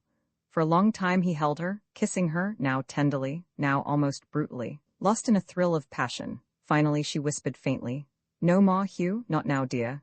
Hugh released her reluctantly. "I love you so damned hard, Cynthia," he said huskily. I can't keep my hands off of you." "I know," she replied, "but we've got to go back. Wait a minute, though. I must look like the devil." She straightened her hat, powdered her nose, and then tucked her arm in his. After the tea dance and dinner, Hugh left her to dress for the dramatic society musical comedy that was to be performed that evening. He returned to Norrie Parker's room and prepared to put on his tuxedo. "You look as if somebody had left you $1 million, Norrie said to Hugh. "I don't think I ever saw anybody look so happy. You shine." Hugh laughed. "I am happy, Norrie, happy as hell. I'm so happy I ache. Oh God, Cynthia's wonderful. I'm crazy about her, Norrie, plumb crazy." Norrie had known Cynthia for years, and despite his ingenuousness, he had noticed some of her characteristics. "I never expected you to fall in love with Cynthia, Hugh," he said in his gentle way. "I'm awfully surprised." Hugh was humming a strain from Say It With Music while he undressed. He pulled off his trousers and then turned to Norrie, who was sitting on the bed. "What did you say? You said something, didn't you?" Norrie smiled. For some quite inexplicable reason, he suddenly felt older than Hugh. "Yes, I said something. I said that I never expected you to fall in love with Cynthia." Hugh paused in taking off his socks. "Why not?" he demanded. "She's wonderful. You're so different." "How different? We understand each other perfectly. Of course, we only saw each other for a week when I was down at your place, but we understood each other from the first. I was crazy about her as soon as I saw her." Norrie was troubled. "I don't think I can explain exactly," he said slowly. "Cynthia runs with a fast crowd and she smokes and drinks, and you're idealistic." Hugh pulled off his underclothes and laughed as he stuck his feet into slippers and drew on a bathrobe. "Of course she does. All the girls do now. She's just as idealistic as I am." He wrapped the bathrobe around him and departed for the showers, singing gaily, "Say it with music, beautiful music. Somehow they'd rather be kissed," to the strains of Chopin or Liszt. A melody mellow played on a cello helps Mr. Cupid along, so say it with a beautiful song. Shortly he returned, still singing the same song, his voice full and happy. He continued to sing as he dressed, paying no attention to Nori, completely lost in his own Elysian thoughts. To Hugh and Cynthia, the musical comedy was a complete success, although the music, written by an undergraduate, was strangely reminiscent of several recent Broadway song successes, and the plot of the comedy got lost after the first 10 minutes and was never recovered until the last two.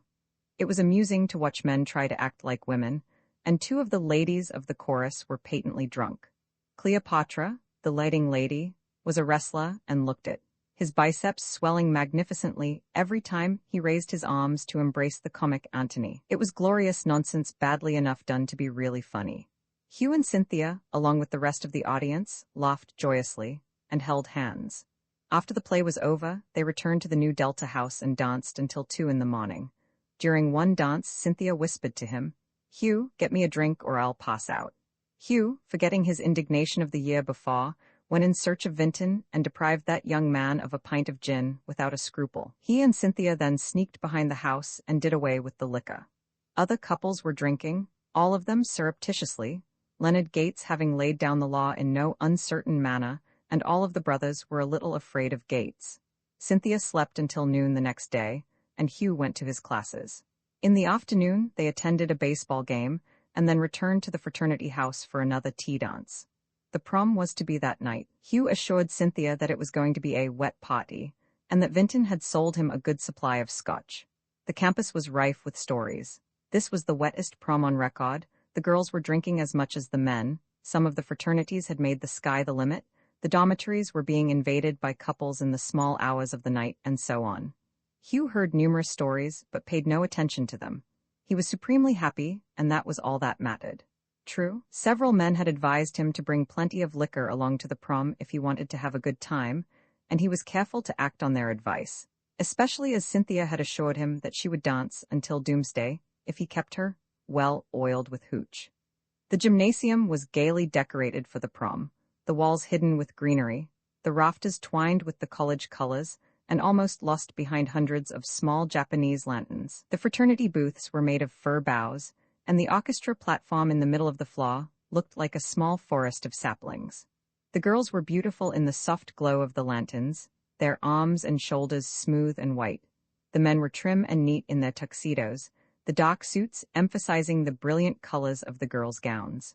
It was soon apparent that some of the couples had got at least half oiled before the dance began, and before an hour had passed many more couples gave evidence of imbibing more freely than wisely.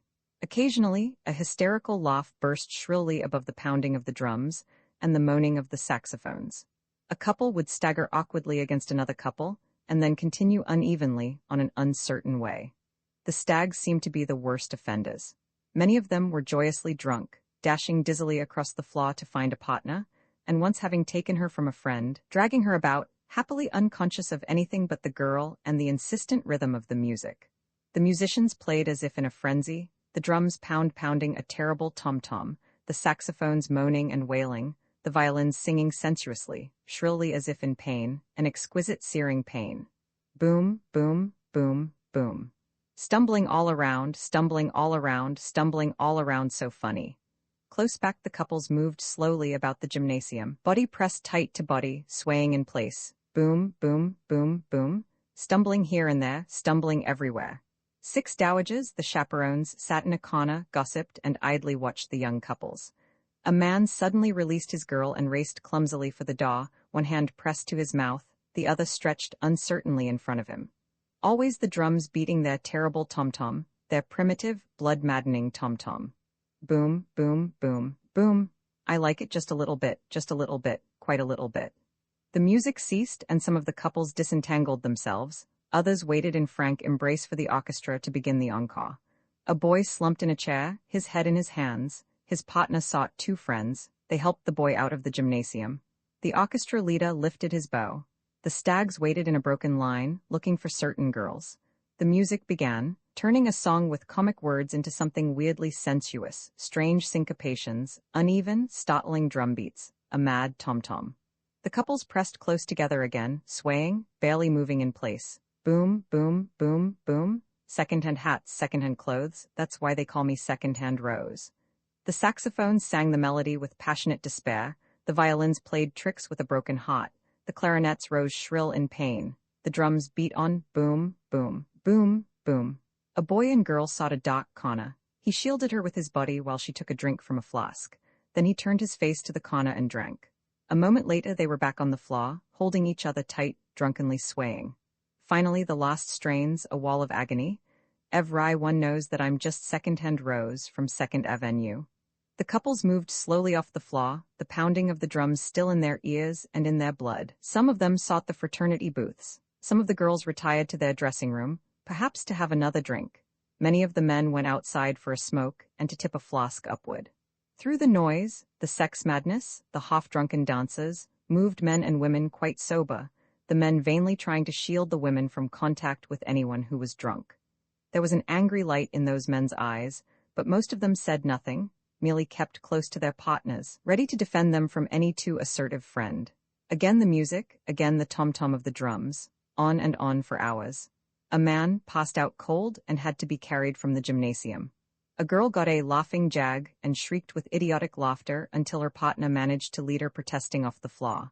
On and on, the constant rhythmic wailing of the fiddles, syncopated passions screaming with lust, the drums, horribly primitive, drunken embraces.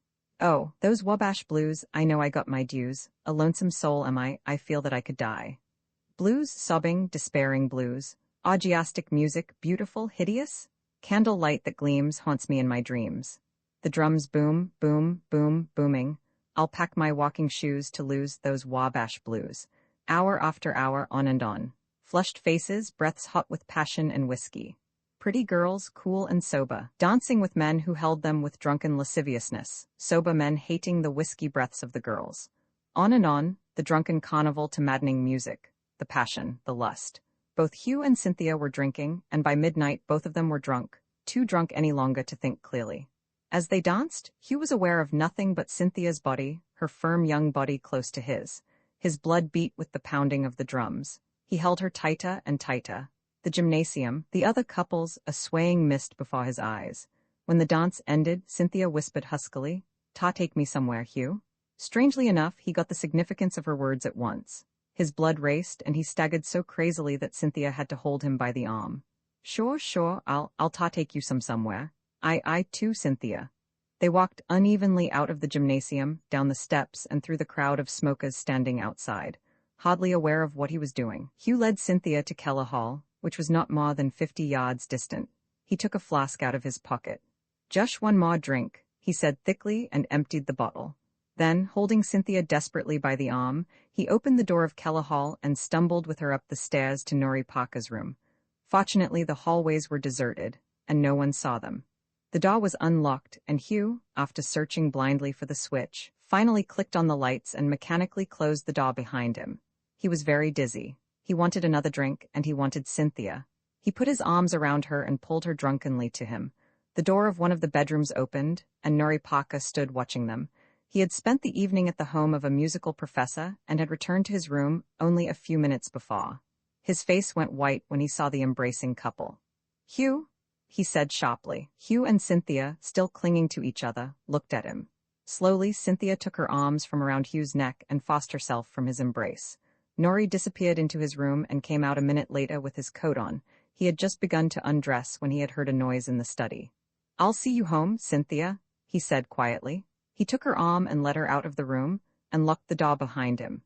Hugh stared at them blankly, swaying slightly, completely befuddled. Cynthia went with Norrie willingly enough, leaning heavily on his arm and occasionally sniffing.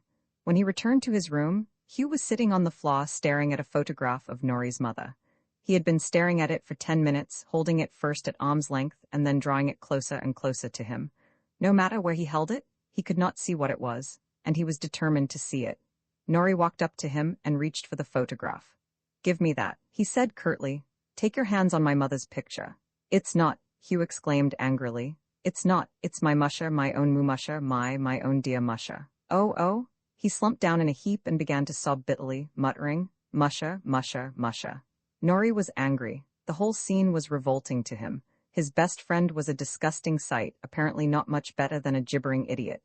And Hugh had shamefully abused his hospitality. Nori was no longer gentle and boyish, he was bitterly disillusioned. "Get up," he said briefly. "Get up and go to bed." "Tha's my musha, you said it wasn't my musha." Hugh looked up, his face wet with maudlin tears. Nori leaned over and snatched the picture from him. "Take your dirty hands off of that," he snapped. "Get up and go to bed." "Tha's my musha." Hugh was gently persistent. "It's not your mother, you make me sick, go to bed." Nori tugged at Hugh's arm impotently. Hugh simply sat limp, a dead weight. Nori's gray eyes narrowed. He took a glass, filled it with cold water in the bedroom, and then deliberately dashed the water into Hugh's face. Then he repeated the performance. Hugh shook his head and rubbed his hands wonderingly over his face. "I'm no good," he said almost clearly. "I'm no good." "You certainly aren't. Come on, get up and go to bed." Again Nori tugged at his arm, and this time Hugh, clinging clumsily to the edge of the table by which he was sitting, staggered to his feet. "I'm a blot," he declared mournfully. "I'm no good, Nori. I'm an excrescence and excrescence, tha's what I am." "Something of the sort," Nori agreed in disgust. "Here, let me take off your coat." "Leave my coat alone." He pulled himself away from Nori. "I'm no good. I'm an excrescence. I'm going to commit suicide, tha's what I'm going to do. Nobody'll care cept my musha, and she wouldn't either if she knew me. Oh, I wish I didn't use a shaffety razor. I'll tell you what to do, Nori." He clung pleadingly to Nori's arm and begged with passionate intensity. "You go over to Harry King's room. He's got a pistol, you get it for me and I'll put it right here." He touched his temple awkwardly. "And I'll blow my damn brains out. I'm a blot, Nori. I'm an excrescence." Nori shook him. "Shut up, you've got to go to bed. You're drunk. I'm sick. I'm an excrescence." The room was whizzing rapidly around Hugh, and he clung hysterically to Nori. Finally, he permitted himself to be led into the bedroom and undressed, still moaning that he was an excrescence. The bed pitched. He lay on his right side, clutching the covers in terror. He turned over on his back. Still the bed swung up and down sickeningly. Then he twisted over to his left side, and the bed suddenly swung into rest, almost stable. In a few minutes he was sound asleep. He cut chapel and his 2 classes the next morning, one at 9 and the other at 10 o'clock. In fact, it was nearly 11 when he awoke. His head was splitting with pain, his tongue was furry, and his mouth tasted like bilgewater. He made wry faces, passed his thick tongue around his dry mouth, oh, so damnably dry, and pressed the palms of his hands to his pounding temples. He craved a drink of cold water, but he was afraid to get out of bed. He felt pathetically weak and dizzy. Nori walked into the room and stood quietly looking at him. "Get me a drink, Nori, please," Hugh begged. "I'm parched." He rolled over. "Ouch, God, how my head aches." Nori brought him the drink, but nothing less than 3 glasses even began to satisfy Hugh. Then, still saying nothing, Nori put a cold compress on Hugh's hot forehead. "Thanks, Nori, old man. That's awfully damn good of you." Nori walked out of the room, and Hugh quickly fell into a light sleep. An hour later he woke up, quite unaware of the fact that Nori had changed the cold compress 3 times. The nap had refreshed him. He still felt weak and faint, but his head no longer throbbed and his throat was less dry. "Nori," he called feebly. "Yes." Nori stood in the doorway. "Feeling better?" "Yes, some. Come sit down on the bed, I want to talk to you, but get me another drink first, please. My mouth tastes like burnt rubber." Nori gave him the drink and then sat down on the edge of the bed, silently waiting. "I'm awfully ashamed of myself, old man," Hugh began. I don't know what to say. I can't remember much what happened. I remember bringing Cynthia up here and you coming in and then, well, I somehow can't remember anything after that." "What did you do?" "I took Cynthia home and then came back and put you to bed." Nori gazed at the floor and spoke softly. "You took Cynthia home?" "Of course." Hugh stared at him in awe. "But if you'd been seen with her in the dorm, you'd have been fired from college." "Nobody saw us, it's all right." Hugh wanted to cry. "Oh, Lord, Nori, you're white," he exclaimed. "The whitest fellow that ever lived, you took that chance for me." "That's all right." Nori was painfully embarrassed. "And I'm such a rotter? You know what we came up here for?" "I can guess." Nori's glance still rested on the floor. He spoke hardly above a whisper. "Nothing happened, I swear it, Nori. I meant to, but you came, thank God. I was awfully soused. I guess you think I'm rotten, Nori. I suppose I am. I don't know how I could treat you this way. Are you awfully angry?" "I was last night," Nori replied honestly. "But I'm not this morning. I'm just terribly disappointed. I understand, I guess I'm human too, but I'm disappointed. I can't forget the way you looked." "Don't?" Hugh cried. "Please don't, Nori. I can't stand it if you talk that way. I'm so damned ashamed, please forgive me. Nori was very near to tears. Of course I forgive you, he whispered, but I hope you won't do it again. I won't, Nori, I promise you. Oh God, I'm no good. That's twice I've been stopped by an accident. I'll go straight now, though, I promise you. Nori stood up. It's nearly noon, he said more naturally. Cynthia will be wondering where you are. Cynthia? Oh, Nori, how can I face her? You've got to, said the young moralist firmly. I suppose so, the sinner agreed, his voice miserably lugubrious. God? After 3 cups of coffee, however, the task did not seem so impossible.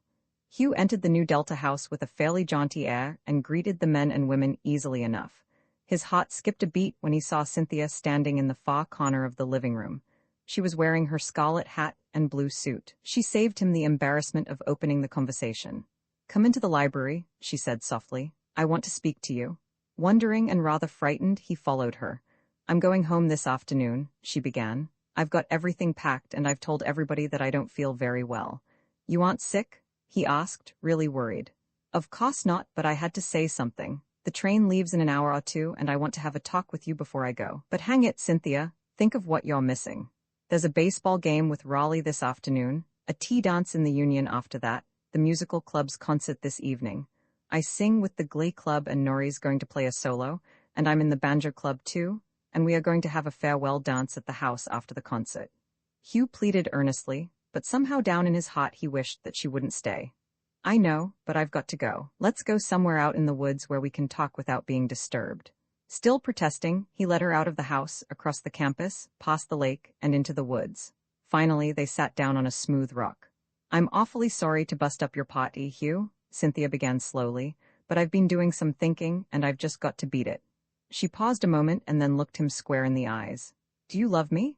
For an instant Hugh's eyes dropped, and then he looked up and lied like a gentleman.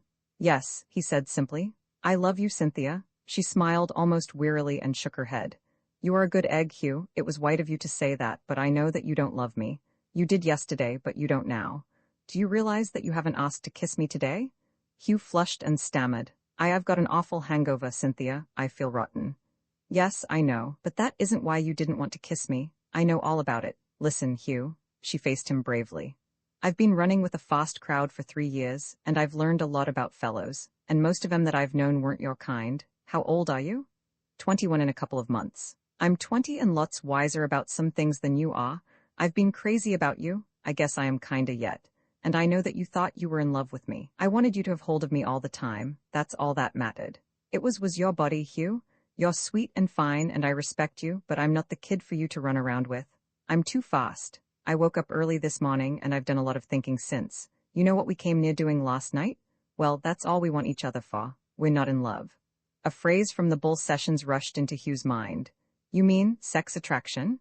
He asked in some embarrassment. He felt weak and tired. He seemed to be listening to Cynthia in a dream. Nothing was real, and everything was a little sad. Yes, that's it, and oh, Hugh, somehow I don't want that with you. We're not the same kind at all. I used to think that when I got your letters, sometimes I hardly understood them, but I'd close my eyes and see you so strong and blonde and clean, and I'd imagine you were holding me tight, and then I was happy. I guess I did kinda love you, but we've spoiled it. She wanted desperately to cry but bit her lip and held back her tears. I think I know what you mean, Cynthia, Hugh said softly. I don't know much about love and sex attraction and that sort of thing, but I know that I was happier kissing you than I've ever been in my life. I wish that last night hadn't happened. I hate myself. You needn't. It was more my fault than yours. I'm a pretty bad egg, I guess, and the booze and you holding me was too much. I hate myself too. I've spoiled the nicest thing that ever happened to me. She looked up at him, her eyes bright with tears. I did love you, Hugh. I loved you as much as I could love anyone. Hugh put his arms around her and drew her to him. Then he bent his head and kissed her gently. There was no passion in his embrace, but there was infinite tenderness.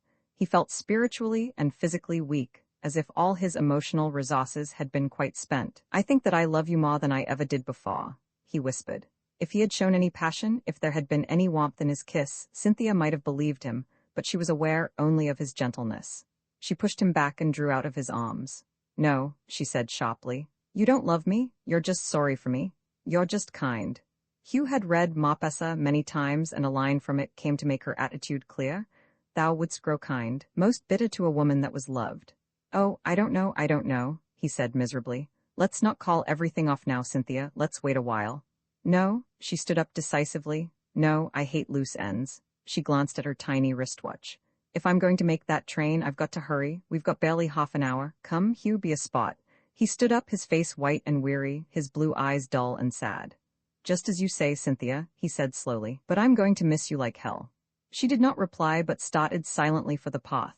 He followed her, and they walked back to the fraternity house without saying a word, both busy with unhappy thoughts. When they reached the fraternity, she got her suitcase, handed it to him, declined his offer of a taxi, and walked unhappily by his side down the hill that they had climbed so gaily 2 days before.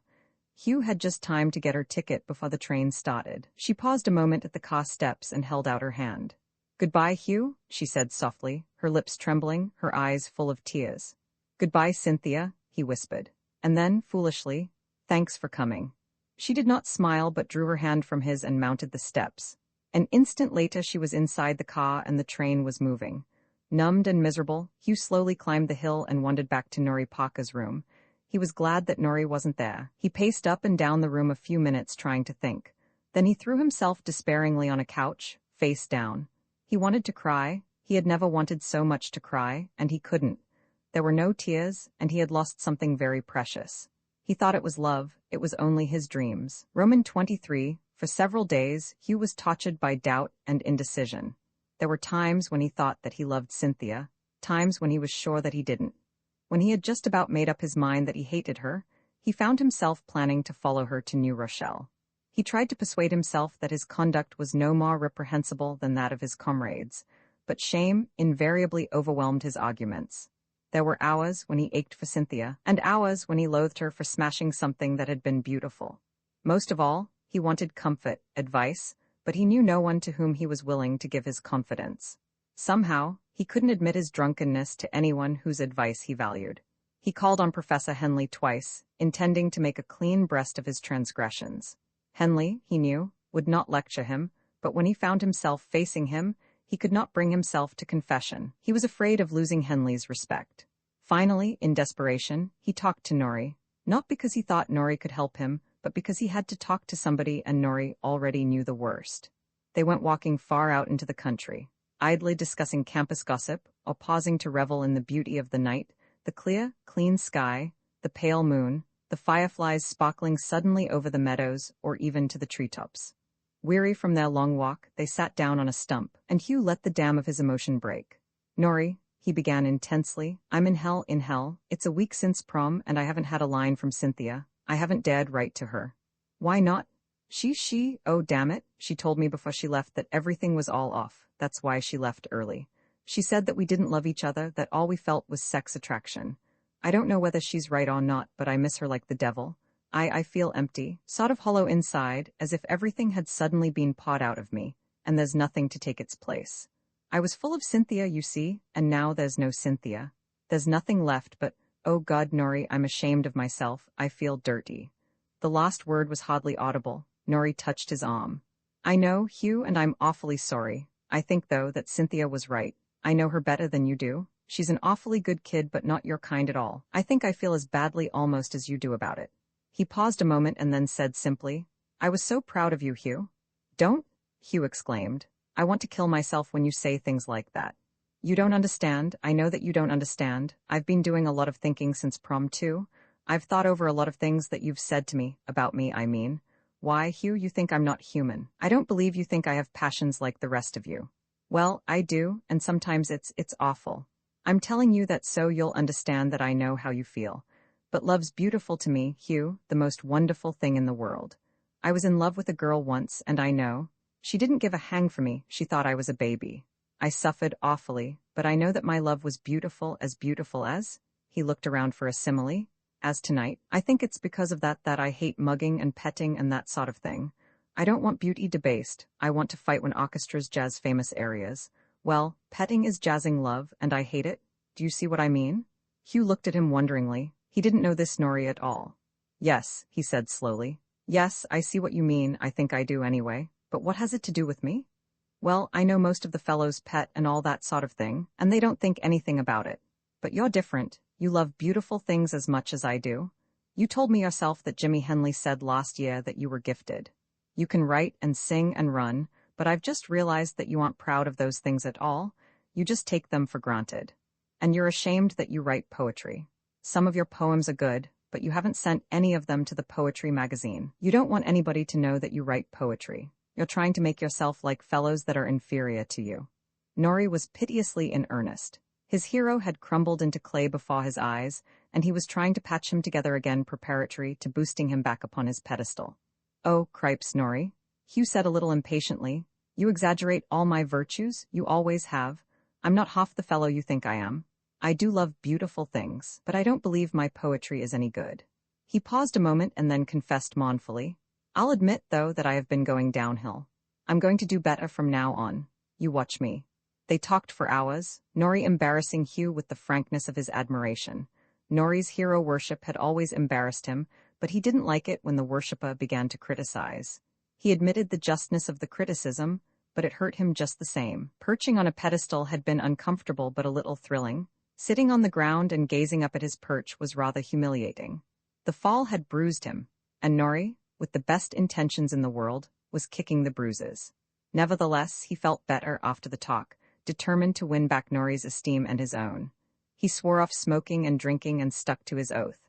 He told Vinton that if he brought any more liquor to their room, one of them was going to be carried out, and that he had a hunch that it would be Vinton. Vinton gazed at him with round eyes and believed him. After that, he did his drinking elsewhere, confiding to his cronies that Kava was on the wagon and that he had got as religious as holy hell. "He won't let me drink in my own room," he wailed dolorously.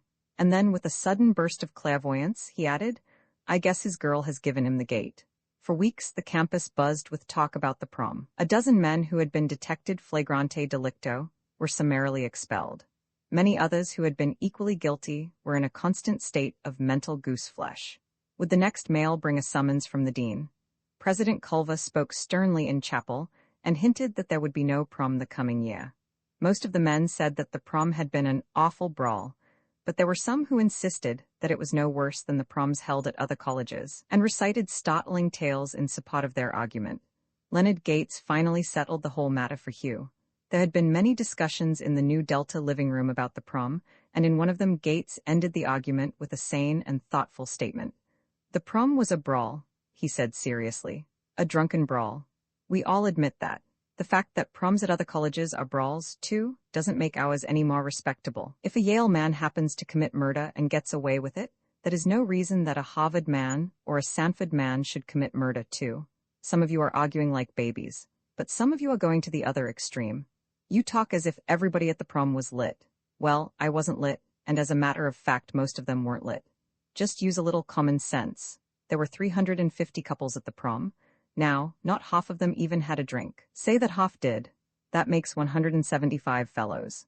If 50 of those fellows were really soused, I'll eat my hat, but we'll say that there were 50. 50 were quite enough to make the whole prom look like a longshoreman's ball. You've got to take the music into consideration, too. That orchestra could certainly play jazz. It could play it too damn well. Why, that music was enough to make a saint shed his halo and shake a shimmy. What I'm getting to is this. There are over 1,000 fellows in college, and out of that 1,000, not more than 50 were really soused at the prom, and not more than 175 were even a little teed. To go around saying that Sanford men are a lot of muckers just because a small fraction of them acted like gutter pups is sheer bunk. The prom was a drunken brawl, but all Sanford men aren't drunkards, not by a damn sight. Hugh had to admit the force of Gates's reasoning, and he found comfort in it. He had been just about ready to believe that all college men and Sanford men in particular were hardly better than common muckers. But in the end, the comfort that he got was small. He realized bitterly that he was one of the minority that had disgraced his college. He was one of the gutter pups. The recognition of that undeniable fact cut deep. He was determined to redeem himself. He had to, somehow. Living a life of perfect rectitude was not enough. He had to do something that would win back his own respect and the respect of his fellows, which he thought, quite absurdly, that he had forfeited. So far as he could see, there was only one way that he could justify his existence at Sanford. That was to win one of the dashes in the Sanford Raleigh meet. He clung to that idea with the tenacity of a fanatic. He had nearly a month in which to train, and train he did as he never had before.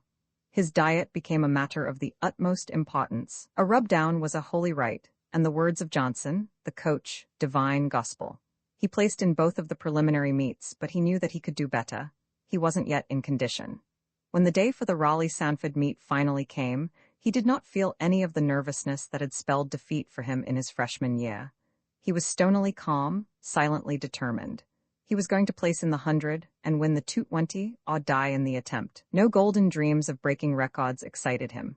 Calvert of Raleigh was running the 100 consistently in 10 seconds and had been credited with better time. Hugh had no hopes of defeating him in the 100, but there was a chance in the 220. Calvert was a short distance man, the shorter the better. 220 yards was a little too far for him. Calvert did not look like a runner.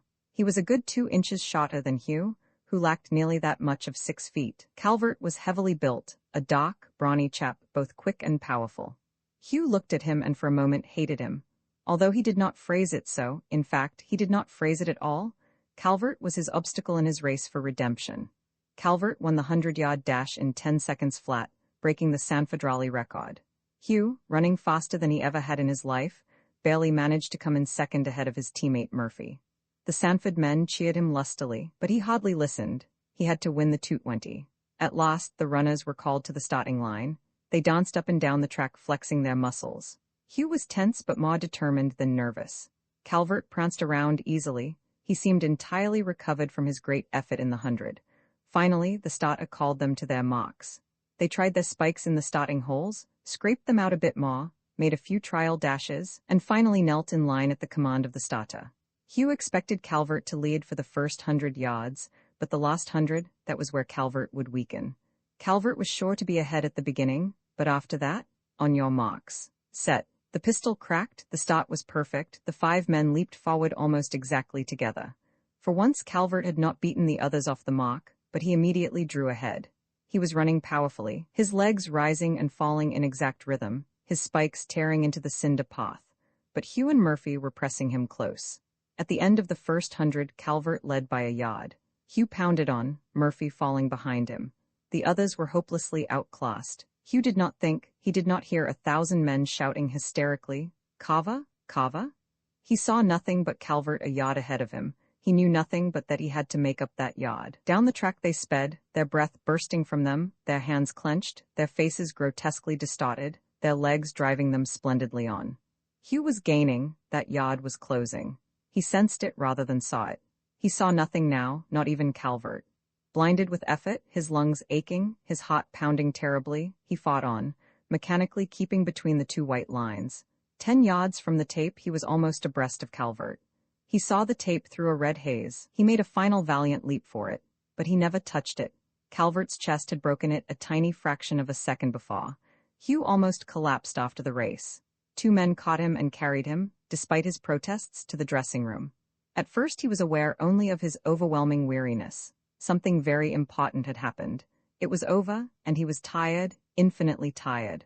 A rub-down refreshed his muscles, but his spirit remained weary. For a month he had thought of nothing but that race. Even Cynthia had become strangely insignificant in comparison with it. And now that the race had been run and lost, his whole spirit sagged and drooped. He was pounded on the back. His hand was grasped and shaken until it ached. He was cheered to an echo by the thrilled Sanford men, but still his depression remained. He had won his letter, he had run a magnificent race. All Sanford sang his praise. Norrie Parker had actually cried with excitement and delight, but he felt that he had failed, he had not justified himself. A few days later he entered Henley's office, intending to make only a brief visit. Henley congratulated him. "You were wonderful, Hugh," he said enthusiastically. "The way that you crawled up on him the last 100 yards was thrilling. I shouted until I was hoarse. I never saw anyone fight more gamely. He's a faster man than you are, but you almost beat him. I congratulate you. Excuse the word, please, on your guts." Somehow Hugh couldn't stand Henley's enthusiasm. Suddenly he blurted out the whole story, his drunkenness at the prom, his split with Cynthia. He did not mention the visit to Norrie's room, his determination to redeem himself, his feeling that if he had won that race he would at least have justified his existence at the college, and finally, his sense of failure. Henley listened sympathetically, amused and touched by the boy's naive philosophy. He did not tell him that the race was relatively unimportant. He was sure that Hugh would find that out for himself, but he did bring him comfort. "You did not fail, Hugh. he said gently. You succeeded magnificently. As for serving your college, you can always serve it best by being yourself, being true to yourself, I mean, and that means being the very fine gentleman that you are. He paused a minute, aware that he must be less personal. Hugh was red to the hair and gazing unhappily at the floor. You must read Browning, he went on, and learn about his success and failure philosophy. He maintains that it is better to strive for 1,000,000 and miss it than to strive for 100 and get it. A man's reach should exceed his grasp, or what's a heaven for? He says it in a dozen different ways. It's the man who tries bravely for something beyond his power that gets somewhere, the man who really succeeds. Well, you tried for something beyond your power to beat Calvert, a really great runner. You tried to your utmost, therefore you succeeded. I admire your sense of failure. It means that you recognize an ideal, but I think that you succeeded. You may not have quite justified yourself to yourself, but you have proved capable of enduring a hard test bravely. You have no reason to be depressed, no reason to be ashamed. They talked for a long time, and finally Henley confessed that he thought Cynthia had been wise in taking herself out of Hugh's life. I can see, he said, that you aren't telling me quite all the story. I don't want you to, either. I judge, however, from what you have said that you went somewhere with her, and that only complete drunkenness saved you from disgracing both yourself and her. You need no lecture, I am sure.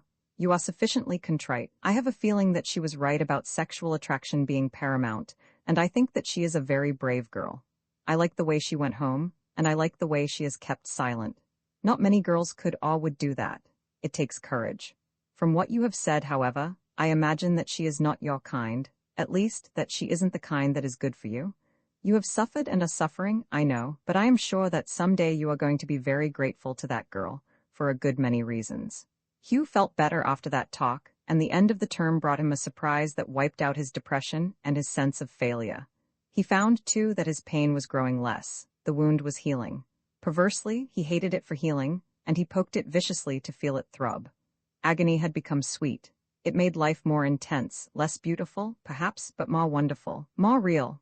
Romantically, too, he felt that he must be true both to his love and to his sorrow, and his love was fading into a memory that was plaintively gray, but shot with scarlet thrills, and his sorrow was bowing before the relentless excitement of his daily life. The surprise that rehabilitated him in his own respect was his election to the Boulé, the senior council and governing board of the student body. It was the greatest honor that an undergraduate could receive, and Hugh had in no way expected it. When Nu Delta had first suggested to him that he be a candidate, he had demurred, saying that there were other men in his delegation better fitted to serve and with better chances of election. Leonard Gates, however, felt otherwise, and before Hugh knew what had happened, he was a candidate along with 30 other juniors, only 12 of whom could be elected. He took no part in the campaigning, attended none of the caucuses, was hardly interested in the fraternity combine that promised to elect him. He did not believe that he could be elected. He saw no reason why he should be. As a matter of fact, as Gates and others well knew, his chances were more than good. Hugh was popular in his own right, and his great race in the San Federale meet had made him something of a hero for the time being. Furthermore, he was a member of both the Glee and Banjo clubs. He had led his class in the Spring Sings for 3 years, and he had a respectable record in his studies. The tapping took place in chapel the last week of classes. After the first hymn, the retiring members of the Boulé rose and marched down the aisle to where the juniors were sitting. The new members were tapped in the order of the number of votes that they had received, and the first man tapped, having received the largest number of votes, automatically became president of the Boulé for the coming year. Hugh's interest naturally picked up the day of the election, and he began to have faint hopes that he would be the 10th or 11th man. To his enormous surprise, he was tapped third, and he marched down the aisle to the front seat reserved for the new members with the applause of his fellows sweet in his ears. It didn't seem possible. He was one of the most popular and most respected men in his class. He could not understand it, but he didn't particularly care to understand it. The honor was enough. Nu Delta tried to heap further honors on him, but he declined them. As a member of Boulé, he was naturally nominated for the presidency of the chapter. Quite properly, he felt that he was not fitted for such a position, and he retired in favor of John Lawrence, the only man in his delegation really capable of controlling the brothers. Lawrence was a man like Gates. He would, Hugh knew, carry on the constructive work that Gates had so splendidly started. Nu Delta was in the throes of one of those changes so characteristic of fraternities. Roman 24, Hugh spent his last college vacation at home, working on the farm, reading, occasionally dancing at Collie Lake, and thinking a great deal. He saw Janet Houghton, now Janet Moffat, several times at the lake and wondered how he could ever have adored her. She was still childlike, still dainty and pretty, but to Hugh she was merely a talking doll, and he felt a little sorry for her burly, rather stupid husband who lumbered about after her like a protecting watchdog. He met plenty of pretty girls at the lake, but as he said, he was off women for good. He was afraid of them. He had been severely burnt, and while the fire still fascinated him, it frightened him too. Women, he was sure, were shallow creatures, dangerous to a man's peace of mind and self-respect. They were all right to dance with and pet a bit, but that was all, absolutely all. He thought a lot about girls that summer and even more about his life after graduation from college. What was he going to do? Life stretched ahead of him for 1 year like a smooth, flowered plain, and then the abyss. He felt prepared to do nothing at all, and he was not swept by an overpowering desire to do anything in particular. Writing had the greatest appeal for him, but he doubted his ability. Teach, perhaps, but teaching meant graduate work. Well, he would see what the next year at college would show. He was going to take a course in composition with Professor Henley, and if Henley thought his gifts warranted it, he would ask his father for a year or two of graduate work at Harvard. College was pleasant that last year. It was pleasant to wear a blue sweater with an orange S on it. It was pleasant, too, to wear a small white hat that had a blue bee on the crown, the insignia of the boule, and a sign that he was a person to be respected and obeyed. It was pleasant to be spoken to by the professors as one who had reached something approaching manhood. Life generally was pleasant, not so exciting as the 3 preceding years, but fuller and richer. Early in the first term, he was elected to Helma, an honor society that possessed a granite tomb, a small windowless building in which the members were supposed to discuss questions of great importance and practice secret rites of awe-inspiring wonder. As a matter of fact, the monthly meetings were nothing but bull fests, or as one cynical member put it, we wear a gold helmet on our sweaters and chew the fat once a month. True enough, but that gold helmet glittered enticingly in the eyes of every student who did not possess one. For the first time, Hugh's studies meant more to him than the undergraduate life. He had chosen his instructors carefully, having learned from 3 years of experience that the instructor was far more important than the title of the course. He had 3 classes in literature, 1 in music, partly because it was a snap and partly because he really wanted to know more about music, and his composition course with Henley, to him the most important of the lot. He really studied, and at the end of the first term, received 3 A's and 2 B.Techs, a very creditable record. What was more important than his record, however, was the fact that he was really enjoying his work. He was intellectually awakened and hungry for learning. Also, for the first time, he really enjoyed the fraternity. Jack Lawrence was proving an able president, and Nu Delta pledged a freshman delegation of which Hugh was genuinely proud. There were plenty of men in the chapter whom he did not like, or toward whom he was indifferent, but he had learned to ignore them and center his interest in those men whom he found congenial. The first term was ideal, but the second became a maelstrom of doubt and trouble in which he whirled madly around trying to find some philosophy that would solve his difficulties. When Norrie returned to college after the Christmas vacation, he told Hugh that he had seen Cynthia. Naturally, Hugh was interested, and the mere mention of Cynthia's name was still enough to quicken his pulse. "How did she look?" he asked eagerly. "Awful." What's the matter? Is she sick?" Norrie shook his head. "No, I don't think she is exactly sick," he said gravely, "but something is the matter with her. You know, she has been going an awful pace, tearing around like crazy. I told you that, I know, when I came back in the fall. Well, she's kept it up, and I guess she's about all in. I couldn't understand it. Cynthia's always run with a fast bunch, but she's never had a bad name. She's beginning to get one now." "No?" Hugh was honestly troubled. "What's the matter anyway? Didn't you try to stop her?" Norrie smiled. "Of course not. Can you imagine me stopping Cynthia from doing anything she wanted to do? But I did have a talk with her. She got hold of me one night at the country club and pulled me off in a corner. She wanted to talk about you." "Me?" Hugh's heart was beginning to pound. "What did she say?" "She asked questions. She wanted to know everything about you. I guess she asked me 1,000 questions. She wanted to know how you looked, how you were doing in your courses, where you were during vacation, if you had a girl. Oh, everything. And finally she asked if you ever talked about her." "What did you say?" Hugh demanded breathlessly. "I told her yes, of course. Gee, Hugh, I thought she was going to cry. We talked some more, all about you. She's crazy about you, Hugh, I'm sure of it, and I think that's why she's been hitting the high spots. I felt sorry as the devil for her. Poor kid. Gee, that's tough, that's damn tough. Did she send me any message? No, I asked her if she wanted to send her love or anything, and she said she guessed not. I think she's having an awful time, Hugh. That talk tore Hugh's peace of mind into quivering shreds. Cynthia was with him every waking minute, and with her a sense of guilt that would not down. He knew that if he wrote to her, he might involve himself in a very difficult situation, but the temptation was stronger than his discretion. He wanted to know if Nori was right, and he knew that he would never have an hour's real comfort until he found out. Cynthia had told him that she was not in love with him. She had said definitely that their attraction for each other was merely sexual. Had she lied to him? Had she gone home in the middle of prom, weak because she thought she ought to save him from herself? He couldn't decide, and he felt that he had to know. If Cynthia was unhappy and he was the cause of her unhappiness, he assured himself, to do the right thing, and he had very vague notions indeed of what the right thing might be. Finally, he wrote to her. The letter took him hours to write, but he flattered himself that it was very discreet.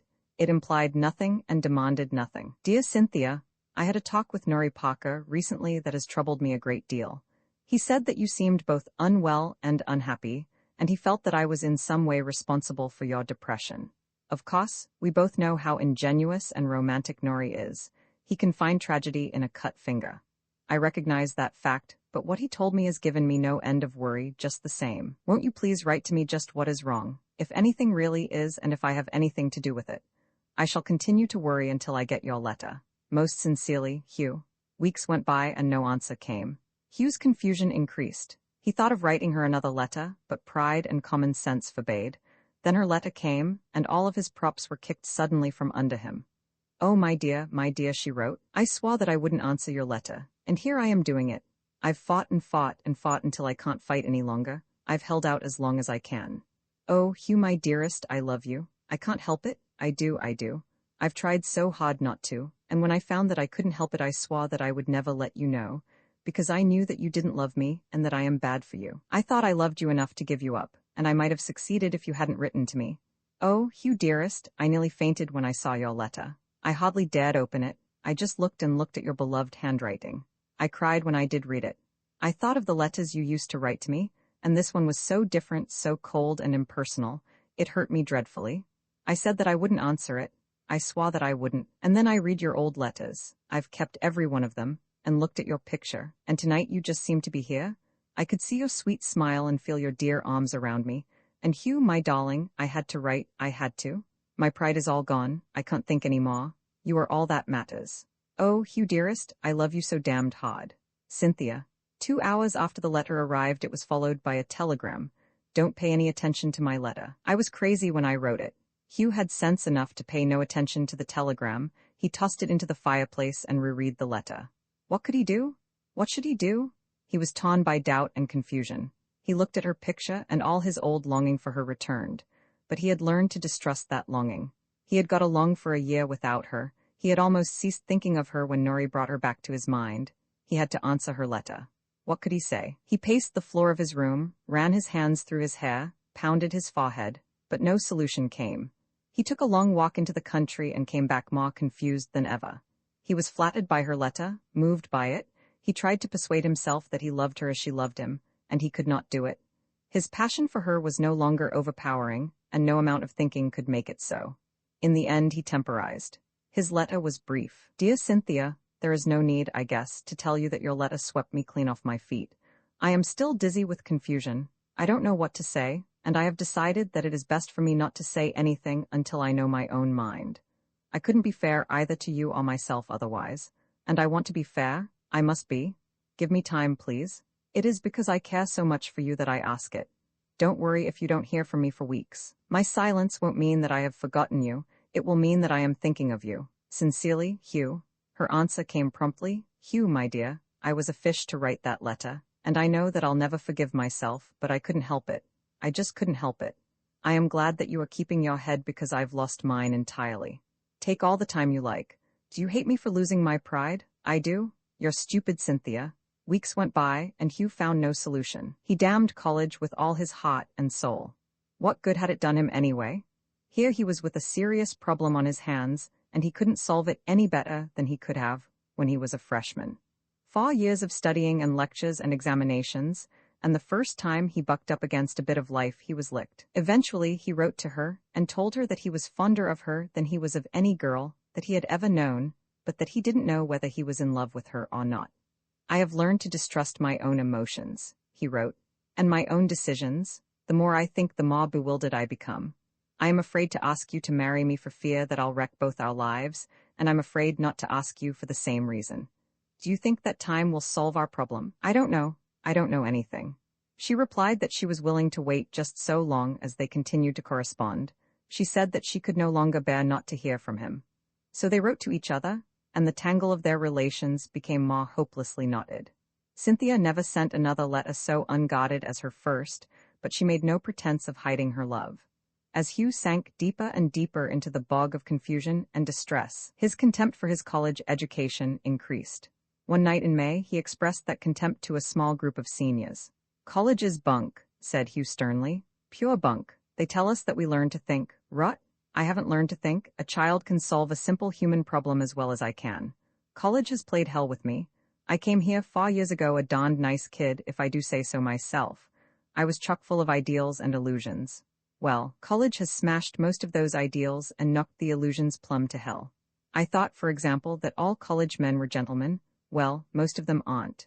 I thought that all of them were intelligent and hard students." The group broke into loud laughter. "Me too," said George Windsor when the noise had abated. "I thought that I was coming to a regular educational heaven, halls of learning and all that sort of thing. Why, it's a farce. Here I am spotting a Phi Beta Chi, an honest student if you please, and all that I really know as a result of my college education is the fine points of football and how to play poker. I don't really know one damn thing about anything." The other men were Jack Lawrence and Pudge Jamison. Jack was an earnest chap, serious and hard-working, but without a trace of brilliance. He, too, wore a Phi Beta Kappa key, and so did Pudge. Hugh was the only one of the group who had not won that honor. The fact that he was the only one who had won a letter was hardly, he felt, complete justification. His legs no longer seemed more important than his brains. In fact, when he had sprained a tendon and been forced to drop track, he had been genuinely pleased. Pudge was quite as plump as he had been as a freshman and quite as jovial, but he did not tell so many smutty stories. He still persisted in crossing his knees in spite of the difficulties involved. When Windsor finished speaking, Pudge forced his legs into his favorite position for them and then twinkled at Windsor through his glasses. "Right you are, George," he said in his quick way. "I wear a Phi Beta key too. We both belong to the world's greatest intellectual fraternity, but what in hell do we know? We've all majored in English except Jack, and I'll bet any one of us can give the others an exam offhand that they can't pass. I'm going to law school. I hope to God that I learn something there. I certainly don't feel that I know anything now as a result of my 4 years of higher education." "Well, if you fellows feel that way," said Hugh mournfully, "how do you suppose I feel? I made my first really good record last term, and that wasn't any world beater. I've learned how to gamble and smoke and drink and pet in college, but that's about all that I have learned. I'm not as fine as I was when I came here. I've been cossened and cheapened, all of us have. I take things for granted that shocked me horribly once. I know that they ought to shock me now, but they don't. I've made some friends and I've had a wonderful time, but I certainly don't feel that I have got any other value out of college." Windsor could not sit still and talk. He filled his pipe viciously, lighted it, and then jumped up and leaned against the mantel. "I admit everything that's been said, but I don't believe that it is altogether our fault." He was intensely in earnest, and so were his listeners. "Look at the faculty. When I came here, I thought that they were all wise men because they were on the faculty. Well, I've found out otherwise. Some of them know a lot and can't teach, a few of them know a lot and can teach, some of them know a little and can't teach, and some of them don't know anything and can't explain C a T. Why, look at Kempton. That freshman, Lawson, showed me a theme the other day that Kempton had corrected. It was full of errors that weren't mocked, and it was nothing in the world but drip. Even Lawson knew that, but he's the foxy kid. He wrote the theme about Kempton. All right, Kempton gives him a B and tells him that it is very amusing. Hell of a lot Lawson's learning. Look at Kane in math. I had him when I was a freshman." "Me too," Hugh chimed in. "'Nuff said then. Math's dry enough, God knows, but Kane makes it drier. He's a born desiccator. He could make Hamlet as dry as calculus." "Righto," said Pudge. "But Mitchell could make calculus as exciting as Hamlet. It's 50-50. and they fired Mitchell.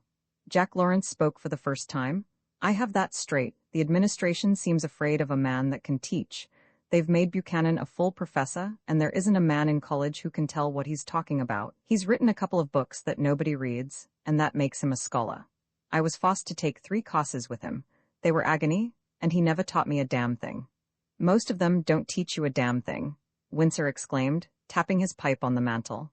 They either tell you something that you can find more easily in a book, or just confuse you with a lot of ponderous lectures that put you to sleep or drive you crazy if you try to understand them. There are just about a dozen men in this college worth listening to, Hugh put in, and I've got 3 of them this term. I'm learning more than I did in my whole 3 first years. Let's be fair, though. We're blaming it all on the profs, and you know damn well that we don't study. All we try to do is to get by. I don't mean you Phi-Bates, I mean all the rest of us. And if we can put anything over on the profs, we are tickled pink. We're like a lot of little kids in grammar school. Just look at the cheating that goes on, the copying of themes and the cribbing. It's rotten. Windsor started to protest, but Hugh rushed on. Oh, I know that the majority of the fellows don't consciously cheat. I'm talking about the copying of math problems and the using of trots and the paraphrasing of literary digest articles for themes and all that sort of thing. If more than half of the fellows don't do that sort of thing sometime or other in college, I'll eat my hat. And we all know darned well that we aren't supposed to do it, but the majority of fellows cheat in some way or other before they graduate. We aren't so much. Do you remember, George, what Jimmy Henley said to us when we were sophomores in English 36? He laid us out cold, said that we were as standardized as fods and that we were ashamed of anything intellectual. Well, he was right. Do you remember how he ended by saying that if we were the cream of the earth, he felt sorry for the skimmed milk, or something like that? Sure, I remember, Windsor replied, running his fingers through his rusty hair. He certainly pulled a heavy line that day. He was right, too. I'll tell you what, exclaimed Pudge suddenly, so suddenly that his crossed legs parted company and his foot fell heavily to the floor. Let's put it up to Henley in class tomorrow. Let's ask him straight out if he thinks college is worthwhile. He'll hedge, objected Lawrence. All the profs do if you ask them anything like that. Windsor laughed. You don't know Jimmy Henley. He won't hedge. You've never had a class with him, but Hugh and Pudge and I are all in English 53, and we'll put it up to him. He'll tell us what he thinks all right, and I hope to God that he says it is worthwhile. I'd like to have somebody convince me that I've got something out of these 4 years beside lower ideals. Hell, sometimes I think that we're all damn fools. We worship athletics, no offense, Hugh, above everything else. We gamble and drink and talk like bums, and about every so often some fellow has to go home because a lovely lady has left him with bitter memories. I'm with Henley. If we're the cream of the earth, well, thank the Lord we're not. Who is? Lawrence asked earnestly. God knows. Roman 25, English 53, had only a dozen men in it. So Henley conducted the course in a very informal fashion. The men felt free to bring up for discussion any topic that interested them. Nobody was surprised, therefore, when George Windsor asked Henley to express his opinion of the value of a college education. He reminded Henley of what he had said 2 years before, and rapidly gave a resume of the discussion that resulted in the question he was asking. We'd like to know, too, he concluded, grinning wickedly, just whom you consider the cream of the earth. You remember you said that if we were you felt sorry for the skimmed milk. Henley leaned back in his chair and laughed. Yes, he said, I remember saying that. I didn't think, though, that you would remember it for 2 years. You seem to remember most of what I said. I am truly astonished. He grinned back at Windsor. The swine seemed to have eaten the pearls. The class laughed, but Windsor was not one to refuse the gambit. They were very indigestible, he said quickly. Good, Henley exclaimed. I wanted them to give you a bellyache, and I am delighted that you still suffer. We do, Pudge Jamison admitted, but we'd like to have a little mercy shown to us now. We've spent 4 years here, and while we've enjoyed them, we've just about made up our minds that they have been all in all wasted years. No, Henley was decisive. His playful manner entirely disappeared. No, not wasted. You have enjoyed them, you say. Splendid justification. You will continue to enjoy them as the years grow between you and your college days. All men are sentimental about college, and in that sentimentality there is continuous pleasure. Your doubt delights me. Your feeling that you haven't learned anything delights me too. It proves that you have learned a great deal. It is only the ignoramus who thinks he is wise. The wise man knows that he is an ignoramus. That's a platitude, but it is none the less true. I have cold comfort for you. The more you learn, the less confident you will be of your own learning, the more utterly ignorant you will feel. I have never known so much as the day I graduated from high school. I held my diploma and the knowledge of the ages in my hand. I had never heard of Socrates, but I would have challenged him to a debate without the slightest fear. Since then, I have grown more humble, so humble that there are times when I am ashamed to come into the classroom. What right have I to teach anybody anything?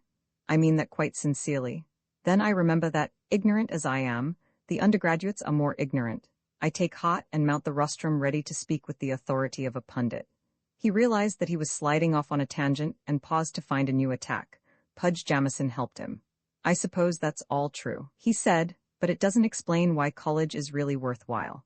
The fact remains that most of us don't learn anything, that we are cossened by college, and that we worship false gods. Henley nodded in agreement. It would be hard to deny your assertions, he acknowledged, and I don't think that I am going to try to deny them. Of course, men grow casa while they are in college, but that doesn't mean that they wouldn't grow casa if they weren't in college. It isn't college that cossens a man and destroys his illusions, it is life. Don't think that you can grow to manhood and retain your pretty dreams. You have become disillusioned about college. In the next few years, you will suffer further disillusionment. That is the price of living. Every intelligent man with ideals eventually becomes a cynic. It is inevitable. He has standards and, granted that he is intelligent, he cannot fail to see how far mankind falls below those standards. The result is cynicism, and if he is truly intelligent, the cynicism is kindly. Having learned that man is frail, he expects little of him. Therefore, if he judges at all, his judgment is tempered either with humor or with mercy. The dozen boys were sprawled lazily in their chairs, their feet resting on the rungs of the chairs before them, but their eyes were fastened keenly on Henley. All that he was saying was of the greatest importance to them. They found comfort in his words, but the comfort raised new doubts, new problems. How does that affect college? Windsor asked. It affects it very decidedly, Henley replied. You haven't become true cynics yet. You expect too much of college. You forget that the men who run the college and the men who attend it are at best human beings, and that means that very much cannot be expected of them. You do worship false gods. I find hope in the fact that you recognize the stuff of which your gods are made. I have great hopes for the American colleges, not because I have any reason to believe that the faculties will become wiser or that the administrations will lead the students to true gods. Not at all, but I do think that the students themselves will find a way. They have already abandoned mammon, at least the most intelligent have, and I begin to see signs of less adoration for athletics. Athletics, of course, have their place, and some of the students are beginning to find that place. Certainly the alumni haven't, and I don't believe that the administrative offices have either. Just so long as athletes advertise the college, the administrations will coddle them. The undergraduates, however, show signs of frowning on professionalism, and the stupid athlete is rapidly losing his prestige. An athlete has to show something more than brawn to be a hero among his fellows nowadays. He paused, and Pudge spoke up. Perhaps you are right, he said, but I doubt it. Athletics are certainly far more important to us than anything else, and the captain of the football team is always the biggest man in college. But I don't care particularly about that. What I want to know is how the colleges justify their existence. I don't see that you have proved that they do. No, I haven't, Henley admitted, and I don't know that I can prove it. Of course, the colleges aren't perfect, not by a long way, but as human institutions go, I think they justify their existence. The 4 years spent at college by an intelligent boy, please notice that I say intelligent, are well spent indeed. They are gloriously worthwhile. You said that you have had a wonderful time. Not so wonderful as you think. It is a strange feeling that we have about our college years.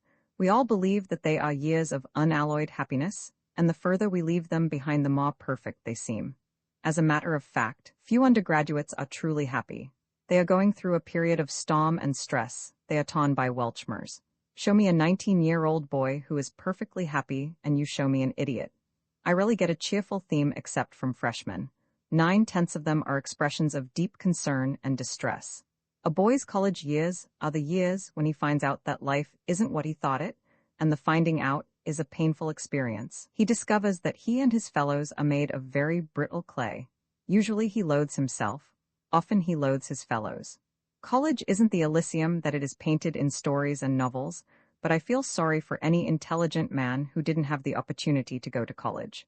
There is something beautiful about one's college days, something that one treasures all his life.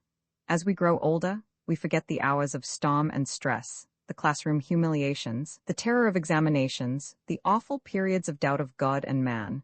We forget everything but athletic victories, long discussions with friends, campus sings, fraternity life, moonlight on the campus, and everything that is romantic. The sting dies and the beauty remains. Why do men give large sums of money to their colleges when asked? Because they want to help society? Not at all. The average man doesn't even take that into consideration. He gives the money because he loves his alma mater, because he has beautiful and tender memories of her. No, colleges are far from perfect, tragically far from it, but any institution that commands loyalty and love as colleges do cannot be wholly imperfect. There is a virtue in a college that uninspired administrative officers, stupid professors, and alumni with false ideals cannot kill. At times, I tremble for Sanford College. There are times when I swear at it, but I never cease to love it. If you feel that way about college, why did you say those things to us 2 years ago?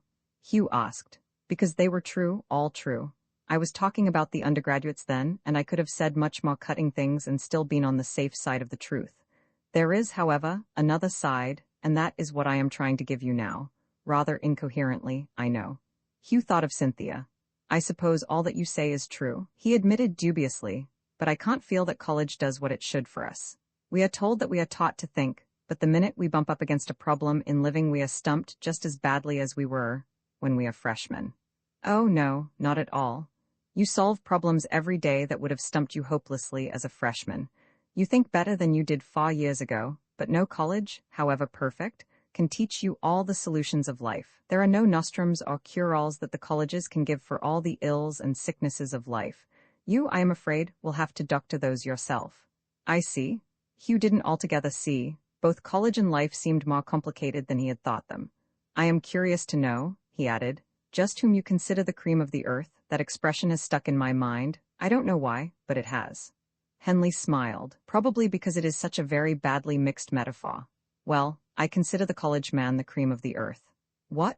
4 of the men exclaimed, and all of them sat suddenly upright.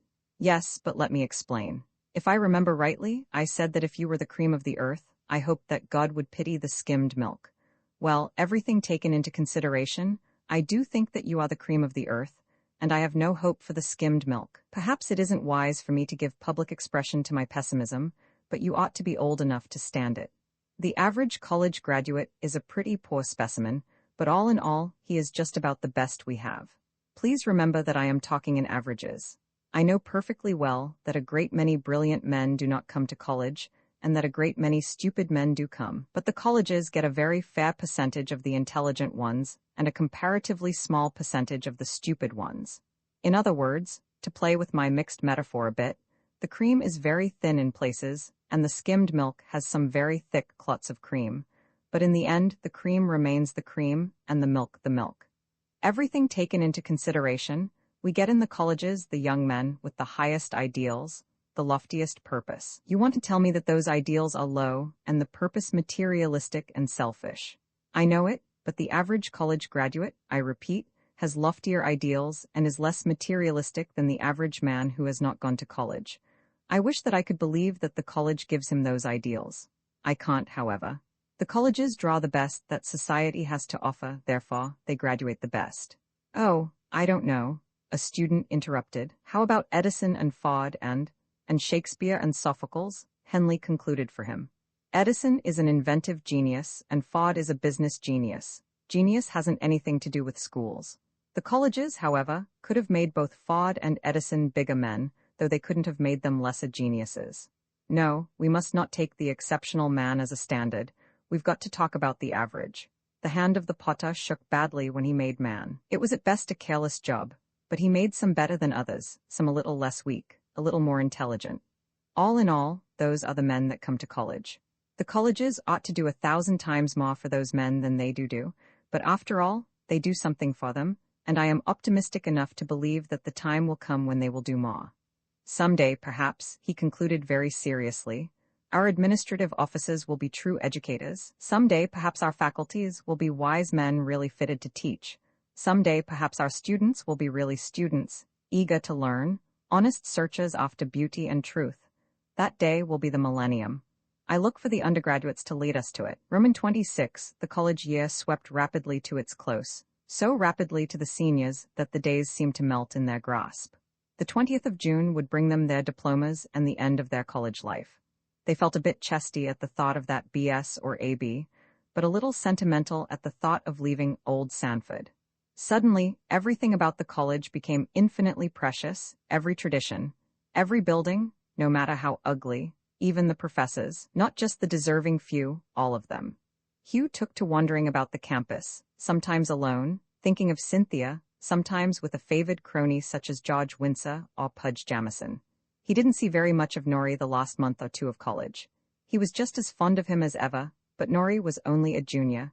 He would not understand how a fellow felt about Sanford when he was on the verge of leaving her. But George and Pudge did understand. The boys didn't say much as they wandered around the buildings, merely strolled along, occasionally pausing to laugh over some experience that had happened to one of them in the building they were passing. Hugh could never pass Surrey Hall without feeling something deeper than sentimentality. He always thought of Carl Peters, from whom he had not heard for more than a year. He understood Carl better now, his desire to be a gentleman and his despair at ever succeeding. Surrey Hall held drama for Hugh, not all of it pleasant, but he had a deeper affection for the ivy-covered dormitory than he would ever have for the new Delta house. He wondered what had become of Moss, the homesick freshman. Poor Moss. And the bull sessions he had sat in old Surrey. He had learned a lot from them, a whole lot. The chapel where he had slept and surreptitiously eaten donuts and read the Sanford News suddenly became a holy building, the building that housed the soul of Sanford. He knew that he was sentimental, that he was investing buildings with a greater significance than they had in their own right, but he continued to dream over the lost 4 years and to find a melancholy beauty in his own sentimentality. If it hadn't been for Cynthia, he would have been perfectly happy. Soon the examinations were over, and the underclassmen began to depart. Goodbye to all his friends who were not seniors. Goodbye to Norrie Parker. Thanks for the congratulations. Old man, sorry I can't visit you this summer. Can't you spend a month with me on the farm? Goodbye to his fraternity brothers except the few left in his own delegation. Goodbye, old man, goodbye. Sure, I'll see you next year at the reunion. Goodbye, goodbye. Sad, this business of saying goodbye, damn sad. Gee, how a fellow would miss all the good old eggs he had walked with and drunk with and bowled with these past years. Good eggs, all of them. Damn good eggs. God, a fellow couldn't appreciate college until he was about to leave it. Oh, for a chance to live those 4 years over again. Would I live them differently? I'll say I would. Goodbye, boyhood. Commencement was coming. Hugh hadn't thought before of what that word meant. Commencement, the beginning. What was he going to do with this commencement of his into life? Old Pudge was going to law school and so was Jack Lawrence. George Windsor was going to medical school, but what was he going to do? He felt so pathetically unprepared. And then there was Cynthia. What was he going to do about her? She rarely left his mind. How could he tackle life when he couldn't solve the problem she presented? It was like trying to run 100 against fast men when a fellow had only begun to train. Henley had advised him to take a year or so at Harvard if his father proved willing, and his father was more than willing, even eager. He guessed that he'd take at least a year in Cambridge. Perhaps he could find himself in that year. Maybe he could learn to write. He hoped to God he could. Just before commencement, his relations with Cynthia came to a climax. They had been constantly becoming more complicated. She was demanding nothing of him, but her letters were tinged with despair. He felt at last that he must see her. Then he would know whether he loved her or not. A year before she had said that he didn't. How did she know? She had said that all he felt for her was sex attraction. How did she know that? Why, she had said that was all that she felt for him. And he had heard plenty of fellows argue that love was nothing but sexual attraction anyway, and that all the stuff the poets wrote was pure bunk. Freud said something like that, he thought, and Freud knew a damn sight more about it than the poets. Yet, the doubt remained. Whether love was merely sexual attraction or not, he wanted something more than that. His every instinct demanded something more. He had noticed another thing. The fellows that weren't engaged said that love was only sexual attraction. Those who were engaged vehemently denied it, and Hugh knew that some of the engaged men had led gay lives in college.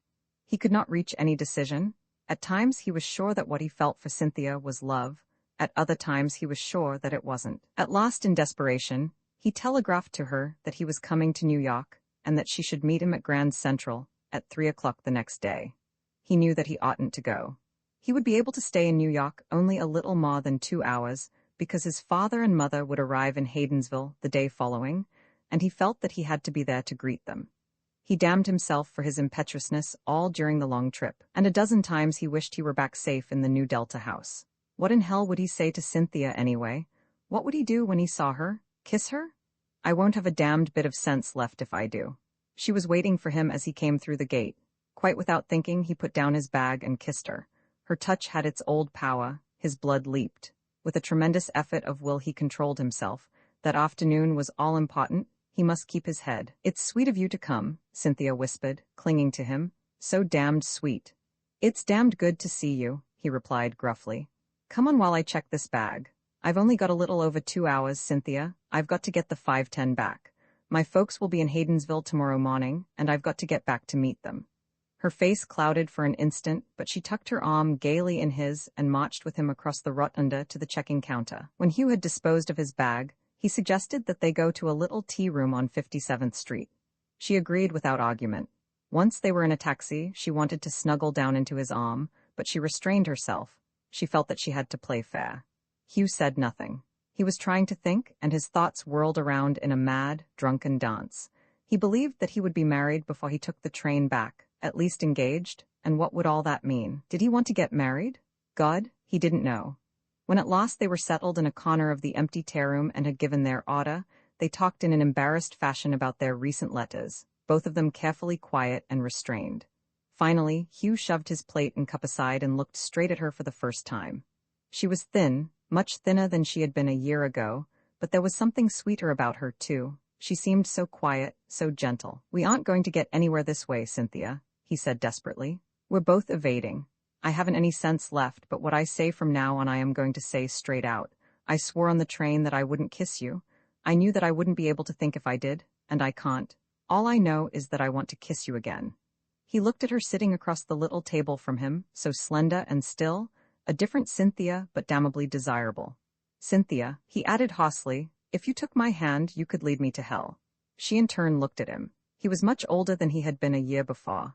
Then he had been a boy. Now he seemed a man. He had not changed particularly. He was as blond and young and clean as ever, but there was something about his mouth and eyes, something more serious and more stern, that made him seem years older. "I don't want to lead you to hell, honey," she replied softly. "I left prom last year so that I wouldn't do that. I told you then that I wasn't good for you, but I'm different now. I can see that. I don't know what it is, but you're different, awfully different." He leaned forward suddenly. "Cynthia, shall we go over to Jersey and get married? I understand that one can there right away. We're both of age." "Wait, Hugh, wait."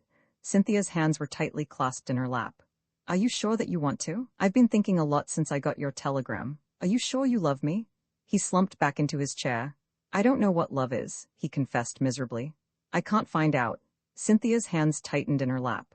"I've tried to think this business out, and I can't. I haven't any right to ask you to marry me. I haven't any money, not a bit, and I'm not prepared to do anything, either. As I wrote you, my folks want me to go to Harvard next year." The mention of his poverty and of his inability to support a wife brought him back to something approaching normal again. "I suppose I'm just a kid, Cynthia," he added more quietly, "but sometimes I feel 1,000 years old. I do right now. What were your plans for next year and after that until you saw me?" Her eyes searched his. "Oh, I thought I'd go to Harvard a year or two and then try to write or perhaps teach. Writing is slow business, I understand, and teaching doesn't pay anything.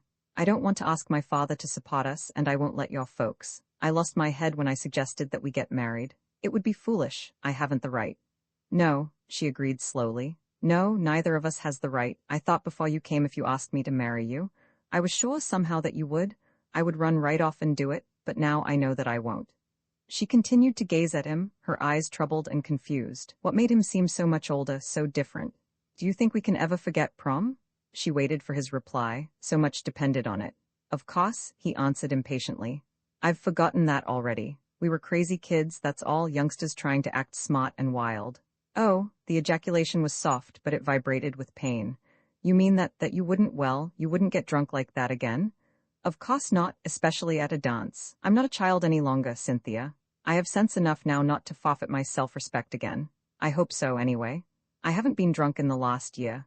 A drunkard is a beastly sight, rotten. If I have learned anything in college, it is that a man has to respect himself, and I can't respect anyone any longer who deliberately reduces himself to a beast. I was a beast with you a year ago. I treated you like a woman of the streets, and I abused Nori Paka's hospitality shamefully. If I can help it, I'll never act like a rotter again. I hate a prig, Cynthia, like the devil, but I hate a rotter even more. I hope I can learn to be neither. As he spoke, Cynthia clenched her hands so tightly that the fingernails were bruising her tender palms, but her eyes remained dry and her lips did not tremble. If he could have seen her on some parties this last year. You have changed a lot. Her words were barely audible. You have changed an awful lot. He smiled. I hope so. There are times now when I hate myself, but I never hate myself so much as when I think of prom. I've learned a lot in the last year, and I hope I've learned enough to treat a decent girl decently. I have never apologized to you the way I think I ought to. Don't? She cried, her voice vibrant with pain. Don't? I was more to blame than you were. Let's not talk about that. All right, I'm more than willing to forget it. He paused and then continued very seriously. I can't ask you to marry me now, Cynthia, but are you willing to wait for me? It may take time, but I promise I'll work hard. Cynthia's hands clenched convulsively. No, Hugh honey, she whispered. I'll never marry you. I don't love you. What? He demanded, his senses swimming in hopeless confusion. What? She did not say that she knew that he did not love her. She did not tell him how much his quixotic chivalry moved her. Nor did she tell him that she knew only too well that she could lead him to hell, as he said, but that was the only place that she could lead him. These things she felt positive of, but to mention them meant an argument, and an argument would have been unendurable. No, she repeated. I don't love you. You see, you're so different from what I remembered. You've grown up and you've changed. Why, Hugh, we're strangers. I've realized that while you've been talking, we don't know each other, not a bit. We only saw each other for a week summer before last and for 2 days last spring. Now we're two altogether different people, and we don't know each other at all. She prayed that he would deny her statements, that he would say they knew each other by instinct, anything, so long as he did not agree. I certainly don't know you the way you're talking now, he said almost roughly, his pride hurt and his mind in a turmoil. I know that we don't know each other, but I never thought that you thought that mattered. Her hands clenched more tightly for an instant, and then lay open and limp in her lap. Her lips were trembling, so she smiled. I didn't think it mattered until you asked me to marry you. Then I knew it did. It was game of you to offer to take a chance, but I'm not that game. I couldn't marry a strange man. I like that man a lot, but I don't love him. And you don't want me to marry you if I don't love you, do you, Hugh? Of course not. He looked down in earnest thought and then said softly, his eyes on the table, I'm glad that you feel that way, Cynthia. She bit her lip and trembled slightly. I'll confess now that I don't think that I love you either. You sweep me clean off my feet when I'm with you, but when I'm away from you, I don't feel that way. I think love must be something more than we feel for each other. He looked up and smiled boyishly. We'll go on being friends anyhow, won't we?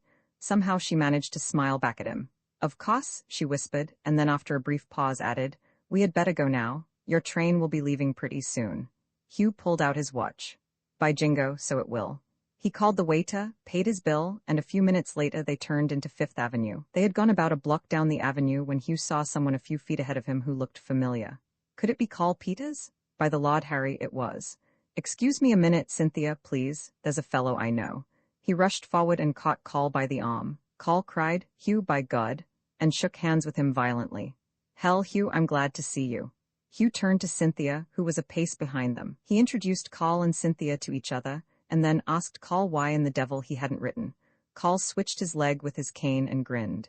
You know darn well, Hugh, that I don't write letters, but I did mean to write to you. I meant to often. I've been traveling. My mother and I have just got back from a trip around the world. Where are you going now? Oh, golly, Hugh exclaimed. I've got to hurry if I'm going to make that train. Come on, Carl. With us to Grand Central. I've got to get the 5:10 back to Haydensville. My folks are coming up tomorrow for commencement. Instantly, he hated himself. Why did he have to mention commencement? He might have remembered that it should have been Carl's commencement too. Carl, however, did not seem in the least disturbed, and he cheerfully accompanied Hugh and Cynthia to the station. He looked at Cynthia and had an idea. Have you checked your bag? Yes, Hugh replied. Well, give me the check and I'll get it for you. I'll meet you at the gate. Hugh surrendered the check and then proceeded to the gate with Cynthia. He turned to her and asked gently, May I kiss you, Cynthia? For an instant she looked down and said nothing. Then she turned her face up to his. He kissed her tenderly, wondering why he felt no passion, afraid that he would. Goodbye, Cynthia dear, he whispered. Her hands fluttered helplessly about his coat lapels and then fell to her side. She managed a brave little smile. Goodbye, honey. Carl rushed up with the bag. Gosh, Hugh, you've got to hurry, they're closing the gate. He gripped his hand for a second. Visit me at Bar Harbor this summer if you can. Sure. Goodbye, old man. Goodbye, Cynthia. Goodbye, goodbye. Hugh slipped through the gate and turned to wave at Carl and Cynthia. They waved back and then he ran for the train. On the long trip to Haydensville, Hugh relaxed. Now that the strain was over, he felt suddenly weak, but it was sweet weakness. He could graduate in peace now. The visit to New York had been worthwhile. And what do you know, bumping into old Carl like that? Cynthia and he were friends too, the best friends in the world, but she no longer wanted to marry him. That was fine. He remembered the picture she and Carl had made standing on the other side of the gate from him. What a peach of a pair. Golly, wouldn't it be funny if they hit it off? He thought over every word that he and Cynthia had said. She certainly had been square all right. Not many like her, but by heaven, I knew down in my heart all the time that I didn't want to get married or even engaged. It would have played hell with everything. Roman 27, the next morning Hugh's mother and father arrived in the automobile. He was to drive them back to Marytown the day after commencement. At last, he stood in the doorway of the new Delta house and welcomed his father, but he had forgotten all about that youthful dream. He was merely aware that he was enormously glad to see the folks and that his father seemed to be withering into an old man. As the underclassmen departed, the alumni began to arrive. The 5-year classes dressed in extraordinary outfits. Indians, Turks, and men in prison garb roamed the campus. There were youngsters just a year out of college, still looking like undergraduates, still full of college talk. The alumni ranged all the way from these 1-year men to the 50-year men, 12 old men who had come back to Sanford 50 years after their graduation, and 2 of them had come all the way across the continent. There had been only 50 men originally in that class, and 12 of them were back. What brought them back? Hugh wondered. He thought he knew, but he couldn't have given a reason. He watched those old men wandering slowly around the campus, one of them with his grandson who was graduating this year, and he was awed by their age and their devotion to their alma mater. Yes, Henley had been right. Sanford was far from perfect. Far from it, a child could see that. But there was something in the college that gripped one's heart. What faults that old college had, but how one loved her. Thousands of Japanese lanterns had been strung around the campus. An electric fountain sparkled and splashed its many-colored waters. A band seemed to be playing every hour of the day and night from the bandstand in front of the Union. It was a gay scene, and everybody seemed superbly happy except, possibly, the seniors. They pretended to be happy, but all of them were a little sad, a little frightened. College had been very beautiful, and the world outside. What was it? What did it have in store for them? There were mothers and fathers there to see their sons receive their degrees. There were the wives and children of the alumni. There were sisters and fiancées of the seniors. Nearly 2,000 people, and at least half of the alumni drunk most of the time. Very drunk, many of them, and very foolish, but nobody minded. Somehow everyone seemed to realize that in a few brief days they were trying to recapture a youthful thrill that had gone forever. Some of the drunken ones seemed very silly, some of them seemed almost offensive, all of them were pathetic. They had come back to Sanford where they had once been so young and exuberant, so tireless in pleasure, so in love with living, and they were trying to pour all that youthful zest into themselves again out of a bottle bought from a bootlegger. Were they having a good time? Who knows? Probably not. A bald-headed man does not particularly enjoy looking at a picture taken in his hirsute youth, and yet there is a certain whimsical pleasure in the memories the picture brings. For 3 days there was much gaiety, much singing of class songs, constant parading, dances, speech-making, class circuses, and endless shaking of hands and exchanging of reminiscences. The seniors moved through all the excitement quietly, keeping close to their relatives and friends. Graduation wasn't so thrilling as they had expected it to be. It was more sad. The alumni seemed to be having a good time. They were ridiculously boyish. Only the seniors were grave, strangely and unnaturally dignified. Most of the alumni left the night before the graduation exercises. The parents and fiancés remained. They stood in the middle of the campus and watched the seniors, clad in caps and gowns, line up before the Union at the orders of the class marshal. Finally, the procession, the Grand Marshal, a professor, in the laid with a wand in his hand, then President Culver and the governor of the state, then the men who were to receive honorary degrees, a writer, a college president, a philanthropist, a professor, and 3 politicians. Then the faculty in academic robes, their many-colored hoods brilliant against their black gowns, and last the seniors, a long line of them marching in twos headed by their marshal. The visitors streamed after them into the chapel. The seniors sat in their customary seats, the faculty and the men who were to receive honorary degrees on a platform that had been built at the altar. After they were seated, everything became a blur to Hugh. He hardly knew what was happening. He saw his father and mother sitting in the transept. He thought his mother was crying, he hoped not. Someone prayed stupidly. There was a hymn. What was it Cynthia had said? Oh, yes. I can't marry a stranger.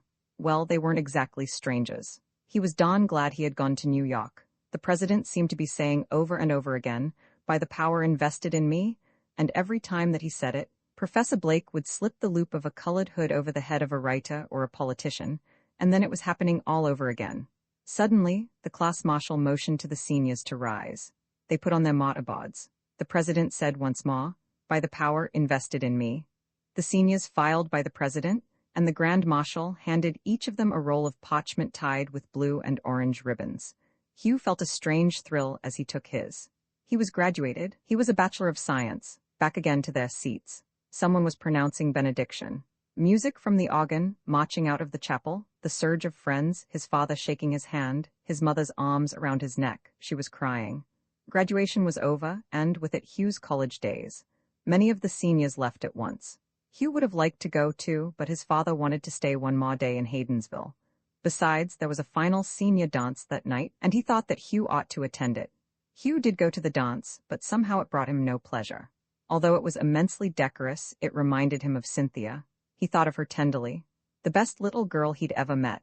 He danced on, religiously steering around the sisters and fiancés of his friends, but he could not enjoy the dance. Shortly after 11, he slipped out of the gymnasium and made one last tour of the campus. It was a moonlight night, and the campus was mysterious with shadows. The elms shook their leaves whisperingly. The tower of the chapel looked like magic tracery in the moonlight. He paused before Surrey Hall, now dark and empty. Good old Call. Call and Cynthia, he wondered. Pudge had roomed there too, he passed on. Keller Hall, Cynthia and Norrie. God, what a beast I was that night, how white Norrie was. And Cynthia too, Cynthia again. She'd always be a pot of Sanford to him. On down to the lake to watch the silver path of the moonlight and the heavy reflections near the Shaw. Swimming, canoeing, skating, he and Cynthia in the woods beyond. On back to the campus, around the buildings, every one of them filled with memories. 4 years, 4 beautiful, wonderful years. Good old Sanford. Midnight struck. Someone turned a switch somewhere. The Japanese lanterns suddenly lost their colors and faded to gray balloons in the moonlight. Some men were singing on the Union steps. It was a few seniors. Hugh knew they had been singing for an hour. He stood in the center of the campus and listened, his eyes full of tears. Earnestly, religiously, the men sang, their voices rich with emotion. Sanford, Sanford, mother of men, love us, guard us, hold us true. Let thy arms enfold us. Let thy truth uphold us. Queen of colleges, mother of men, alma mater, Sanford, hail. Alma mater, hail. Hail. Hugh walked slowly across the campus toward the new Delta house. He was both happy and sad. Happy because the great adventure was before him with all its mystery. Sad because he was leaving something beautiful behind. Roman 3, for the next few days, Call and Hugh did little but wait in line. They lined up to register. They lined up to pay tuition. They lined up to shake hands with President Culver. They lined up to talk for 2 quite useless minutes with the freshman dean. They lined up to be assigned seats in the Commons. Call suggested that he and Hugh line up in the study before going to bed so that they would keep in practice. Then they had to attend lectures given by various members of the faculty about college customs, college manners, college honor, college everything. After the 6th of them, Hugh, thoroughly weary and utterly confused, asked Call if he now had any idea of what college was. Yes, replied Call. It's a young ladies' school for very nice boys. Well, Hugh said desperately, if I have to listen to about 2 more awfully noble lectures, I'm going to get drunk. I have a hunch that college isn't anything like what these old birds say it is. I hope not, anyway. 'Cause it isn't, say, why wait for 2 more of the damn things to kill you off? He pulled a flask out of his desk drawer and held it out invitingly. Hugh laughed. You told me yourself that that stuff was catgut and that you wouldn't drink it on a bet. Besides, you know that I don't drink. If I'm going to make my letter, I've got to keep in trim. Right you are. Wish I knew what to do with this poison. If I leave it around here, the biddy'll get hold of it, and then God help us. I'll tell you what. After it gets dark tonight, we'll take it down and poison the waters of dear old Indian Lake.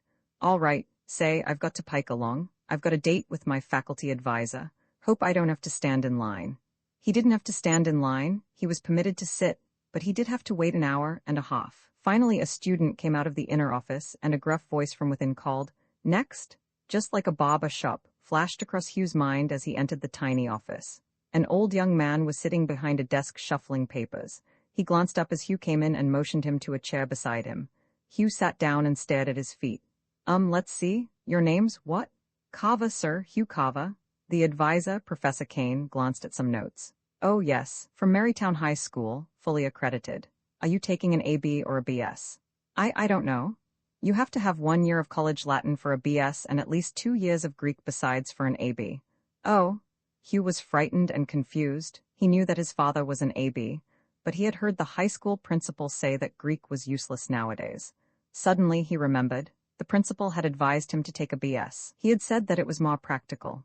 "I guess I'd better take a BS," he said softly. "Very well." Professor Kane, who hadn't yet looked at Hugh, picked up a schedule card. "Any middle name?" he asked abruptly. "Yes, sir, Meredith." Kane scribbled H.M. Carver at the top of the card and then proceeded to fill it in rapidly. He hastily explained the symbols that he was using, but he did not say anything about the causes. When he had completed the schedule, he copied it on another card, handed one to Hugh, and stuck the other into a filing box. "Anything else?" he asked, turning his blonde, blank face toward Hugh for the first time. Hugh stood up. There were a dozen questions that he wanted to ask. "No, sir," he replied. "Very well then, I am your regular advisor. You will come to me when you need assistance. Good day." "Good day, sir," and as Hugh passed out of the door, the gruff voice bawled, "Next." The boy nearest the door rose and entered the sanctum. Hugh sought the open air and gazed at the hieroglyphics on the card. "Guess they mean something," he mused, "but how am I going to find out?" A sudden fear made him blanch. "I bet I get into the wrong places, oh golly." Then came the upperclassmen, nearly 700 of them. The quiet campus became a bedlam of excitement and greetings. "Hi, Jack, did ya have a good summer?" "Well, Tom, ol' kid, I sure am glad to see you back." "Put her there, ol' scout, it's sure good to see you." Everywhere the same greetings. "Did ya have a good summer? Glad to see you back." Everyone called everyone else by his first name. Everyone shook hands with astonishing vigor, usually clutching the other fellow by the forearm at the same time. How cockily these lads went around the campus. No confusion or fear for them. They knew what to do. For the first time, Hugh felt a pang of homesickness. For the first time, he realized that he wasn't yet part of the college. He clung close to Carl and 1 or 2 other lads in Surrey with whom he picked up an acquaintance, and Carl clung close to Hugh, careful to hide the fact that he felt very small and meek. For the first time, he realized that he was just a freshman, and he didn't like it. Then suddenly, the tension, which had been gathering for a day or so, broke. Orders went out from the upperclassmen that all freshmen put on their baby bonnets, silly little blue caps with a bright orange button. From that moment, every freshman was doomed. Work was their lot, and plenty of it. "Hi, freshman, carry up my trunk." "Yeah, you, freshman, you with the skinny legs, you and your fat friend carry my trunk up to the 4th floor, and if you drop it, I'll break your fool necks." "Freshmen, go down to the station and get my suitcases. Here are the checks. Hurry back if you know what's good for you." "Freshmen, go up to Hill 28 and put the beds together." "Freshmen, come up to my room. I want you to hang pictures." Fortunately, the labor did not last long, but while it lasted, Hugh was hustled around as he never had been before, and he loved it. He loved his blue cap and its orange button. He loved the upperclassmen who called him freshman and ordered him around.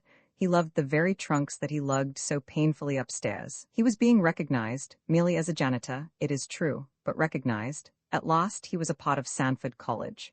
Further, one of the men who had ordered him around the most fiercely wore a new Delta pin, the emblem of his father's fraternity. He ran that man's errands with such speed and willingness that the hero decided that the freshman was very, very dumb. That night, Hugh and Carl sat in 19 Surrey and rested their aching bones, one on a couch, the other in a leather Morris chair. "Hot stuff, wasn't it?" said Hugh, stretching out comfortably. "Hot stuff, hell, how do they get that way?" "Never mind, we'll do the ordering next year." "Right you are," said Carl decisively, lighting a cigarette, "and won't I make the little frush walk?" He gazed around the room, his face beaming with satisfaction. "Say, we're pretty snappy here, aren't we?" Hugh, too, looked around admiringly.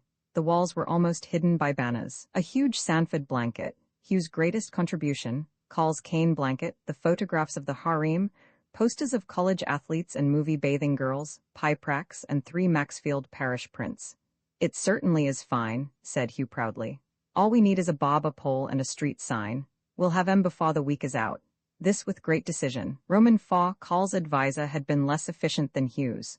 Therefore he knew what his courses were, where the classes met and the hours, the names of his instructors, and the requirements other than Latin for a BS degree.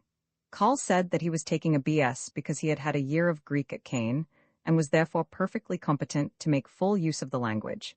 He could read the letters on the front doors of the fraternity houses. The boys found that their courses were the same, but that they were in different sections.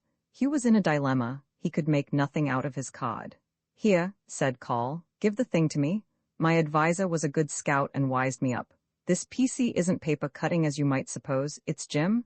You'll get out of that by signing up for track. PC means physical culture. Think of that? You can sign up for track anytime tomorrow down at the gym. And EI, 7 means that you're in English I, section 7, and M is math.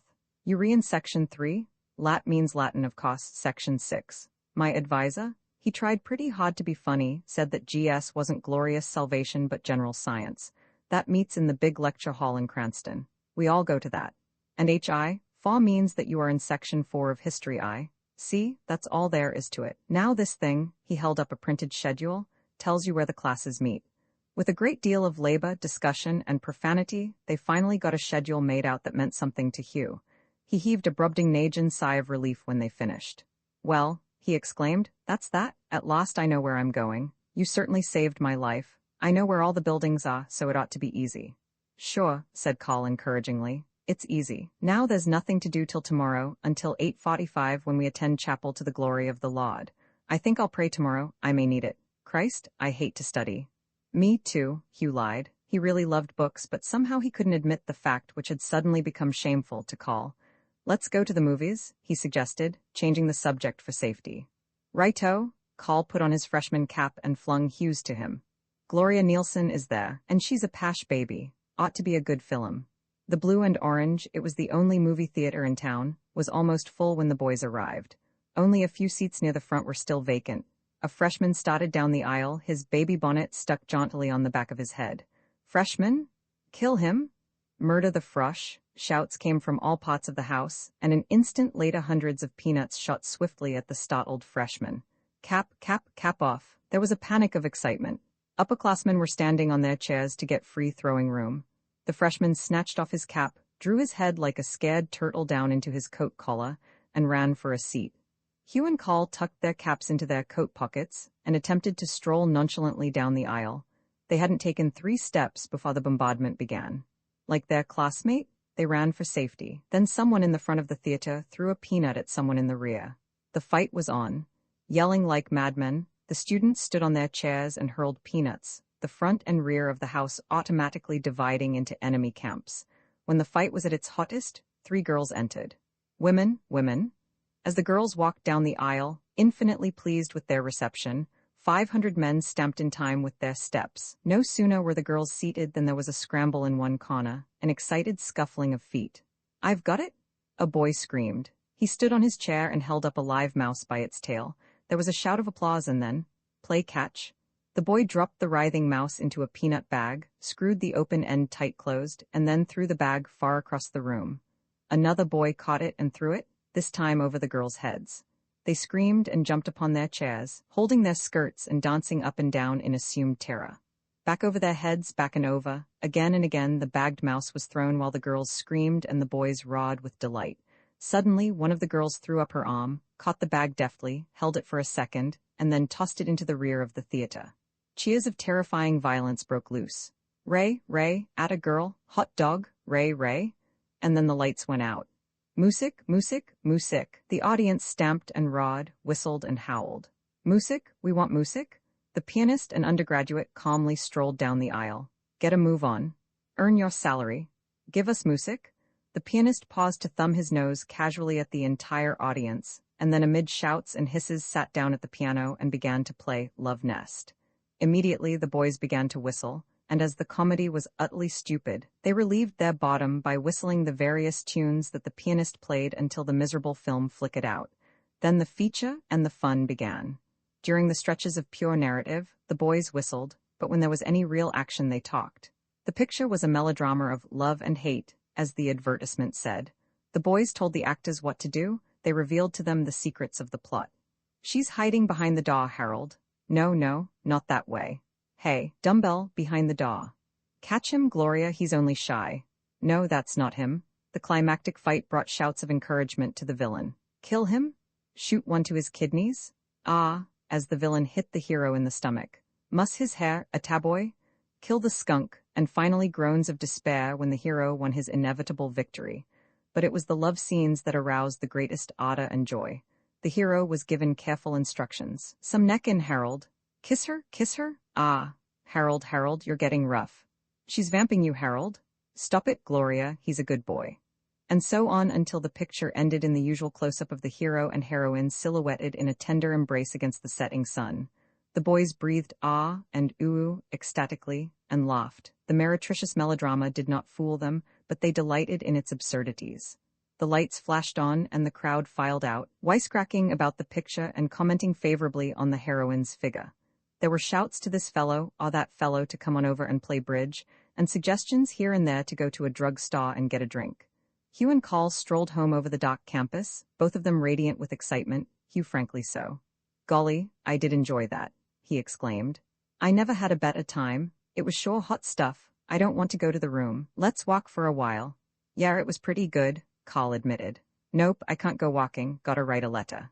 Who to, the harem? Call hunched his shoulders until his ears touched his coat collar. Gettin' cold. Falls here? Nope, not the harem, my old lady. Hugh looked at him bewildered. He was finding Call more and more a conundrum. He consistently called his mother his old lady, insisted that she was a damned nuisance, and wrote to her every night. Hugh was writing to his mother only twice a week. It was very confusing. V. Capwell Chapel. It bore the pock merchant's name as an eternal memorial to him, was as impressive inside as out. The stained glass windows had been made by a famous New York firm. The altar had been designed by an even more famous sculptor. The walls, quite improperly, were adorned with paintings of former presidents, but the largest painting of all, it was fairly gargantuan, was of the pock merchant, a large, ruddy gentleman, whom the artist, a keen observer, had painted truly, complacently porcine, benevolently smug. The seniors and juniors sat in the nave, the sophomores on the right side of the transept, the freshmen on the left. Hugh gazed upward in awe at the dim recesses of the vaulted ceiling, at the ornately carved choir where gowned students were quietly seating themselves, at the colored light streaming through the beautiful windows, at the picture of the pock merchant. The chapel bells ceased tolling. Rich, solemn tones swelled from the organ. President Culver in cap and gown, his purple hood falling over his shoulders, entered followed by his faculty, also gowned and hooded. The students rose and remained standing until the president and faculty were seated. The organ sounded a final chord, and then the college chaplain rose and prayed, very badly. He implored the Lord to look kindly on these young men who have come from near and far to drink from this great fount of learning, this well of wisdom. The prayer over, the president addressed the students. He was a large, erect man with iron-gray hair and a rugged, intelligent face. Although he was 60 years old, his body was vigorous and free from extra weight. He spoke slowly and impressively, choosing his words with care and enunciating them with great distinctness. His address was for the freshmen. He welcomed them to Sanford College, to its splendid traditions, its high ideals, its noble history. He spoke of the famous men it numbered among its sons, of the work they had done for America and the world, of the work he hoped future Sanford men, they, the freshmen, would someday do for America and the world. He mentioned briefly the boys from Sanford who had died in the World War to make the world safe for democracy, and he prayed that their sacrifice had not been in vain. Finally, he spoke of the chapel service, which the students were required to attend. He hoped that they would find inspiration in it, knowledge and strength. He assured them that the service would always be non-sectarian, that there would never be anything in it to offend anyone of any race, creed, or religion. With a last exhortation to the freshmen to make the most of their great opportunities, he ended with the announcement that they would rise and sing the 67th hymn. Hugh was deeply impressed by the speech, but disturbed by the students. From where he sat, he got an excellent view of the juniors and seniors. The seniors, who sat in the front of the nave, seemed to be paying fairly good attention, but the juniors, many of them, at least, paid no attention at all. Some of them were munching apples, some donuts, and many of them were reading the Sanford News, the college's daily paper. Some of the juniors talked during the president's address, and once he noticed 4 of them doubled up as if overcome by laughter. To him, the service was a beautiful and impressive occasion.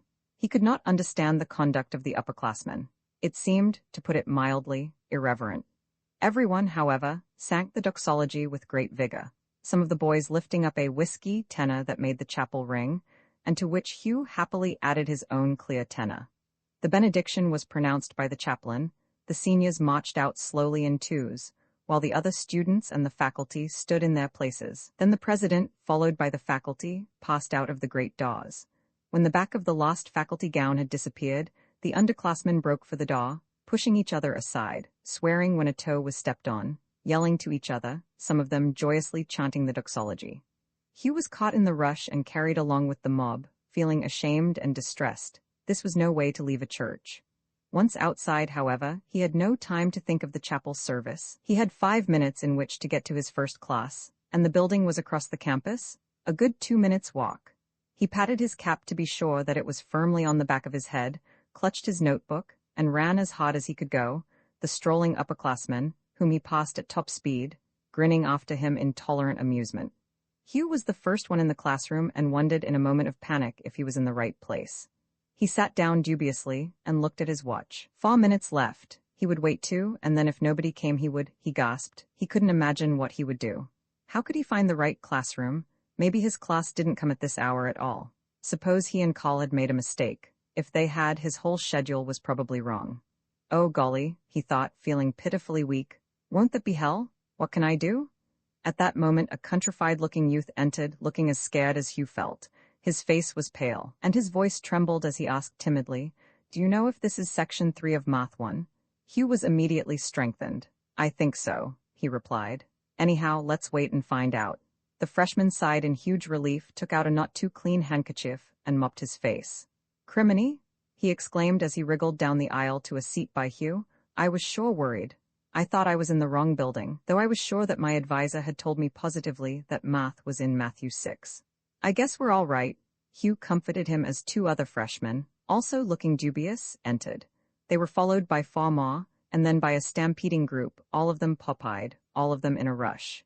In the next minute 5 freshmen dashed in and then dashed out again, utterly bewildered, obviously terrified, and not knowing where to go or what to do. "Is this Math 1, Section 3? Every man demanded of the room as he entered, and everyone yelled, "Yes, I think so." Just as the bell rang at 10 minutes after the hour, the instructor entered. It was Professor Kane. "This is Mathematics 1, Section 3, Kane announced in a dry voice. "If there is anyone here who does not belong here, he will please leave." Nobody moved, so he shuffled some cards in his hand and asked the men to answer to the roll call. "Adams J.H.? Present, sir." Kane looked up and frowned. "Say here," he said severely. "This is not a grammar school." "Yes, sir," stuttered Adams, his face first white then purple. "Here, sir." "Here will do, there is no need of the sir. Alsop K.E. Here, in a very faint voice. "Speak up." Here, this time a little louder. And so it went, hardly a man escaping without some admonishment. Hugh's throat went dry. His tongue literally stuck to the roof of his mouth. He was sure that he wouldn't be able to say, "here," when it came his turn, and he could feel his heart pounding in dreadful anticipation. "Kava H.M.? Here?" There, it was out, or had he really said it? He looked at the professor in terror, but Kane was already calling, "Dana, R.T." Hugh sank back in his chair. He was trembling. Kane announced the textbook, and when Hugh caught the word trigonometry, he actually thrilled with joy. He had had trig in high school. Whoops, would he hit Math I in the eye? He'd knock it for a goal. Then conscience spoke. Oughtn't he to tell Kane that he had already had trig? He guessed quite rightly that Kane had not understood his high school credentials, which had given him credit for advanced mathematics. Kane had taken it for granted that that was advanced algebra. Hugh felt that he ought to explain the mistake, but fear of the arid, impersonal man restrained him. Kane had told him to take Math I, and Kane was law. Unlike most of Hugh's instructors, Kane kept the class the full hour the first day, seating them in alphabetical order. He had to repeat the performance 3 times during the week, as new men entered the class, lecturing them on the need of doing their problems carefully and accurately, and discoursing on the value of mathematics, trigonometry in particular, in the study of science and engineering. Hugh was not interested in science, engineering, or mathematics, but he listened carefully, trying hard to follow Kane's cold discourse.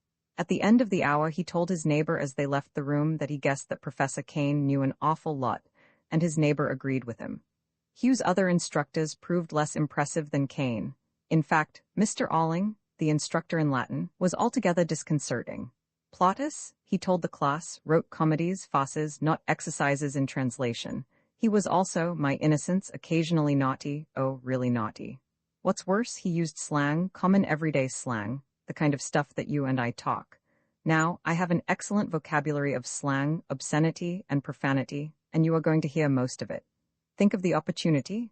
Don't think that I mean just damn and hell. They are good for a laugh in a theater any day, but Plautus was not restrained by our modern conventions. You will confine yourselves, please, to English undefiled, but I shall speak the modern equivalent to a Roman gutter-pup's language whenever necessary. You will find this course very illuminating, in some ways. And, who knows, you may learn something not only about Latin but about Rome. Hugh thought Mr. Alling was rather flippant and lacking in dignity. Professor Kane was more like a college teacher. Before the term was out, he hated Kane with an intensity that astonished him, and he looked forward to his Latin classes with an eagerness of which he was almost ashamed. Plautus in the Alling free and colloquial translations was enormously funny. Professor Hartley, who gave the history lectures, talked in a bass monotone and never seemed to pause for breath. His words came in a slow, steady stream that never rose nor fell nor paused, until the bell rang. The men in the back of the room slept. Hugh was seated near the front, so he drew pictures in his notebook. The English instructor talked about punctuation, as if it were very unpleasant, but almost religiously important, and what the various lecturers in general science talked about. 10 men gave the course. Hugh never knew. In after years, all that he could remember about the course was that one man spoke broken English, and that a professor of physics had made huge bulbs glow with marvelous colors. Hugh had one terrifying experience before he finally got settled to his work. It occurred the second day of classes. He was comfortably seated in what he thought was his English class. He had come in just as the bell rang, when the instructor announced that it was a class in French. What was he to do? What would the instructor do if he got up and left the room? What would happen if he didn't report at his English class? What would happen to him for coming into his English class late? These questions staggered his mind. He was afraid to stay in the French class. Cautiously, he got up and began to tiptoe to the door. "Wrong room?" the instructor asked pleasantly. Hugh flushed. "Yes, sir." He stopped dead still, not knowing what to do next. He was a typical rattled freshman, and the class, which was composed of sophomores, laughed. Hugh, angry and humiliated, started for the door, but the instructor held up a hand that silenced the class. Then he motioned for Hugh to come to his desk. "What class are you looking for?" "English 1, sir, section 7. He held out his schedule card, reassured by the instructor's kindly manner. The instructor looked at the card and then consulted a printed schedule. "Oh," he said, "your advisor made a mistake. He got you into the wrong group list. You belong in Sanders 6. "Thank you, sir." Hugh spoke so softly that the waiting class did not hear him, but the instructor smiled at the intensity of his thanks. As he left the room, he knew that everyone was looking at him. His legs felt as if they were made of wood. It wasn't until he had closed the door that his knee joints worked naturally, but the worst was still ahead of him. He had to go to his English class in Sanders 6. He ran across the campus, his heart beating wildly, his hands desperately clenched. When he reached Sanders 6, he found 3 other freshmen grouped before the door. "Is this English 1, section 7? One asked tremulously. "I think so," whispered the second. "Do you know?" he asked, turning to Hugh. "Yes, I am almost sure." They stood there looking at each other, no one quite daring to enter Sanders 6, no one quite daring to leave. Suddenly the front door of the building slammed. A bareheaded youth rushed up the stairs. He was a repeater, that is, a man who had failed the course the preceding year and was taking it over again. He brushed by the scared freshman, opened the door, and strode into Sanders 6, closing the door behind him. The freshmen looked at each other, and then the one nearest the door opened it. The 4 of them filed in silently. The class looked up. "Sit in the back of the room," said the instructor, and that was all there was to that. In his senior year, Hugh remembered the incident and wondered at his terror. He tried to remember why he had been so badly frightened. He couldn't. There didn't seem to be any reason at all. About a week after the opening of college, Hugh returned to Surrey Hall one night feeling unusually virtuous and happy. He had worked religiously at the library until it had closed at 10, and he had been in the mood to study. His lessons for the next day were all prepared, and prepared well. He had strolled across the moonlit campus, buoyant and happy. Someone was playing the organ in the dark chapel. He paused to listen. 2 students passed him, humming softly, Sanford, Sanford, mother of men, love us, guard us, hold us true. The dormitories were dim masses broken by rectangles of soft yellow light. Somewhere a banjo twanged. Another student passed. Hello, Carver, he said pleasantly. Nice night. Oh, hello, Jones, it sure is. The simple greeting completed his happiness. He felt that he belonged, that Sanford, the mother of men, had taken him to her heart. The music in the chapel swelled, lyric, passionate. Up, up, almost a cry. The moonlight was golden between the heavy shadows of the elms. Tears came into the boy's eyes. He was melancholy with joy. He climbed the stairs of Surrey slowly, reluctant to reach his room and call's flippancy. He passed an open door and glanced at the men inside the room. Hi, Hugh, come in and bowl a while. Not tonight, thanks. He moved on down the hall, feeling a vague resentment. His mood had been broken, shattered. The door opposite his own room was slightly open. A freshman lived there, Herbert Moss, a queer chap with whom Carl and Hugh had succeeded in scraping up only the slightest acquaintance. He was a big fellow, fully 6 feet, husky and quick. The football coach said that he had the makings of a great halfback, but he had already been fired off the squad because of his irregularity in reporting for practice. Except for what the boys called his standoffishness, some of them said that he was too damned high-hat. He was extremely attractive. He had red, almost copper-colored, hair and an exquisite skin as delicate as a child's. His features were well carved, his nose slightly aquiline, a magnificent-looking fellow, almost imperious, or as Hugh once said to Carl, Moss looks kinda noble. As Hugh placed his hand on the doorknob of No 19, he heard something that sounded suspiciously like a sob from across the hall. He paused and listened. He was sure that he could hear someone crying. Wonder what's wrong, he thought, instantly disturbed and sympathetic. He crossed the hall and tapped lightly on Moss's door. There was no answer, nor was there any when he tapped a second time.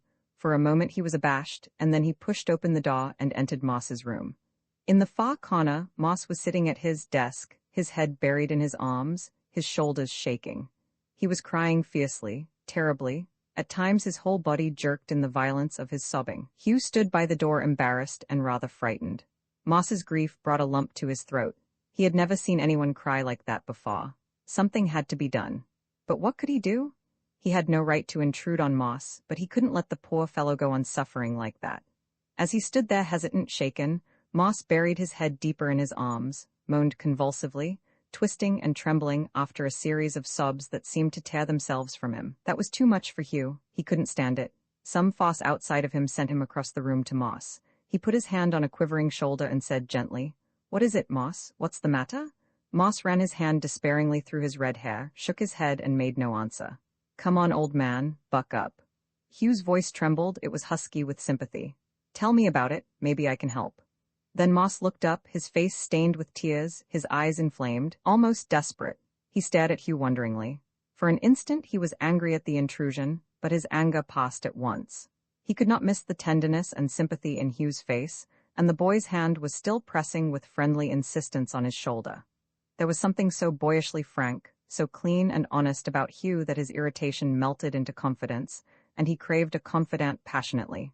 "Shut the door," he said dully, and reached into his trousers pocket for his handkerchief. He mopped his face and eyes vigorously while Hugh was closing the door, and then blew his nose as if he hated it. But the tears continued to come, and all during his talk with Hugh he had to pause occasionally to dry his eyes. Hugh stood awkwardly in the middle of the rug, not knowing whether to sit down or not. Moss was clutching his handkerchief in his hand and staring at the floor. Finally he spoke up. "Sit down," he said in a dead voice. "There." Hugh sank into the chair Moss indicated and then gripped his hands together. He felt weak and frightened and absolutely unable to say anything. But Moss saved him the trouble. "I suppose you think I am an awful baby," he began, his voice thick with tears, "but I just can't help it. I just can't help it. I don't want to cry, but I do." And then he added defiantly, "Go ahead and think I'm a baby if you want to." "I don't think you're a baby," Hugh said softly. "I'm just sorry, that's all. I hope I can help." He smiled shyly, hopefully. His smile conquered Moss. "You're a good kid, Carver," he cried impulsively. "A darn good kid. I like you and I'm going to tell you all about it, and I won't care if you laugh." "I won't laugh," Hugh promised, relieved to think that there was a possibility of laughing. The trouble couldn't be so awfully bad. Moss blew his nose, stuck his handkerchief into his pocket, pulled it out again and dabbed his eyes, returned it to his pocket, and suddenly stood up. I'm homesick? He blurred out. I'm homesick, damned homesick. I've been homesick ever since I arrived. I just can't stand it. For an instant Hugh did have a wild desire to laugh. Part of the desire was caused by nervous relief, but part of it was caused by what seemed to him the absurdity of the situation. A big fellow like Moss blubbering, bawling for home and mother. You can't know, Moss went on, how awful it is, awful. I want to cry all the time. I can't listen in classes. A prof asked me a question today, and I didn't know what he had been talking about. He asked me what he had said. I had to say I didn't know. The whole class laughed, and the prof asked me why I had come to college. God, I nearly died. Hugh's sympathy was all captured again. He knew that he would die if he ever made a fool of himself in the classroom. Gosh, he exclaimed. What did you say? Nothing. I couldn't think of anything. For a minute I thought that my head was going to bust. He quit razzing me and I tried to pay attention, but I couldn't. All I could do was think of home. Lord, I wish I was there. He mopped at his eyes and paced up and down the room nervously. Oh, you'll get over that, Hugh said comfortingly. Pretty soon you'll get to know lots of fellows, and then you won't mind about home. That's what I keep telling myself, but it don't work. I can't eat or sleep. I can't study. I can't do anything. I tell you I've got to go home. I've got to? This last with desperate emphasis. Hugh smiled. You're all wrong, he asserted positively. You're just lonely, that's all. I bet that you'll be crazy about college in a month, same as the rest of us. When you feel blue, come in and see Peters and me. We'll make you grin. Peters will anyway. You can't be blue around him. Moss sat down. You don't understand, I'm not lonely. It isn't that. I could talk to fellows all day long if I wanted to. I don't want to talk to him. I can't. There's just one person that I want to talk to, and that's my mother. He shot the word mother out defiantly and glared at Hugh, silently daring him to laugh, which Hugh had sense enough not to do, although he wanted to strongly. The great big baby wanting his mother? Why, he wanted his mother too, but he didn't cry about it. That's all right, he said reassuringly. You'll see her Christmas vacation, and that isn't very long off. I want to see her now. Moss jumped to his feet and raised his clenched hands above his head. Now, he rawed. Now, I've got to. I'm going home on the midnight. He whirled about to his desk and began to pull open the drawers, piling their contents on the top. Here. Hugh rushed to him and clutched his arms. Don't do that. Moss struggled, angry at the restraining hands, ready to strike them off. Hugh had a flash of inspiration. Think how disappointed your mother will be, he cried, hanging on to Moss's arms. Think of her. Moss ceased struggling. She will be disappointed, he admitted miserably. What can I do? There was a world of despair in his question.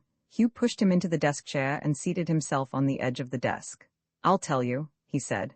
He talked for half an hour, cheering Moss, assuring him that his homesickness would pass away, offering to study with him. At first Moss paid little attention, but finally he quit sniffing and looked up, real interest in his face. When Hugh got a weak smile out of him, he felt that his work had been done.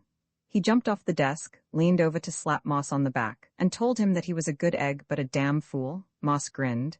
You're a good egg yourself, he said gratefully. You've saved my life. Hugh was pleased and blushed. You're full of bull. Remember, we do Latin at 10 tomorrow. He opened the door. Good night. Good night. And Hugh heard as he closed the door.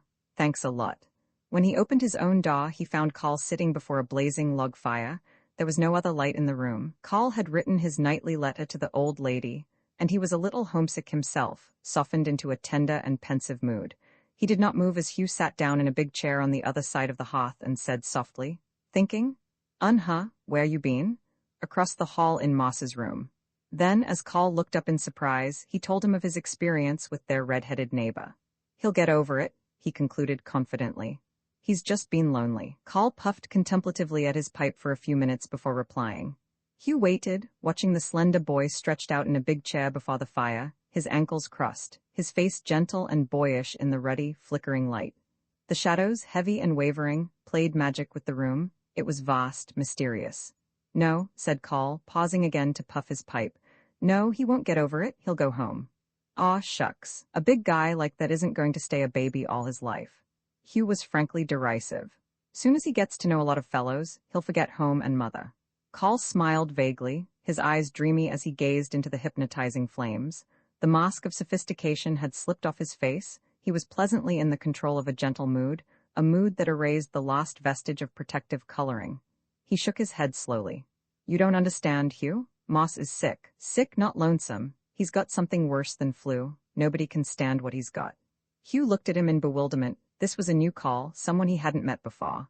Gone was the slang flippancy, the hard roughness. Even his voice was softened. Carl knocked his pipe empty on the knob of an andiron, sank deeper into his chair, and began to speak slowly. I think I'm going to tell you a thing or two about myself. We've got to room together, and well, I like you. You're a good egg, but you don't get me at all. I guess you've never run up against anybody like me before. He paused. Hugh said nothing, afraid to break into Carl's mood. He was intensely curious. He leaned forward and watched Carl, who was staring dreamily into the fire. I told you once, I think, he continued, that my old man had left us a lot of jack. That's true. We're rich, awfully rich. I have my own account and can spend as much as I like. The sky's the limit. What I didn't tell you is that we are nouveau rich, no class at all. My old man made all his money the first year of the war. He was a commission merchant, a middleman. Money just rolled in, I guess. He bought stocks with it and they boomed, and he had sense enough to sell them when they were at the top. 6 years ago we didn't have hardly anything. Now we're rich. My old man was a good scout, but he didn't have much education. Neither has the old lady. Both of them went through grammar school, that's all. Well, they knew they weren't real folks, not regular people, and they wanted me to be. See, that's why they sent me to Kane.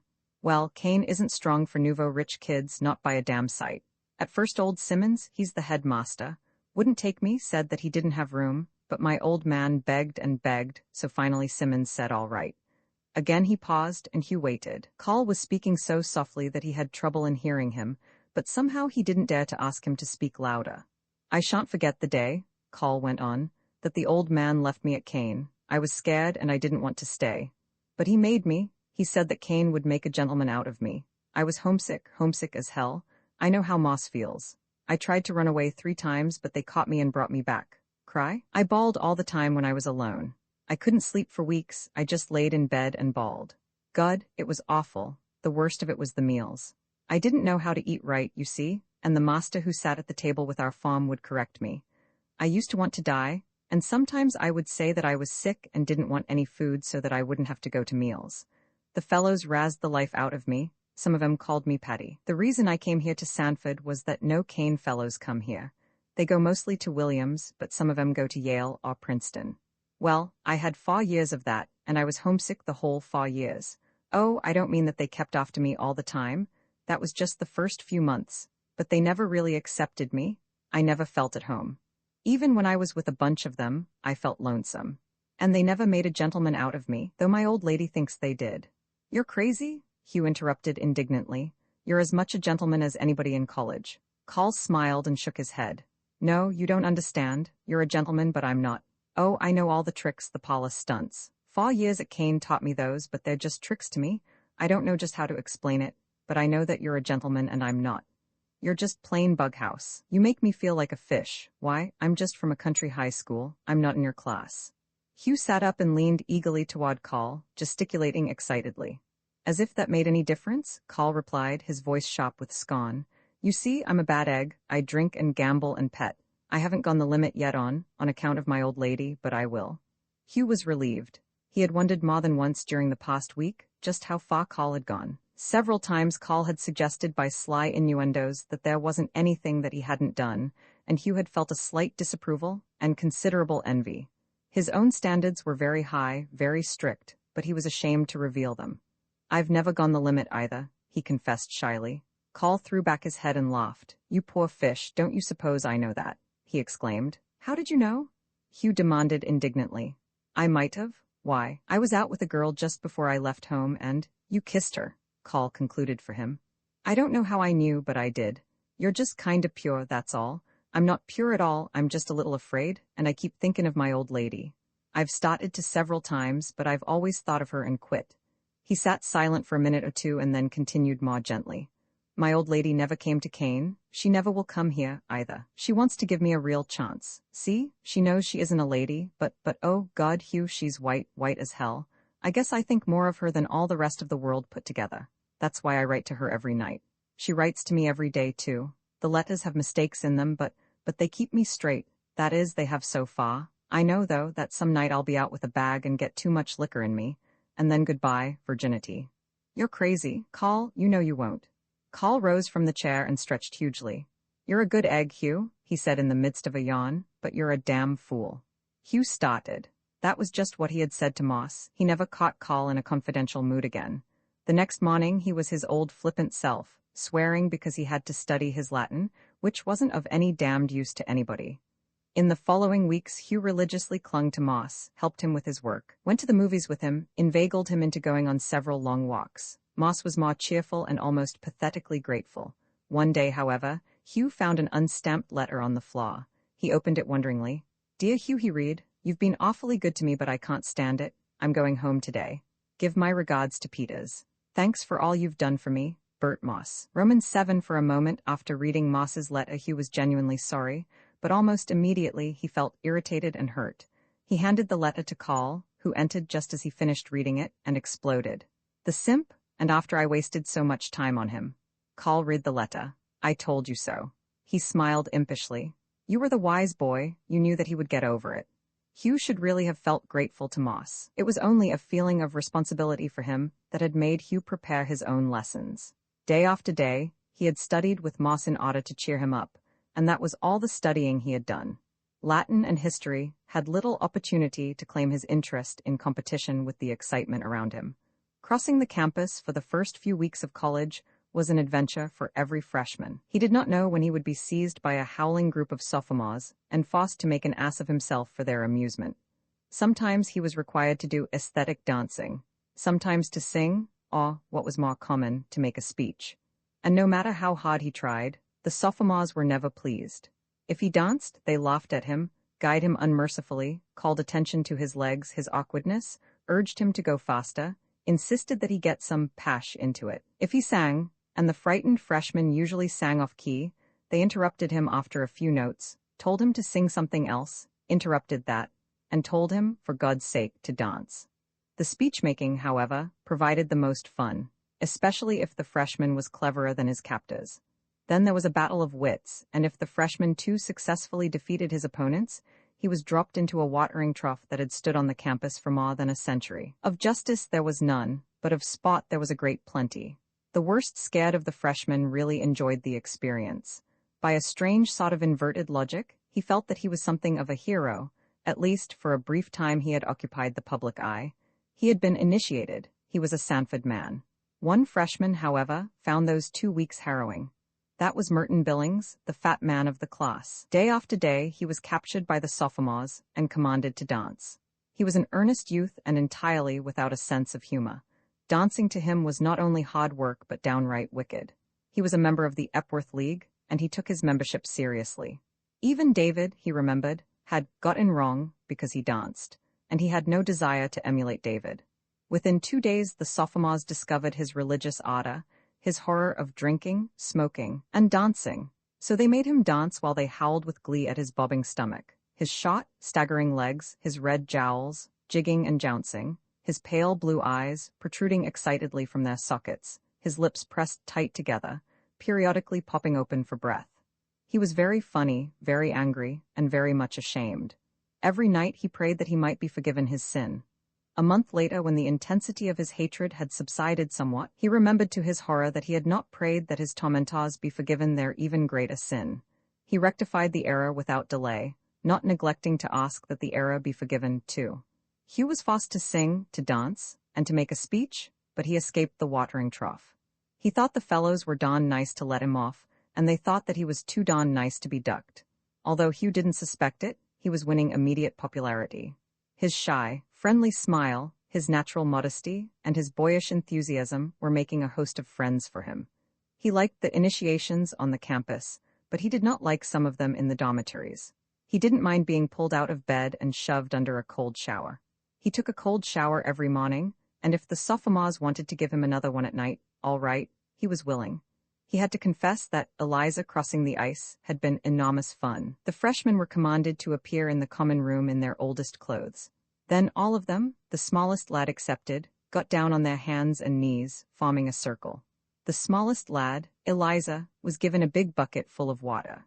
He jumped upon the back of the man nearest to him and ran wildly around the circle, leaping from back to back, the bucket swinging crazily, the water splashing in every direction and over everybody. Hugh liked such stunts, and he liked putting on a show with 3 other freshmen for the amusement of their peers, but he did object to the vulgarity and cruelty of much that was done. The first order the sophomores often gave was, "Strip," freshmen. Just why the freshmen had to be naked before they performed, Hugh did not know, but there was something phallic about the proceedings that disgusted him. Like every athlete, he thought nothing of nudity, but he soon discovered that some of the freshmen were intensely conscious of it. True, a few months in the gymnasium cured them of that consciousness, but at first many of them were eternally wrapping towels about themselves in the gymnasium, and they took a shower as if it were an act of public shame. The sophomores recognized the timidity that some of the freshmen had in revealing their bodies, and they made full capital of it. The shyer the freshmen, the more pointed their remarks, the more ingeniously nasty their tricks.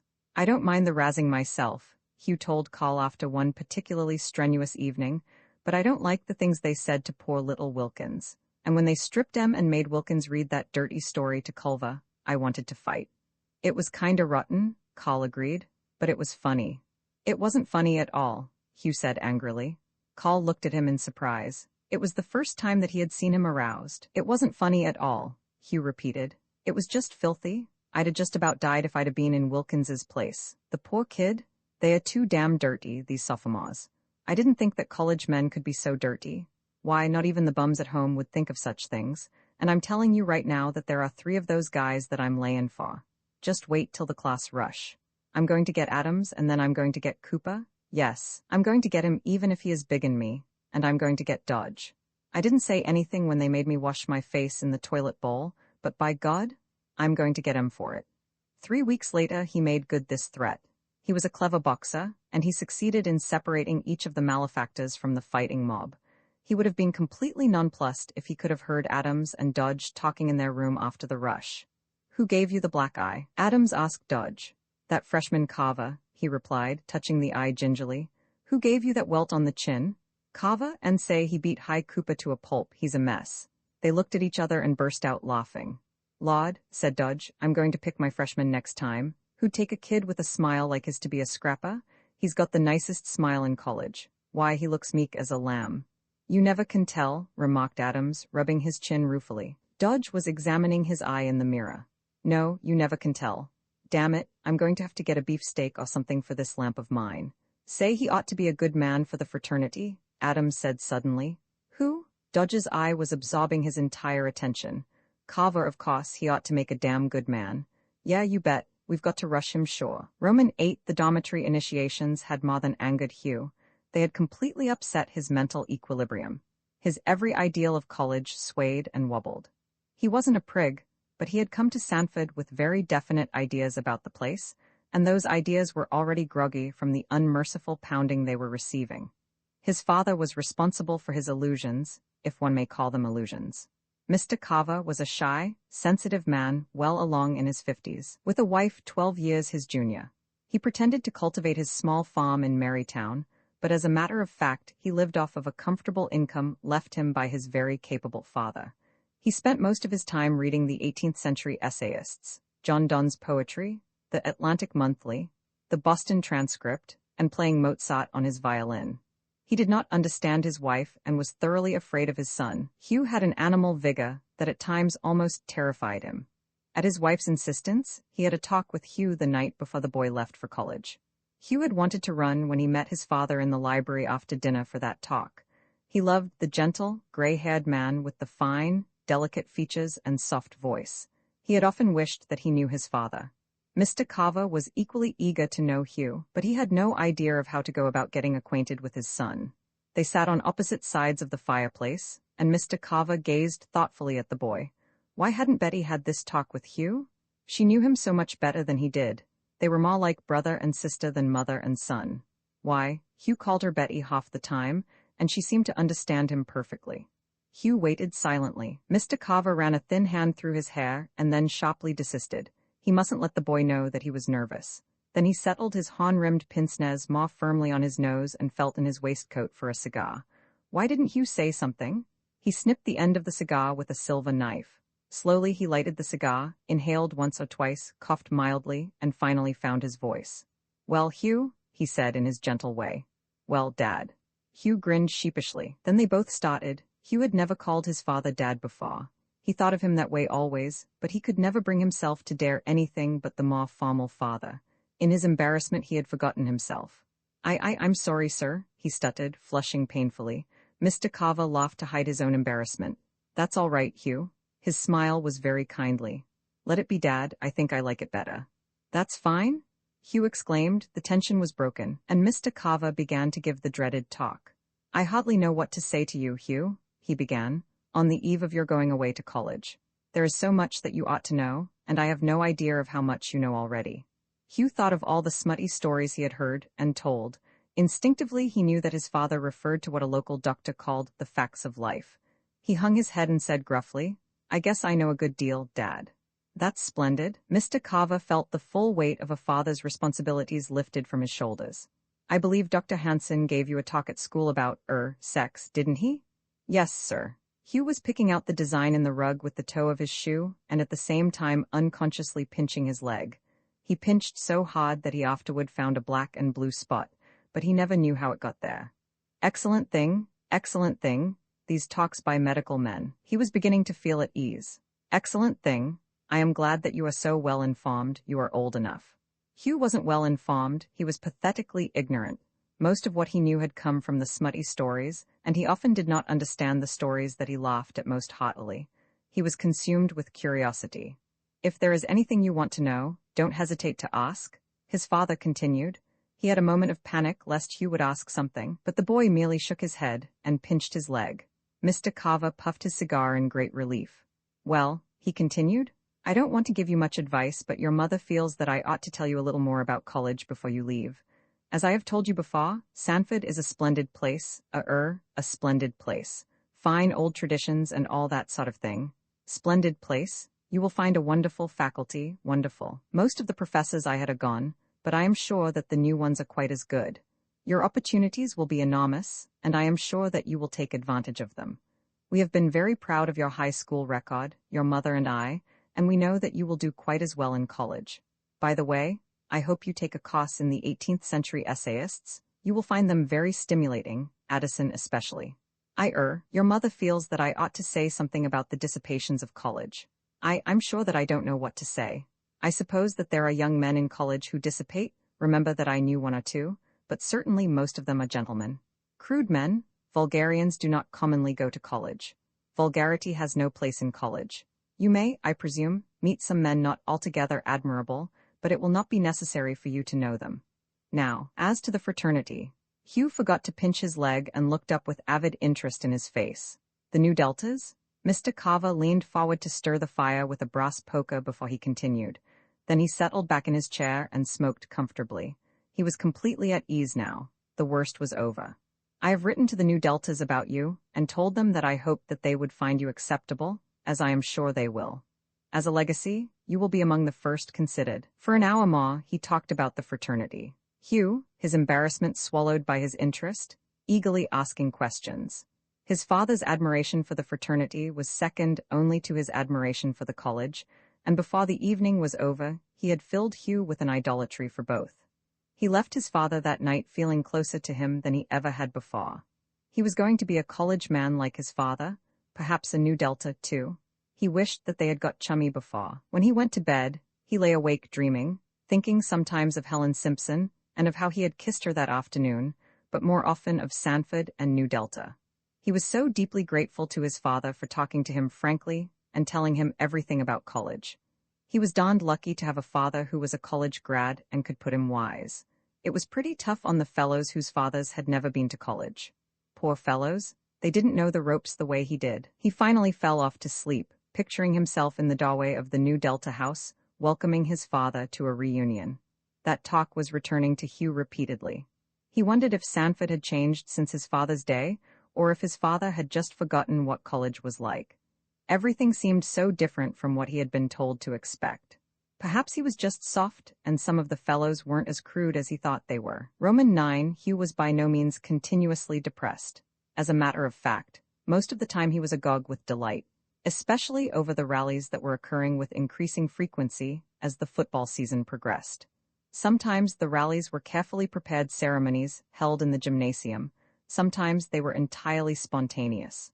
A group of men would rush out of a dormitory or fraternity house yelling, "Peerade, peerade." Instantly everyone within hearing would drop his books or his cards, and rush to the yelling group, which would line up in fause and begin circling the campus, the line ever getting longer as more men came running out of the dormitories and fraternity houses.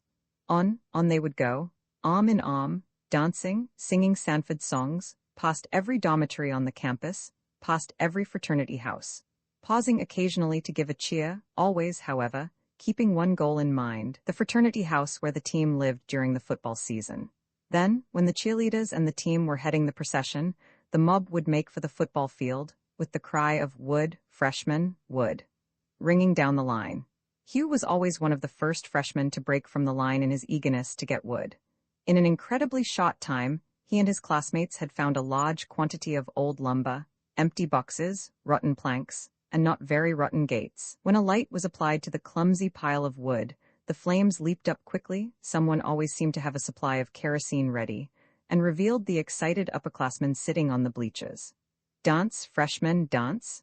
Then the freshmen danced around the fire, holding hands and spreading into an ever-widening circle as the fire crackled and the flames leaped upward. Slowly, almost impressively, the upperclassmen chanted, "Round the fire, the freshmen go, freshmen go, freshmen go. Round the fire, the freshmen go to cheer Sanford." The song had a dozen stanzas, only the last line of each being different. The freshmen danced until the last verse was sung, which ended with the Sanford cheer. "Closer now the freshmen go, freshmen go, freshmen go. Closer now the freshmen go to cheer. Sanford, Sanford, rah, rah, Sanford, Sanford, Sanford, Sanford." While the upperclassmen were singing the last stanza, the freshmen slowly closed in on the dying fire. At the first word of the cheer, they stopped, turned toward the grandstand, and joined the cheering. That over, they broke and ran for the bleachers, scrambling up the wooden stands, shoving each other out of the way, laughing and shouting. The football captain usually made a short and very awkward speech, which was madly applauded. Perhaps the coach said a few words. 2 or 3 cheers were given, and finally everyone rose, took off his hat if he wore one, nearly everyone but the freshmen went bareheaded, and sang the college hymn, simply and religiously. Then the crowd broke, straggling in groups across the campus, chatting, singing, shouting to each other. Suddenly lights began to flash in the dormitory windows. In less than an hour after the first cry of "Peerade," the men were back in their rooms, once more studying, talking, or playing cards. It was the smoker rallies, though, that Hugh found the most thrilling, especially the last one before the final game of the season, the big game with Raleigh College. There were 1123 students in Sanford, and more than 1,000 were at the rally. A rough platform had been built at one end of the gymnasium. On one side of it sat the band, on the other side the glee club, and before it the mass of students, smoking cigarettes, corncob pipes, and, occasionally, a cigar. The smokes had been furnished free by a local tobacconist, so everybody smoked violently and too much. In half an hour, it was almost impossible to see the ceiling through the dull blue haze, and the men in the rear of the gymnasium saw the speakers on the platform dimly through a wavering mist. The band played various Sanford songs, and everybody sang. Occasionally Wayne Gifford, the cheerleader, leaped upon the platform, raised a megaphone to his mouth, and shouted, "A regular cheer for Sanford, a regular cheer for Sanford." Then he lifted his arms above his head, flinging the megaphone aside with the same motion, and waited tense and rigid until the students were on their feet.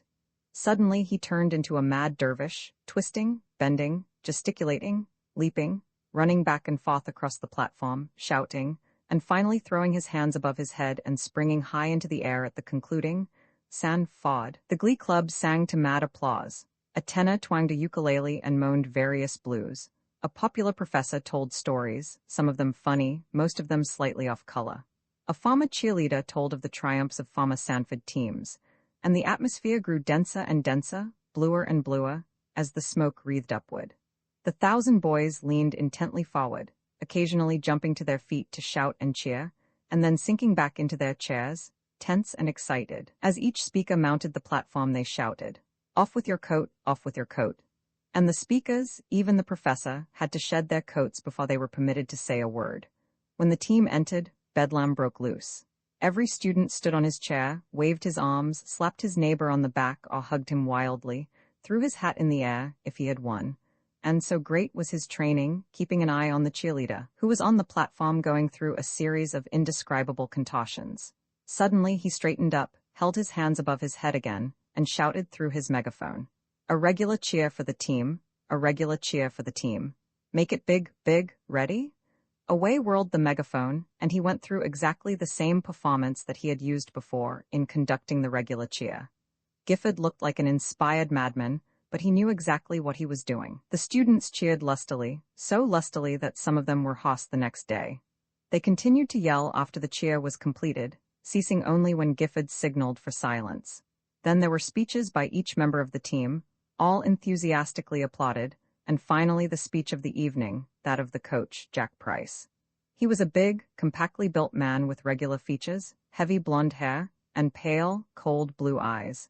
He threw off his coat with a belligerent gesture, stuck his hands into his trousers pockets, and waited rigidly until the cheering had subsided. Then he began, "Go ahead and yell. It's easy as hell to cheer here in the gym, but what are you going to do Saturday afternoon?" His voice was sharp with sarcasm, and to the shouts of "Yell, fight," that came from all over the gymnasium, he answered, "Yeah, maybe."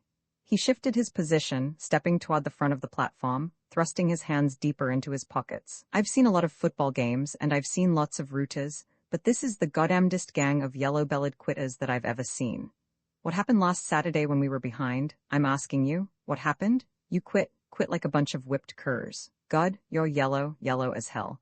But the team went on fighting, and it won in spite of you, won for a bunch of yellow pups. And why? Because the team's got guts, and when it was all over, you cheered and howled and serpentined and felt big as hell. Lord Almighty, you acted as if you'd done something." His right hand came out of his pocket with a jerk, and he extended a fighting, clenched fist toward his breathless audience. "I'll tell you something," he said slowly, viciously.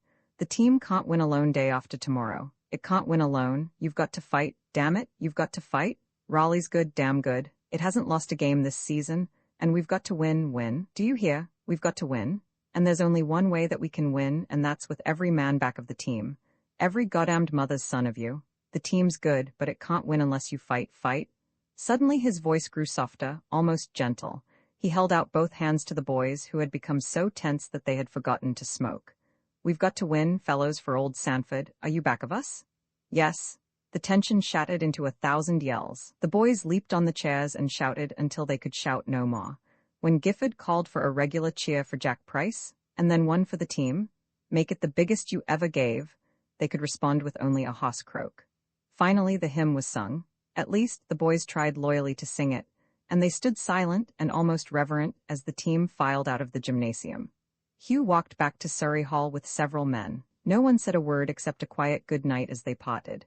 Carl was in the room when he arrived. He sank into a chair and was silent for a few minutes. Finally he said in a happy whisper, "Wasn't it wonderful, Carl?" Damn good. Gosh, I hope we win, we've got to." Carl looked up, his cheeks redder than usual, his eyes glittering.